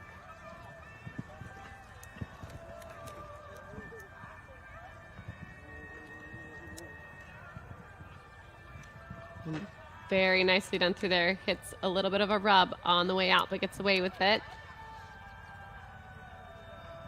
Keep him very straight through this line. We've seen a few drifting into the right and not a problem there. Chris just settles around this turn now. He'll ride back up to that big triple bar that's ridden very, very well. So just one to go. And what a weekend for Chris Talley. He has another 4-star long horse in his arsenal, and you can tell he's very emotional and absolutely thrilled. So he will sneak inside of the time allowed, deliver a double clear on the final day, and they will finish on a score of 69.8, and they can do no worse than ninth. Yeah, super round for him. You know, it's always you're playing with that time and playing with pushing him on cross country, and you believe you want to protect them for the next day, but it's hard. It's hard to do that. But when you get that nice clear after that, it kind of gives you a little nod that you've made the right decision. So, well, the really combination from the Plains, Virginia joins now. This is Skylar Voss and Argyle. This thoroughbred lying in 8th place overnight on a score of 65.6. Skylar, another one from Virginia. She works very hard there as trainer to many. And it's so nice for her to have this longtime partner of hers so she gets to come to great events like this. And like you said, a full thoroughbred horse. She looked great across the country yesterday. A real partnership here. Very polite horse.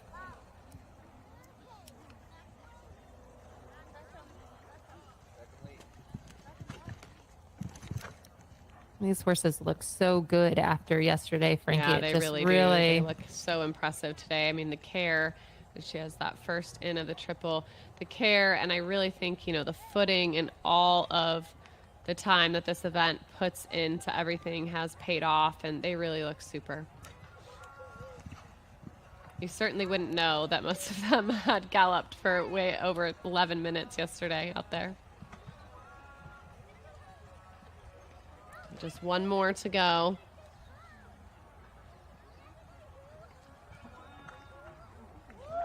And good for her.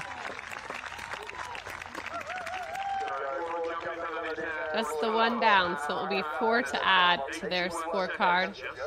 And nothing on the clock. So that'll do it for their weekend.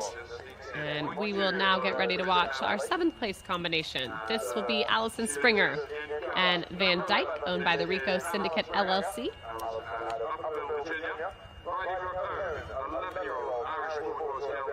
I think it was such an exciting day for her yesterday. She's been kind of had the 20 penalty blues with this horse for the past little while at the advanced level. He's been going so well, but he's always had this annoying 20, and she blazed around yesterday, clearing on the jumping, and just looked fantastic. So she knows this horse well and will be looking, obviously, for a clear round.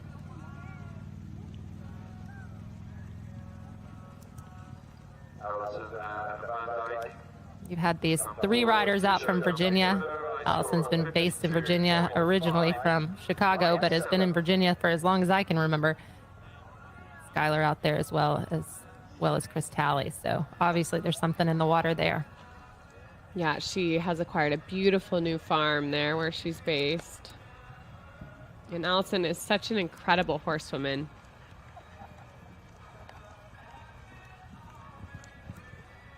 This wouldn't be the easiest horse to produce, Sinead, and she's kind of got a knack for that, producing horses that may be a little bit tricky. She's very, very patient. She's very patient, and she really believes in her horses, and I think that comes through. I think even if they're a little naughty here and there, which we all saw a lot with her great campaigner, Arthur, she just keeps trying. She keeps believing in them. She keeps showing up, and it does pay off. Well, it's looking quite good so far here with Van Dyke. A couple more fences. Now just one to go. She's been motoring pretty good, so what will the clock look like? And a really great weekend for Allison Springer. Allison Springer and Van Dyke in a time of 77 seconds. That constitutes a double clear. So it will be a double clean, and that will be a very good way to wrap up her weekend. We will see where it leaves her because it will continue to put the pressure on our next several combinations at the top. We now get ready to watch Great Britain's Lucien Bellissimo and Kids Couture HPK. They had quite the great day out on the cross country yesterday. Added just a few time faults, but nothing on the jumping, and they come forward on 43.4 in 6th place. Yeah, this is a new ride for Lucienne, so still very much in the getting to know you phases, but she answered all the questions yesterday, was really impressive. And Lucienne's already had a really good jumping around earlier in the 3-star.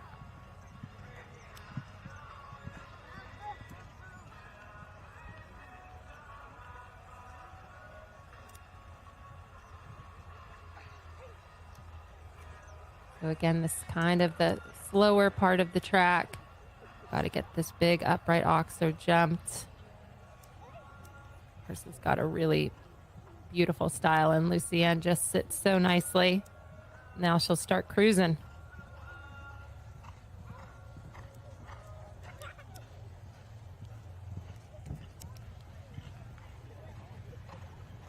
Stays nice and neat inside there. Really nice tight line. Ooh. Well, that one definitely danced in its cup a fair amount, but jumps a little bit higher through the triple as a result.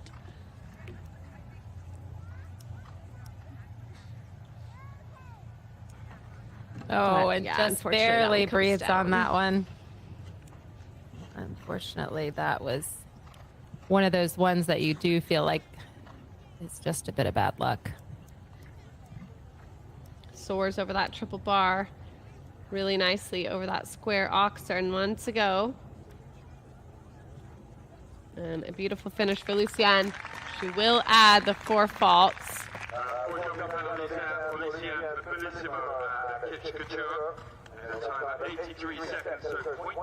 She will also add 0.4 in terms of the clock, but they will complete, and it will have been a good weekend overall for Lucienne and her string of exciting horses for the future.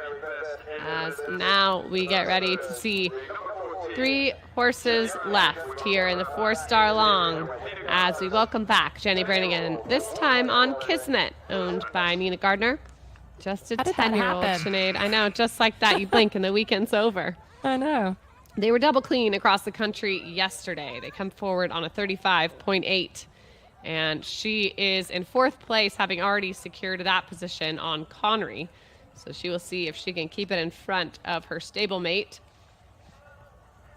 I thought she did such a masterful job with this horse yesterday. He was a little careful, and she just set everything up so well. And to be able to come in double clear, I didn't think that she was going to be able to be inside the time with how carefully and thoughtfully she had to ride him at times. But he really grew around the course, and it's, again, she's produced this horse from the first event, and I think that relationship really, really showed. Well, Jenny's just such a wonderful person and a great rider, and it's so exciting for her to have such a string of horses here that, of course, you know, Nina and Tima believed in from day one, along with believing in Jenny. Looking super here so far. Yeah, just taps that one, unfortunately. Yeah, she just felt him having a little look, and she had to ride him a little bit stronger than she would have liked, so just had that pull down. You know, again, this horse is a scopy horse, but just a bit careful. I think Jenny does a great job of actually hiding how I think careful he might be at times, or maybe slightly suspicious. So that will move her behind herself and Tammy Smith with Keenan that rail. But really the form, again, on this horse, you know, after his first time at the level yesterday, just looking super in here today.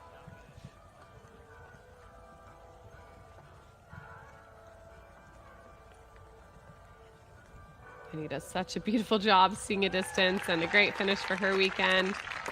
Yeah, So she'll be another thrilled with that. successful trip to Rebecca Farm for Jenny Brannigan, last year's 4-star long winner.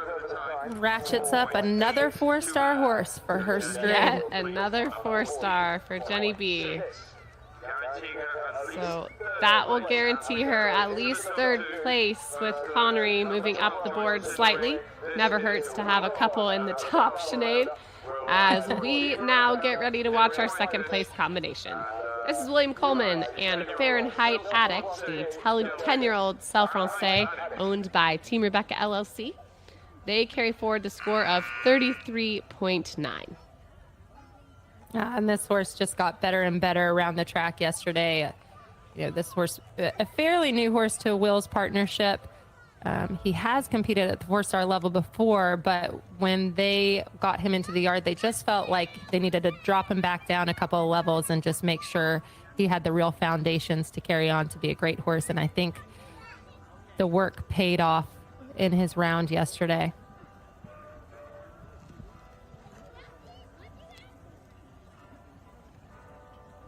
Will is such a smooth show jump rider. Recently just represented the United States yet again at Aachen, where he helped secure a silver medal for Team USA. 3.9. He also frequents the show jumping arena quite often, jumping in some Grand Prix level classes there too. So the show jumping phase comes quite naturally to him, but that doesn't make it easier, especially after an 11-minute cross-country course yesterday. Absolutely not. Well, we heard a little tap, a little bit of a racket there for that fence par, so we'll see if it comes down. Hopefully you can keep these rest in their cups.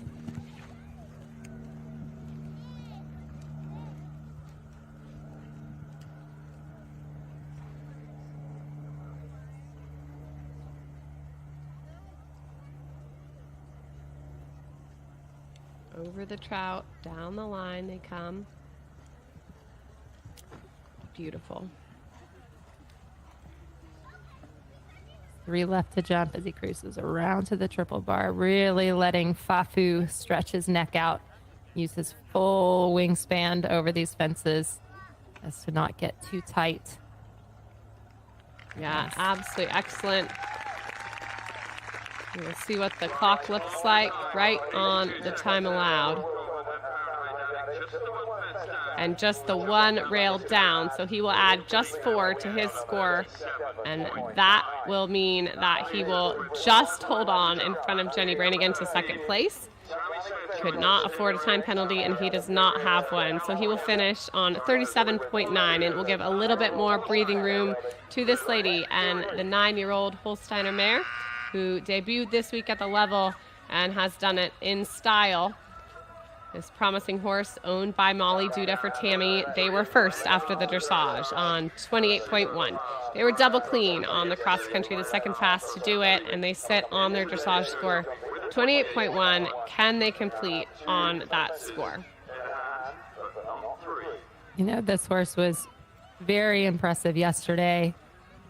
Tammy just flew around, kind of taking no prisoners. She was definitely, by the time she was riding this horse yesterday, she was on fire. So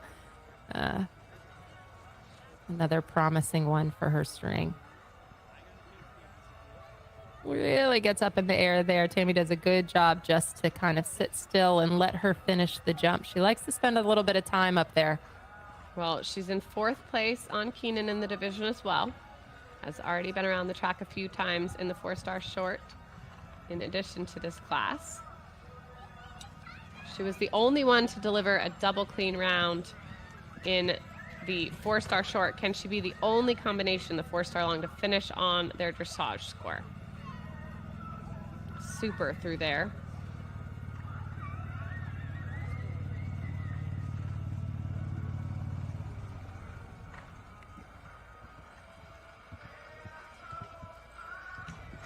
Really excellent riding. You know, it's by this point in the weekend, she's just operating. You know, she's got such nice horses now, such great help, Just such takes good the back support. rail there. Oh, no. It's okay. She's got it in hand. She does indeed. So sometimes it's okay if the rails fall. just right. Only one person has ever had a rail and won this class before her, and I'll tell you because it was me. But that's okay. She can join me in that title. Tammy Smith, good to know she is immortal. And Lillette 3 looking all class all weekend long, and they take the victory still by a notable margin. They are your 2025 champions. They finish on 32.1 in front of William Coleman and Fahrenheit Addict, and then Jenny Brannigan and Connery, followed by Tammy Smith and Keenan, Jenny Brannigan and Kismet, Lucy and Bellissimo and Kids Couture, HPK, Allison Springer and Van Dyke, Skylar Voss and Argyle, Chris Talley and Effie Marco Polo, and Alex Conrad and Malibu Preacher, who wrap up your top 10 in the division. What a week, what an event, what a finish, Sinead Halpin Maynard, and what a pleasure it has been to get to sit alongside you and watch these incredible horse and rider combinations. But your closing thoughts, I mean, I think this event really does create champions for the future. We've seen it over and over, and you see why. Yeah, I mean, I think you can pretty much be guaranteed now, we know, with Jay Hamley's cross country, an excellent cross country course, with Chris Bernard's show jumping at a beautiful show jumping arena, and the destination is well worth it to bring your horses, to bring your team, to bring your owners. I think next time maybe they bring their commentators. Yeah, we might join you in person next year, but I liked getting to bring you alongside me, so thank you for that.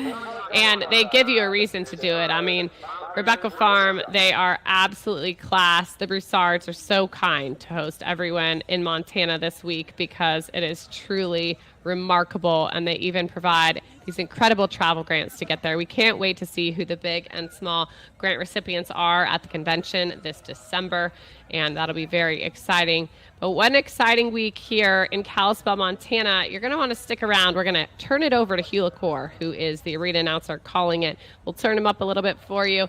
They're going to go ahead and crown the champions for the 4-star long. And then it's going to get a little bit more emotional if you stick around, at least on site it will, because they will have the official retirement ceremony for the legendary My Bomb. And as his friends could say, Lex, you done good. On behalf of everyone who's been a part of this one, we're going to go ahead and say goodbye from Kalispell, Montana. Thanks for listening.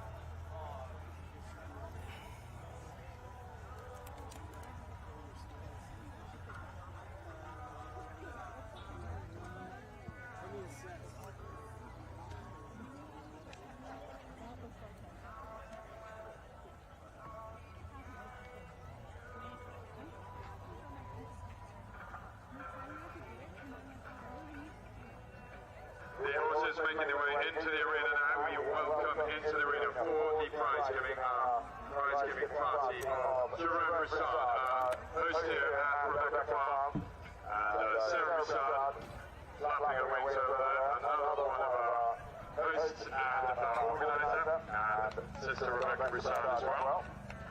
Thank you for joining us in the arena, the Broussard family.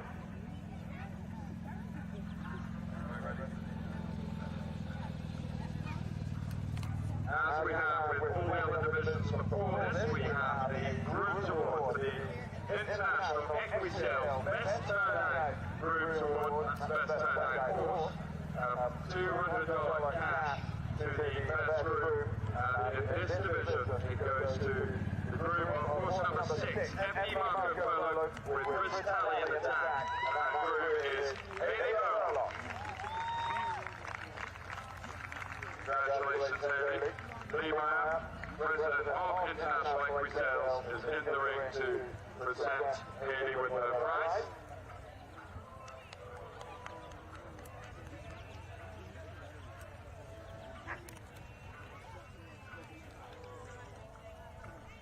Another award, that Cynthia Jane Burge Award. This is an optical crystal cube awarded to the highest place trainer rider in the entire competition. And that obviously goes to Tammy Smith.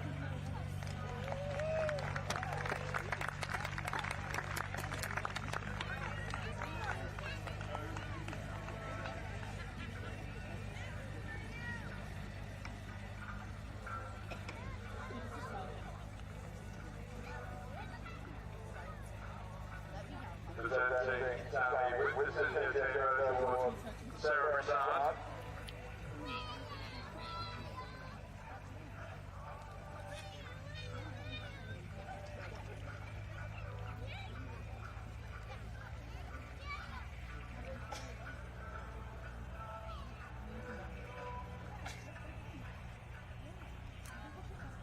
So we go into our prize giving now in 10th place in the CCI four-star of the feature class of the weekend was number 7, Alexander Conrad with his own Malibu Preacher.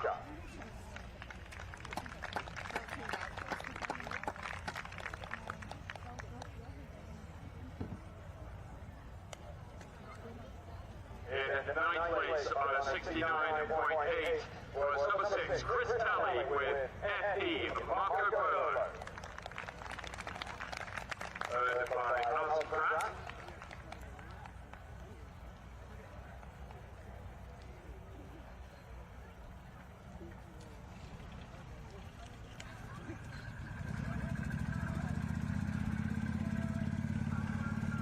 In 8th place on a 69.6 was number 10. This was Sky Boss on her own Argyle.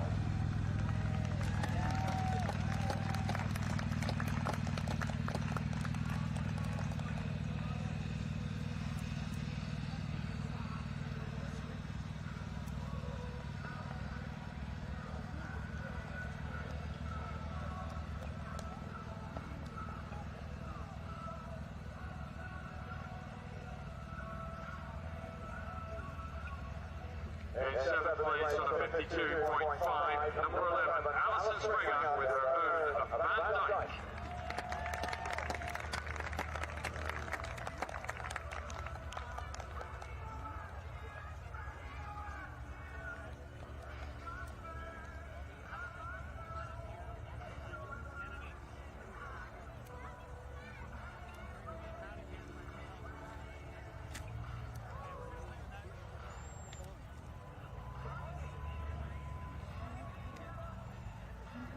In 6th place on a 47.8 was number 8, for Great Britain, Lucienne Bellissimo with Hitch Couture HBK.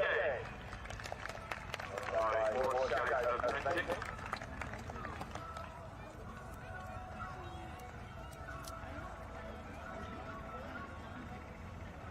Sixth place receives a $250 check and a basket of equerries and farriers white products donated by Animal Health Solutions.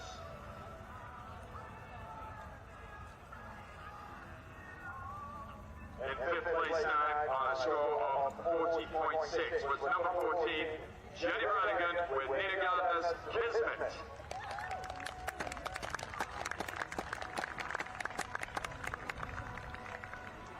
This man coming up riderless, given that Jenny has 2 horses in the top 5 here. Prizes for 5th place, a $250 check and Shire's H2O Cool Boots, donated by Gallup's Saddlery.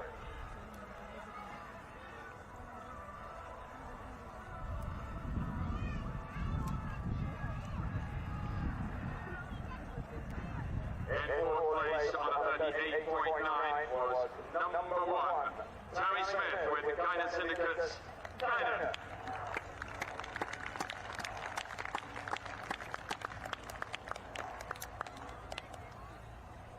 There's Atlanta Trading Creek leading the horse up, given that Tammy is on another horse.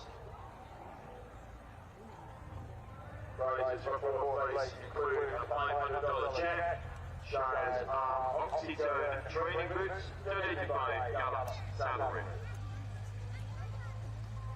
Into the top three we go. 38.1 the score. For number two, Jenny Runnigan and Nina Gardner's Connery.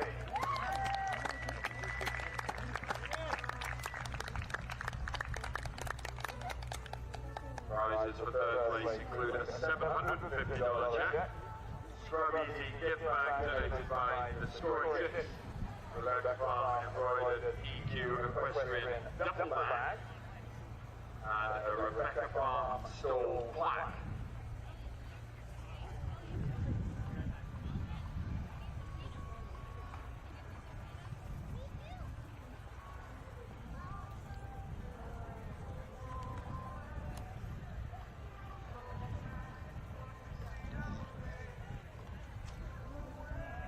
In second place on a score of 37.9, Will Coleman with Team Rebecca's Fahrenheit Addict.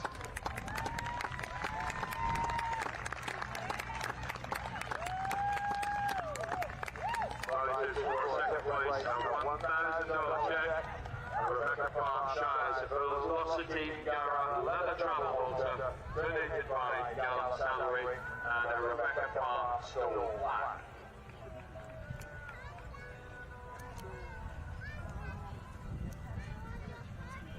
That's how I pick you up.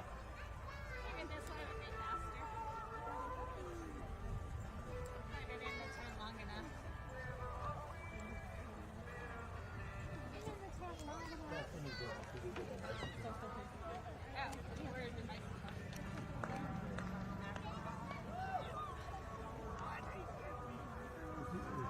Yeah. What do you think?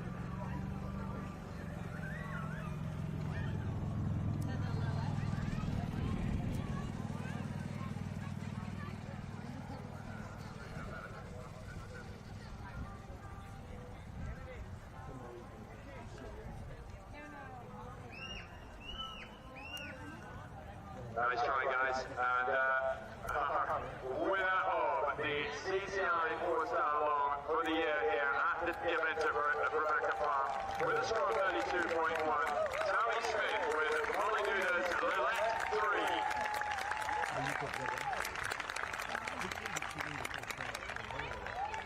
Prizes for first place include a $1,250 check, Rebecca Farm embroidered Tempest Original Tech Cooler, donated by Shires Equestrian, Rebecca Farm stall plaque, $100 gift certificate donated by Riding Gut Equestrian, and a $50 gift certificate donated by Smart Pack.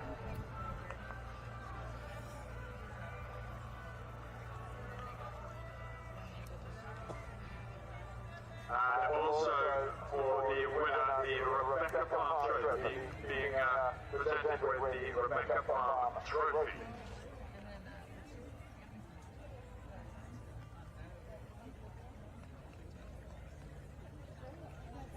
The $500 Fire Farm additional awards for grit and perseverance also goes to Tammy Smith with Lilette 3 as winners of this division. Kindly donated by the owners of Firearm. Eric Arkell going to present Tammy with that award.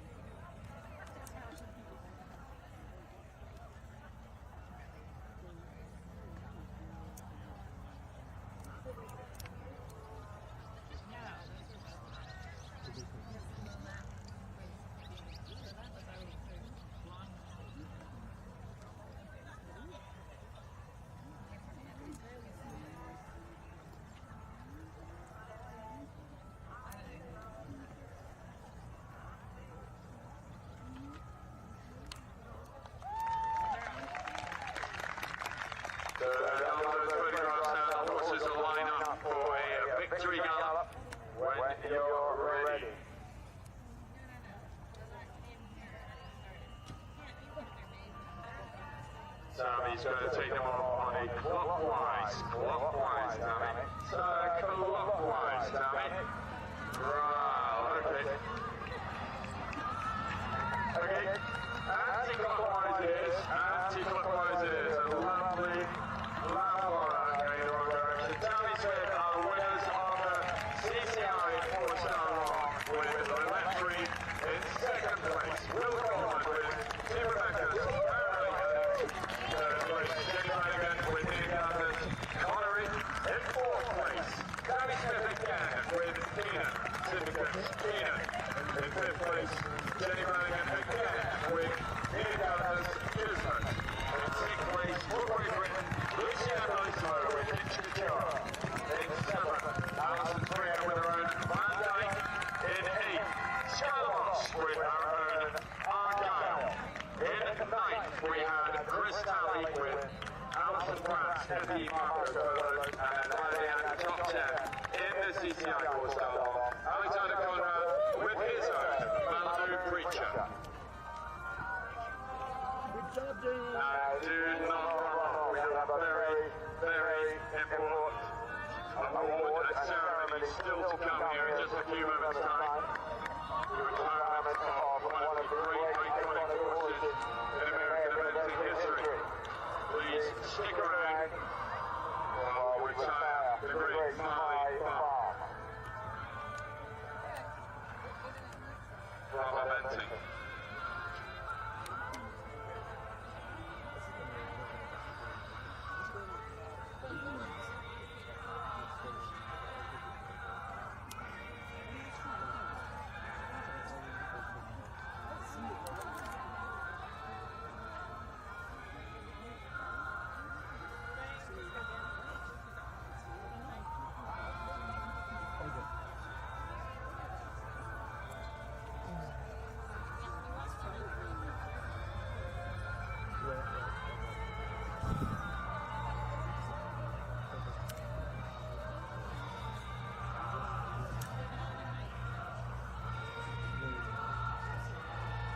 Some people.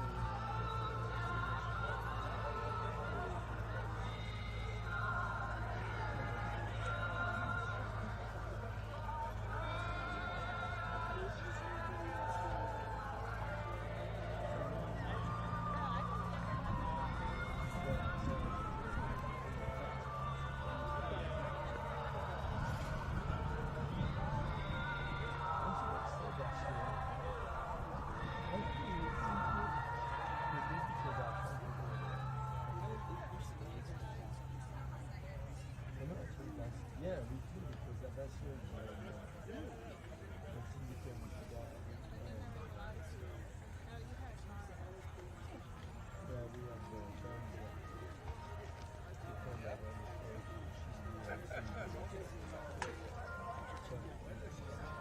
You never said a word, did you? You're a sneaky person. You could be tired of it.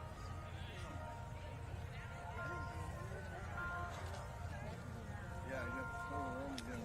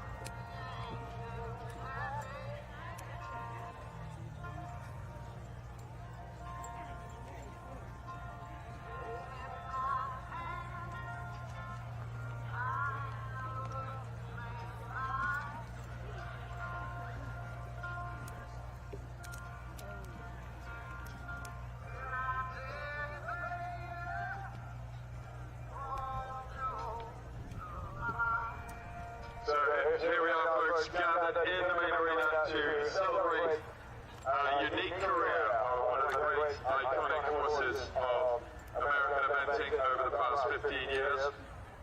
And we're going to hand straight over to Eleanor Hearn, one of the owners of My Farm.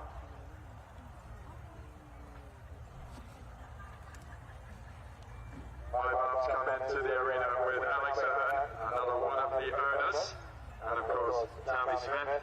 The great Tammy Smith is also here with us in the arena.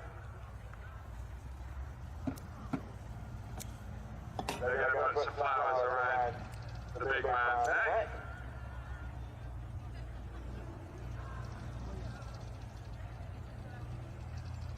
So I'll introduce you now to one of the owners of the great horse My Farm, Ellen Ahern.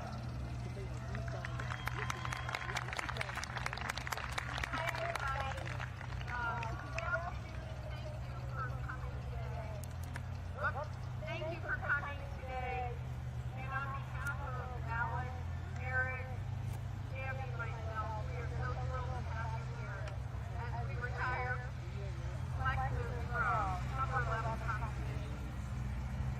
We're very grateful to the Broussard family and the entire Red Farm team for honoring and hosting this event every year and allowing us to retire My Farm here, which this place is just so special to us, and we're just thrilled that we're able to support it.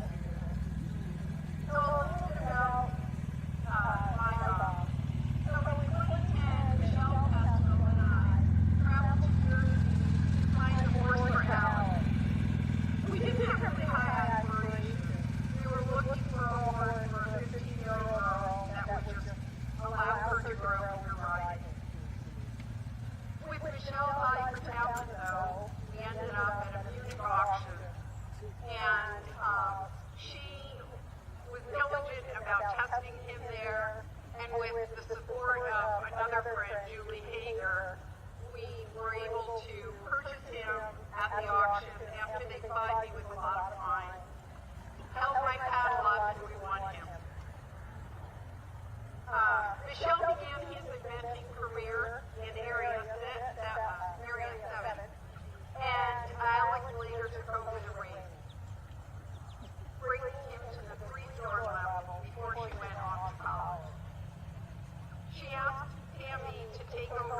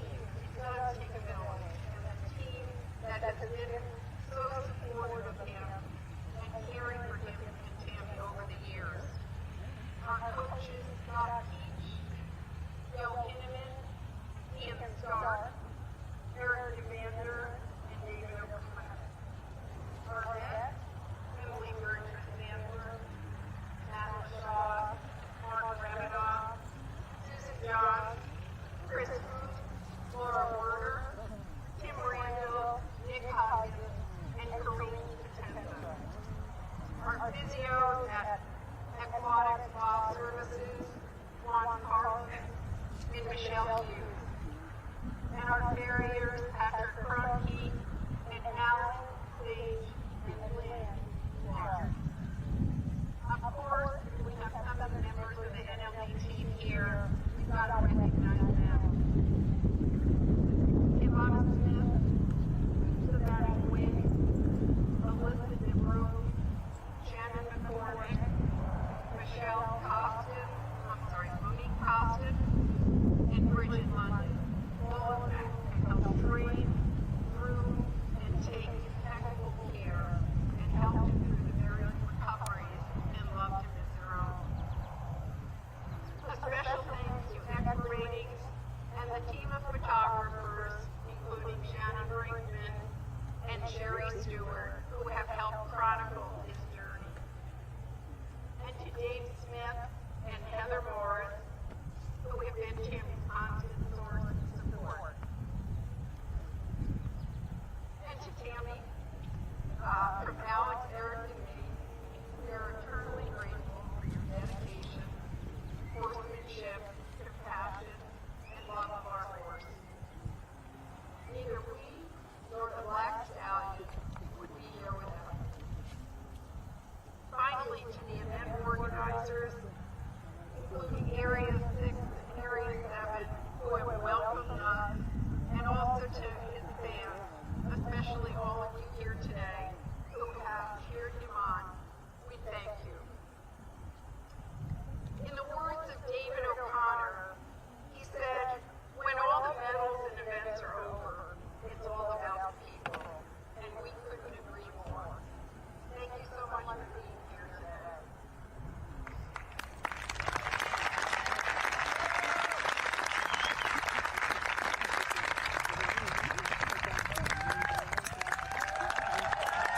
Thank you very much, gentlemen, for that moving, I'm loving your moving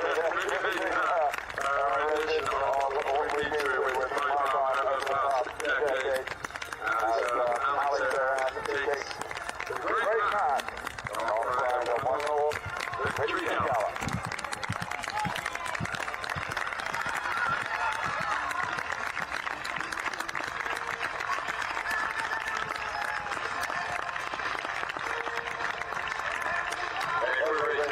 The PPO of 833, that is the highest rated US horse in the last 15 years, and amongst the top 10 worldwide in that period.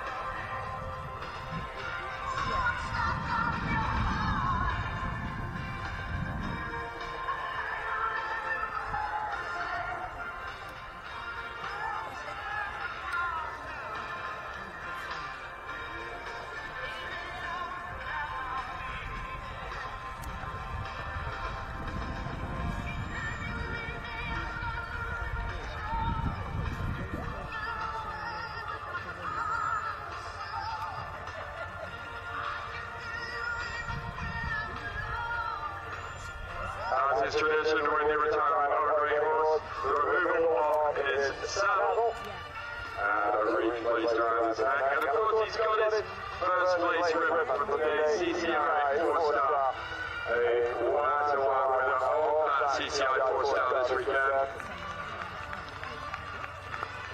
Great photo for the great weight of Adam Heinbach.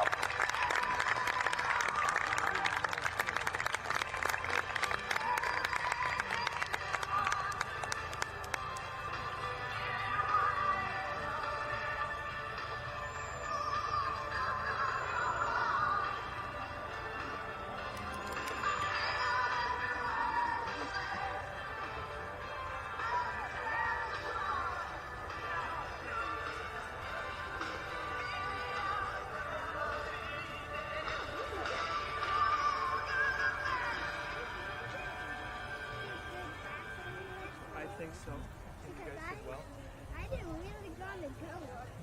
The pool is pretty easy.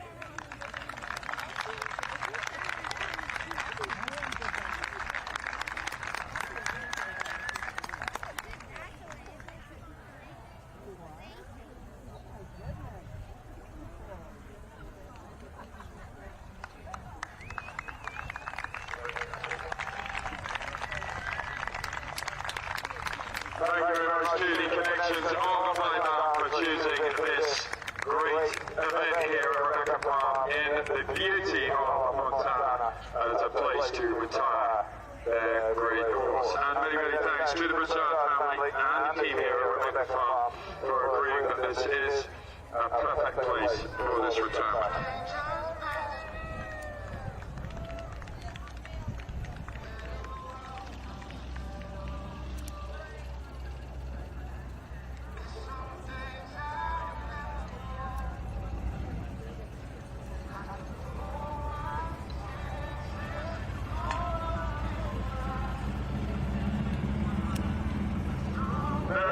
There was a challenge yesterday put out there by the Beth and Jerome Challenge. They had a horse each in the CCI All-Star. And the results from that challenge are that Jerome won, Team Rebecca won the challenge, which was great for Jerome, but Ben raised a lot more money, which is equally as important for the World Cancer Index in the